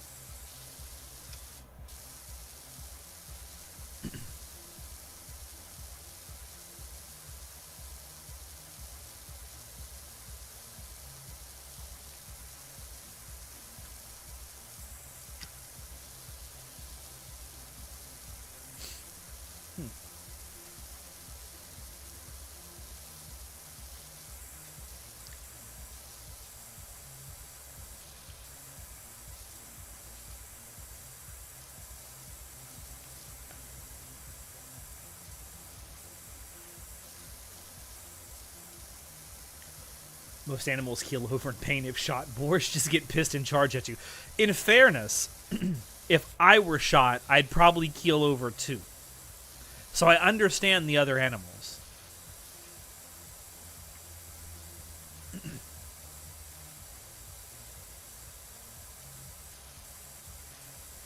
As a kid with a military dad, I was more scared of the freckle-covered redhead than I was the armored soldier who fought in Iraq. Moms are scary.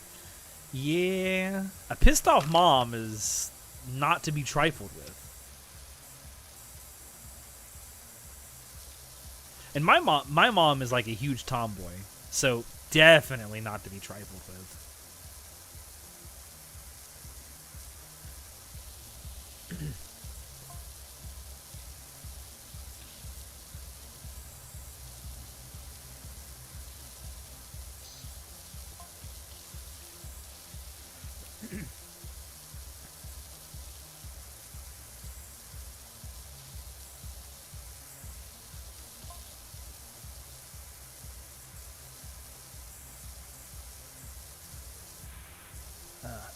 Considering it's after 12 p.m.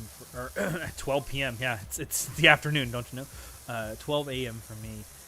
Yeah, we ain't finishing. Yeah, I have a feeling that I'd like to get to at least halfway done on this so we can finish on that. It meant more like human adrenaline has more in common with the boars and other animals. Yeah, I got what you meant. I was being facetious. I mean, to be fair, if I did get shot, I would probably keel over.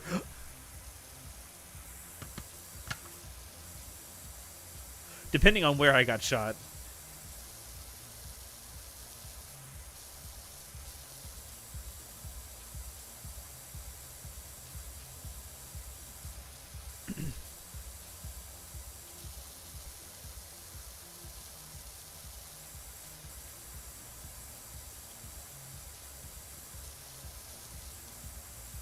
If you get stabbed, though, do not take the knife out. That is usually not a good idea. In fact, it's almost always a bad idea. Don't do it. I mean, unless you want to die, then who am I to stop? I'm not your dad.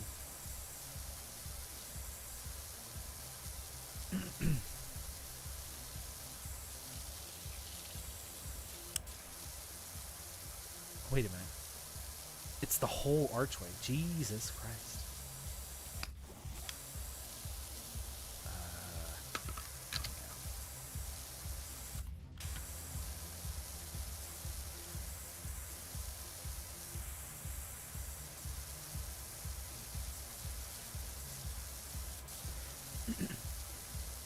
Yeah, don't unplug the hole. Unplugging the hole when you're stabbed is not good. Let a doctor do that. Let someone with far more medical training than you do that.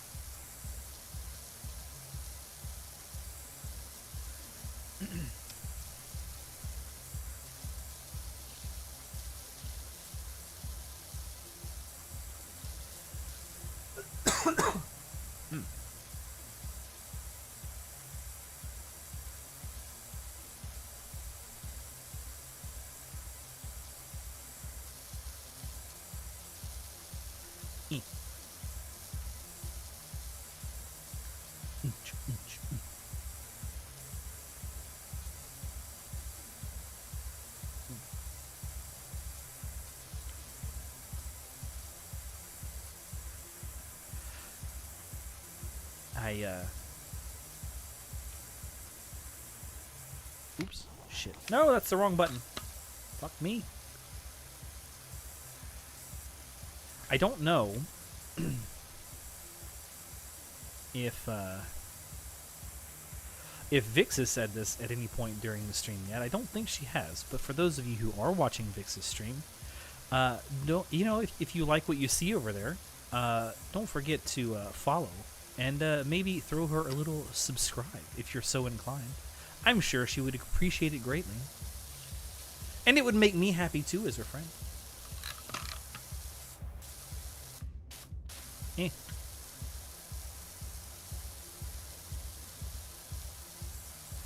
What is this, like?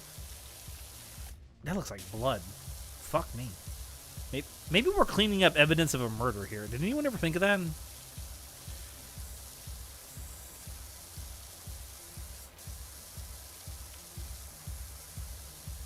So 15 seconds remaining. Everyone duck. The bomb is going to go off.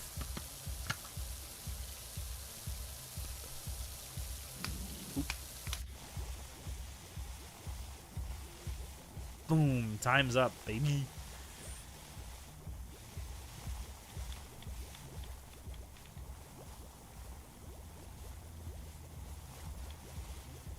Soap. This game would make a great crossover with that other cleaning. You mean crime scene cleaner? Yeah, honestly, that would actually genuinely make for a good DLC.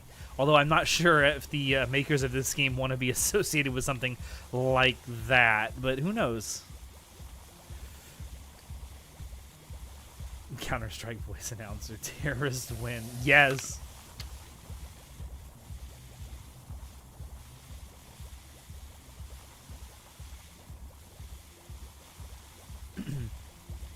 Crime Scene Cleaner is actually like legitimately fun.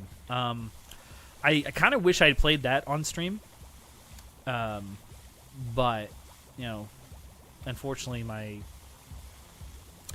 desire to play got the better of me, and I played the whole thing off stream. But there is an expansion that was released, and there's DLC coming eventually. So who knows? Maybe I'll play it on stream eventually anyway when all that comes out.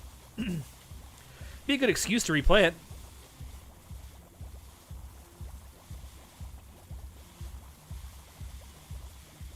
Ready or Not had a nightclub shooting? Jesus Christ. We don't need to like recreate that in here, but the stuff on the tables did kind of look like blood. I'm not gonna lie.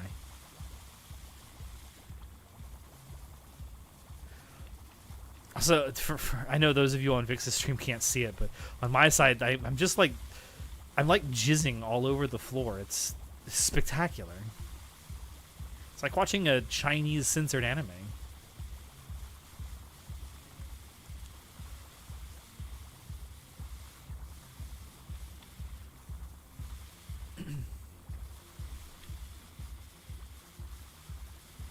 You're watching both. I appreciate it. Whether I'll talk to both right now. Like whether you're watching my side or Vixx's side or both, and I like to think I speak for Vixx on this. We appreciate you being here, spending your time with us. When Ida sends me feet pics, that is an insane thing to say, but you are so right. Oops, shit. No, you fucker. There we go. That is so insane, but so true.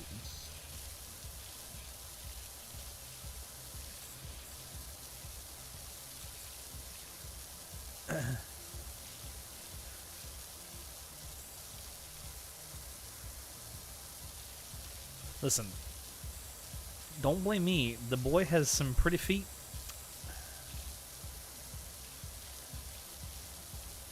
Hello, I'm back. Oh, welcome back. We were talking about Ida's feet. No, I was talking about Ida's feet. Yes. Nice. I got myself. I'm very certain. Oh, nice. I come over here real quick. I laid down a ton of soap, and of course, you know what it looks like. Oh yeah. And someone in my chat said when Ida sends me feet pics. Listen, you've seen him. The boy has pretty feet.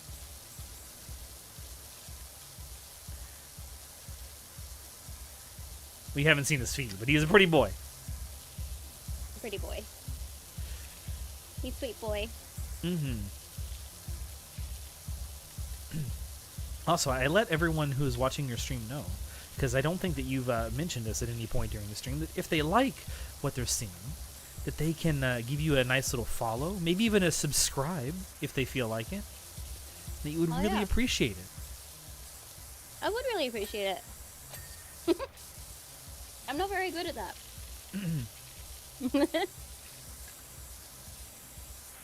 And Trying to tear off the protective film from the Nutella, and it's all got Nutella on it, so it's all sticky. Oh, no. Oh, well, hey. You put some Nutella on top of your head, your tongue will breathe your brains out trying to get to it.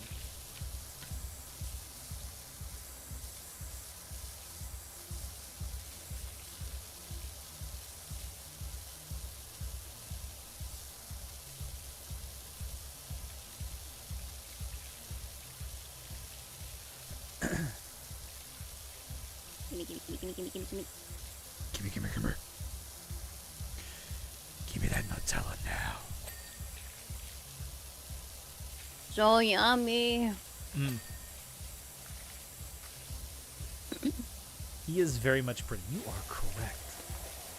Very pretty boy.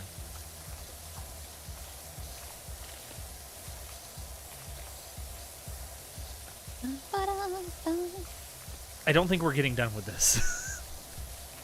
Yeah. I mean, we're at 43%. Yeah, we got a long way to go. I was I just mentioning. realized it's been 4 hours. I know. I was mentioning to chat. Maybe we get to 50% and call this one and do the other half next time. Yeah, that's fine by me. Cool.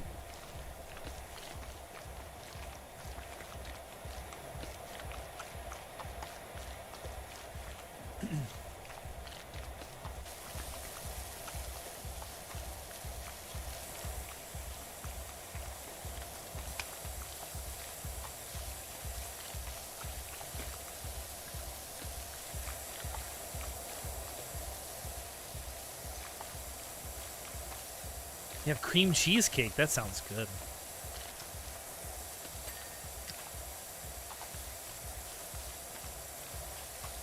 I'm gonna have to get me something to eat when we get done here. Food good. Food good. I made so I had like a couple of boxes of like noodles laying around, and they're these like low carb noodles that I found not too long ago. And they're pretty decent. Like they're not as good as regular pasta, but they're also not bad for what they are. Yeah. And I had like 3 boxes of it, right? And so I thought, instead of cooking these one at a time, let me cook a shit ton of pasta all at once. A shit ton of these noodles all at once, and then have like noodles for days, and just do different things with them. So that's what I did. And then while I was cooking those noodles, I made like a homemade teriyaki sauce to put on the noodles, and I made a lot of that too. So the last couple of days, that's what I've been eating for every meal. Oh. Just this low carb. I love that. I love meals that you just don't have to think about. Tasty. Yeah, it's just this low carb pasta with some homemade teriyaki sauce, and it's really, really good. Yeah, ladies, I can cook.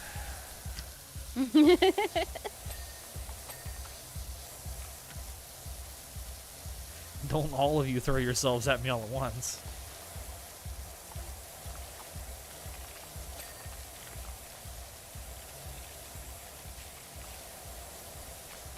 What the fuck? Did someone have their period on this chair? Jesus Christ. Oh, Jesus.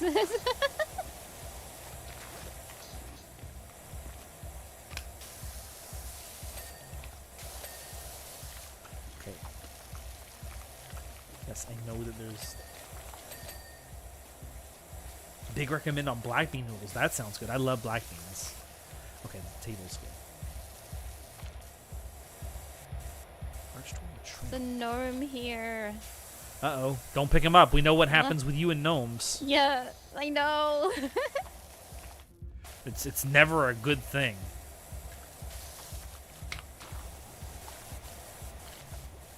I like one thing I really like, and I mean, I guess I was a vegetarian for a few years, so I found a lot of really good like meat alternatives, and I do still eat it, but not because I'm still a vegetarian. But I really like black bean burgers a lot. Don't let Ida hear me say that. He gives me so much shit. He gives me so much shit for it. He's like, that's not a real burger. If it's a thing in buns, then it's a burger. Like, listen, you were here to let me put my... Never mind. I'm not gonna finish that thought. You don't get to judge me. You just have to take me. Yes, in more ways than one. Hot dogs are burgers? No. No. No. Ryan. No. Ryan. No. And you were so cute. No. Hot dogs are not burgers. Hot dogs are not sandwiches. Burgers are not sandwiches. Yeah, exactly. No, no. No, no, no.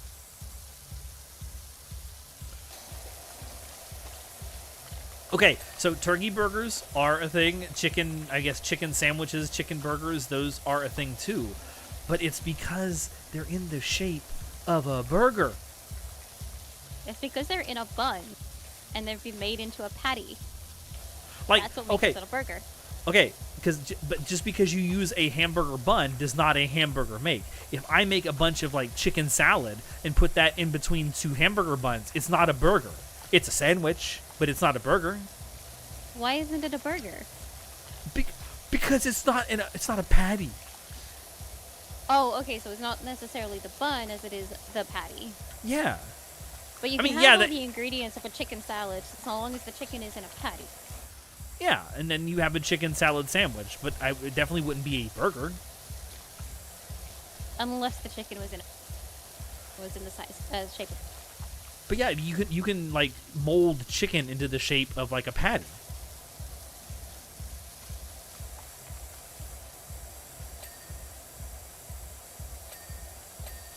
Or like a really good example, like if I take ground beef, which is what, hamburgers are made of. If I take that and form it into like a hot dog and then put that in a hot dog bun, is that a burger? Sorry, I got distracted. Sorry, what was that? I said if I take ground beef, which is what hamburgers are made of, and I mold it into like a hot dog shape, and then I put that hot dog shaped hamburger meat into or on a hot dog bun, it's not a burger. No, it's not a burger. It's a hot dog. Yes.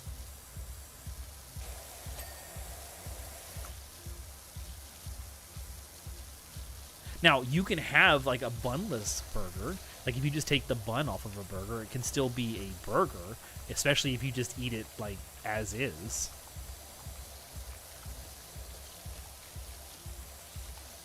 Isn't that just a... Wait. What? Would that just not be like ingredients for a burger, but... It would not be, completed? but if all you do is take, like if it's put together as a burger and then you take the bun off, like deconstruct the burger, it's still a hamburger. You're just opting not to eat one of the ingredients. It's like if someone served you a burger with some pickles on it and you took the pickles off, it's still a hamburger. Yeah. Okay, but like there's two main ingredients in a burger. There is the patty, whatever it is made out of, the patty, and the bread. Mm-hmm. I feel like if you were to take the bun off, then Ryan, it's not a burger, it's a burr.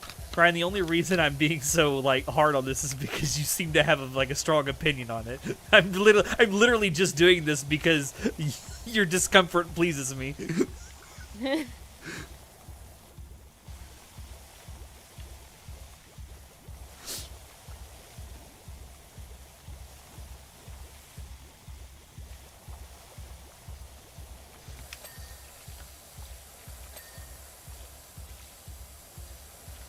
Say they're Remy too. Oh, Alex is nowhere near Remy level. I do that to my dad Remy sometimes. level. I do that to my dad sometimes. What? Like, why are you bothering me? It's like, because your discomfort amuses me.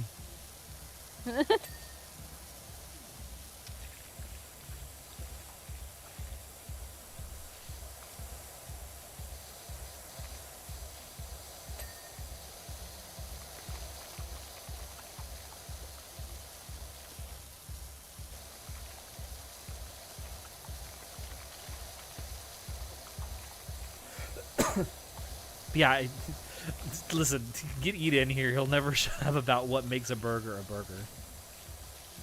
I think it's the patty and the bread.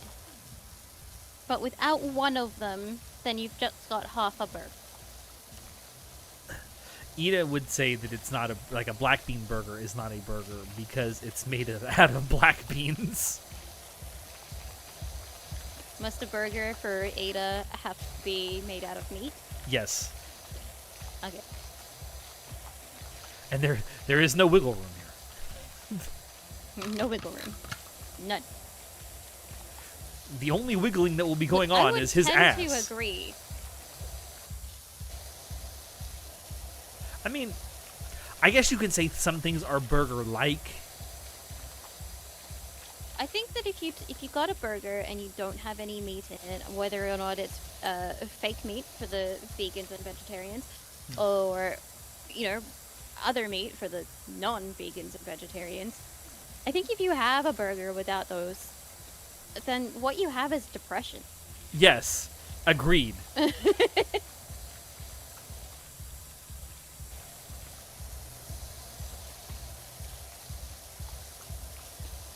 I do still enjoy black bean burgers, though. Sometimes I eat, like, vegetarian, like, food, not because I am a vegetarian, but because I just like the way it tastes. It's like, Yeah, sometimes you want something lighter. Someone asked me one time why I ordered a hamburger, as a matter of fact. I ordered it with a gluten-free bun. It's not because I'm allergic to gluten. It's just because I prefer the way that gluten-free bun tastes. Yeah, that's fair. It's just sometimes it's just a preference. It's just a taste preference. It's like I hate like food elitism. I absolutely hate it. You're making me want a chicken burger, and I had one last night. Listen. I was so fucking excited earlier this week. I had Dino Nuggies. It was Oh, Dino Nuggies. That shit hits. I'm not Yeah, joking. No, it does. It does. Sometimes girl dinner be perfect. Girl failure? No, girl success. Yeah.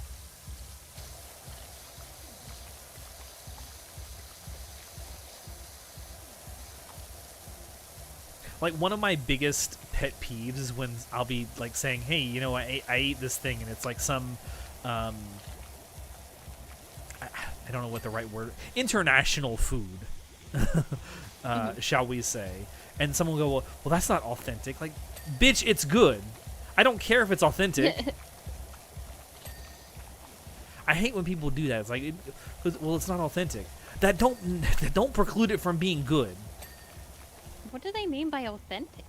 Like, and I hear this a lot in Asian food because, like, you know, obviously we have very Americanized Chinese, Japanese, Vietnamese food here in America, and you know it's fine.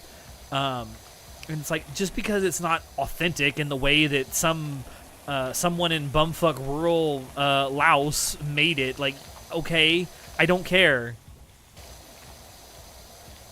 Yeah. I only care about if it tastes good. And motherfucker, Motherfucker, this lo mein might not be authentic, but it sure be hitting. Yeah.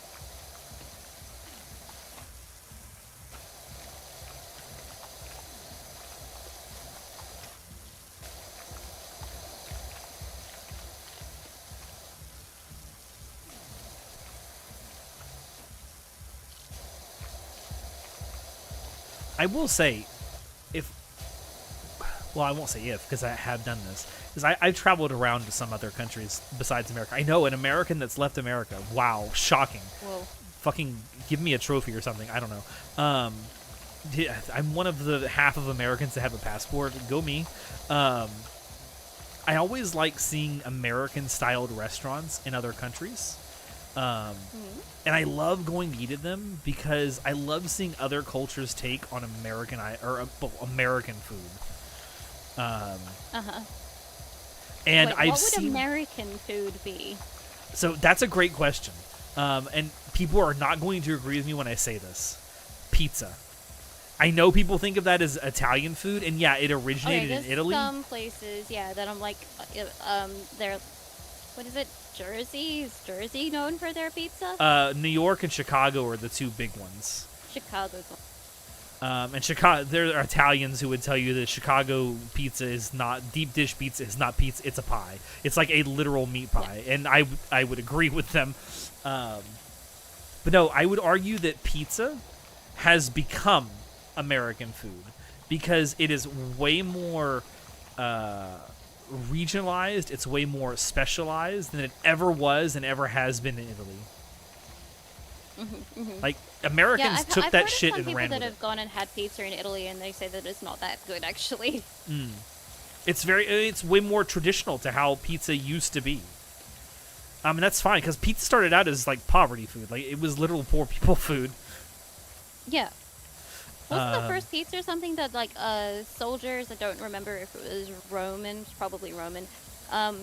Would they just put ingredients on their shields, and it got that hot that they just had to have their shields out in the sun. It would cook it.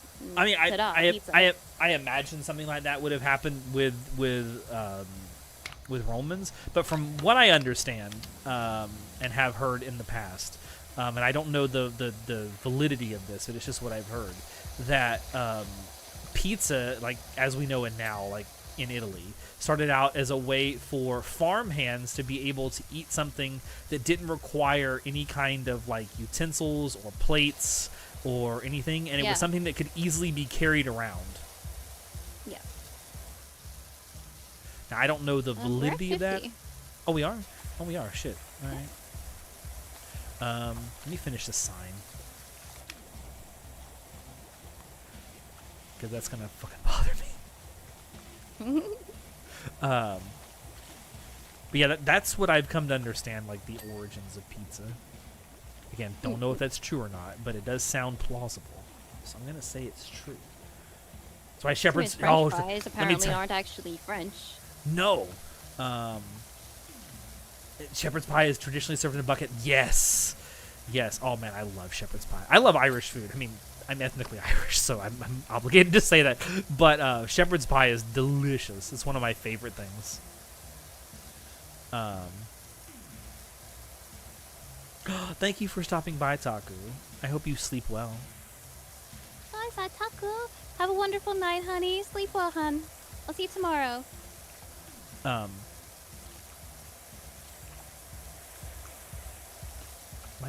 Oh wait, no, I need a top of it done. It's like, where's my ding? Where's my ding? Ding. Ding-a-ling. Ding-a-ling.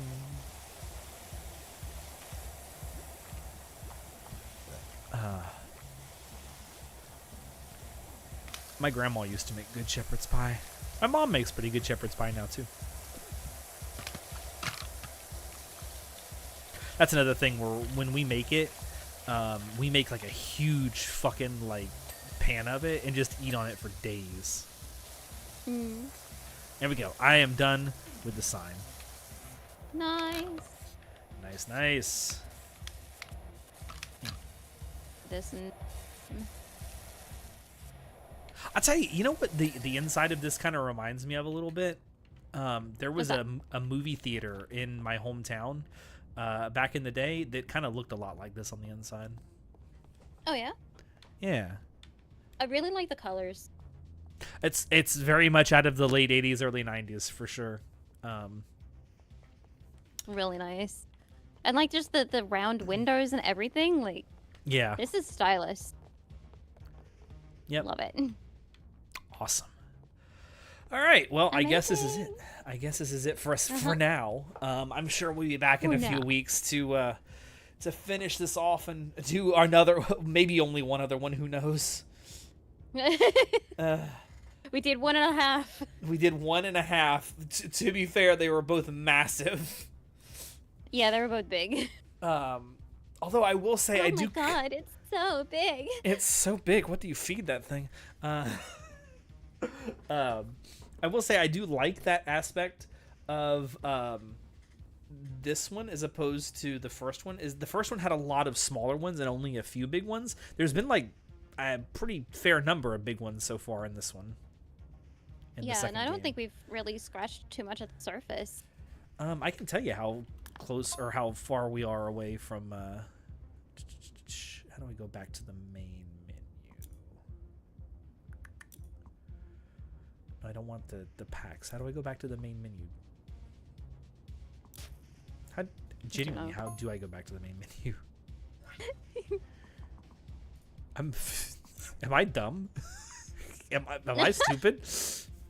Oh, here we go. Go back to home base. Found it.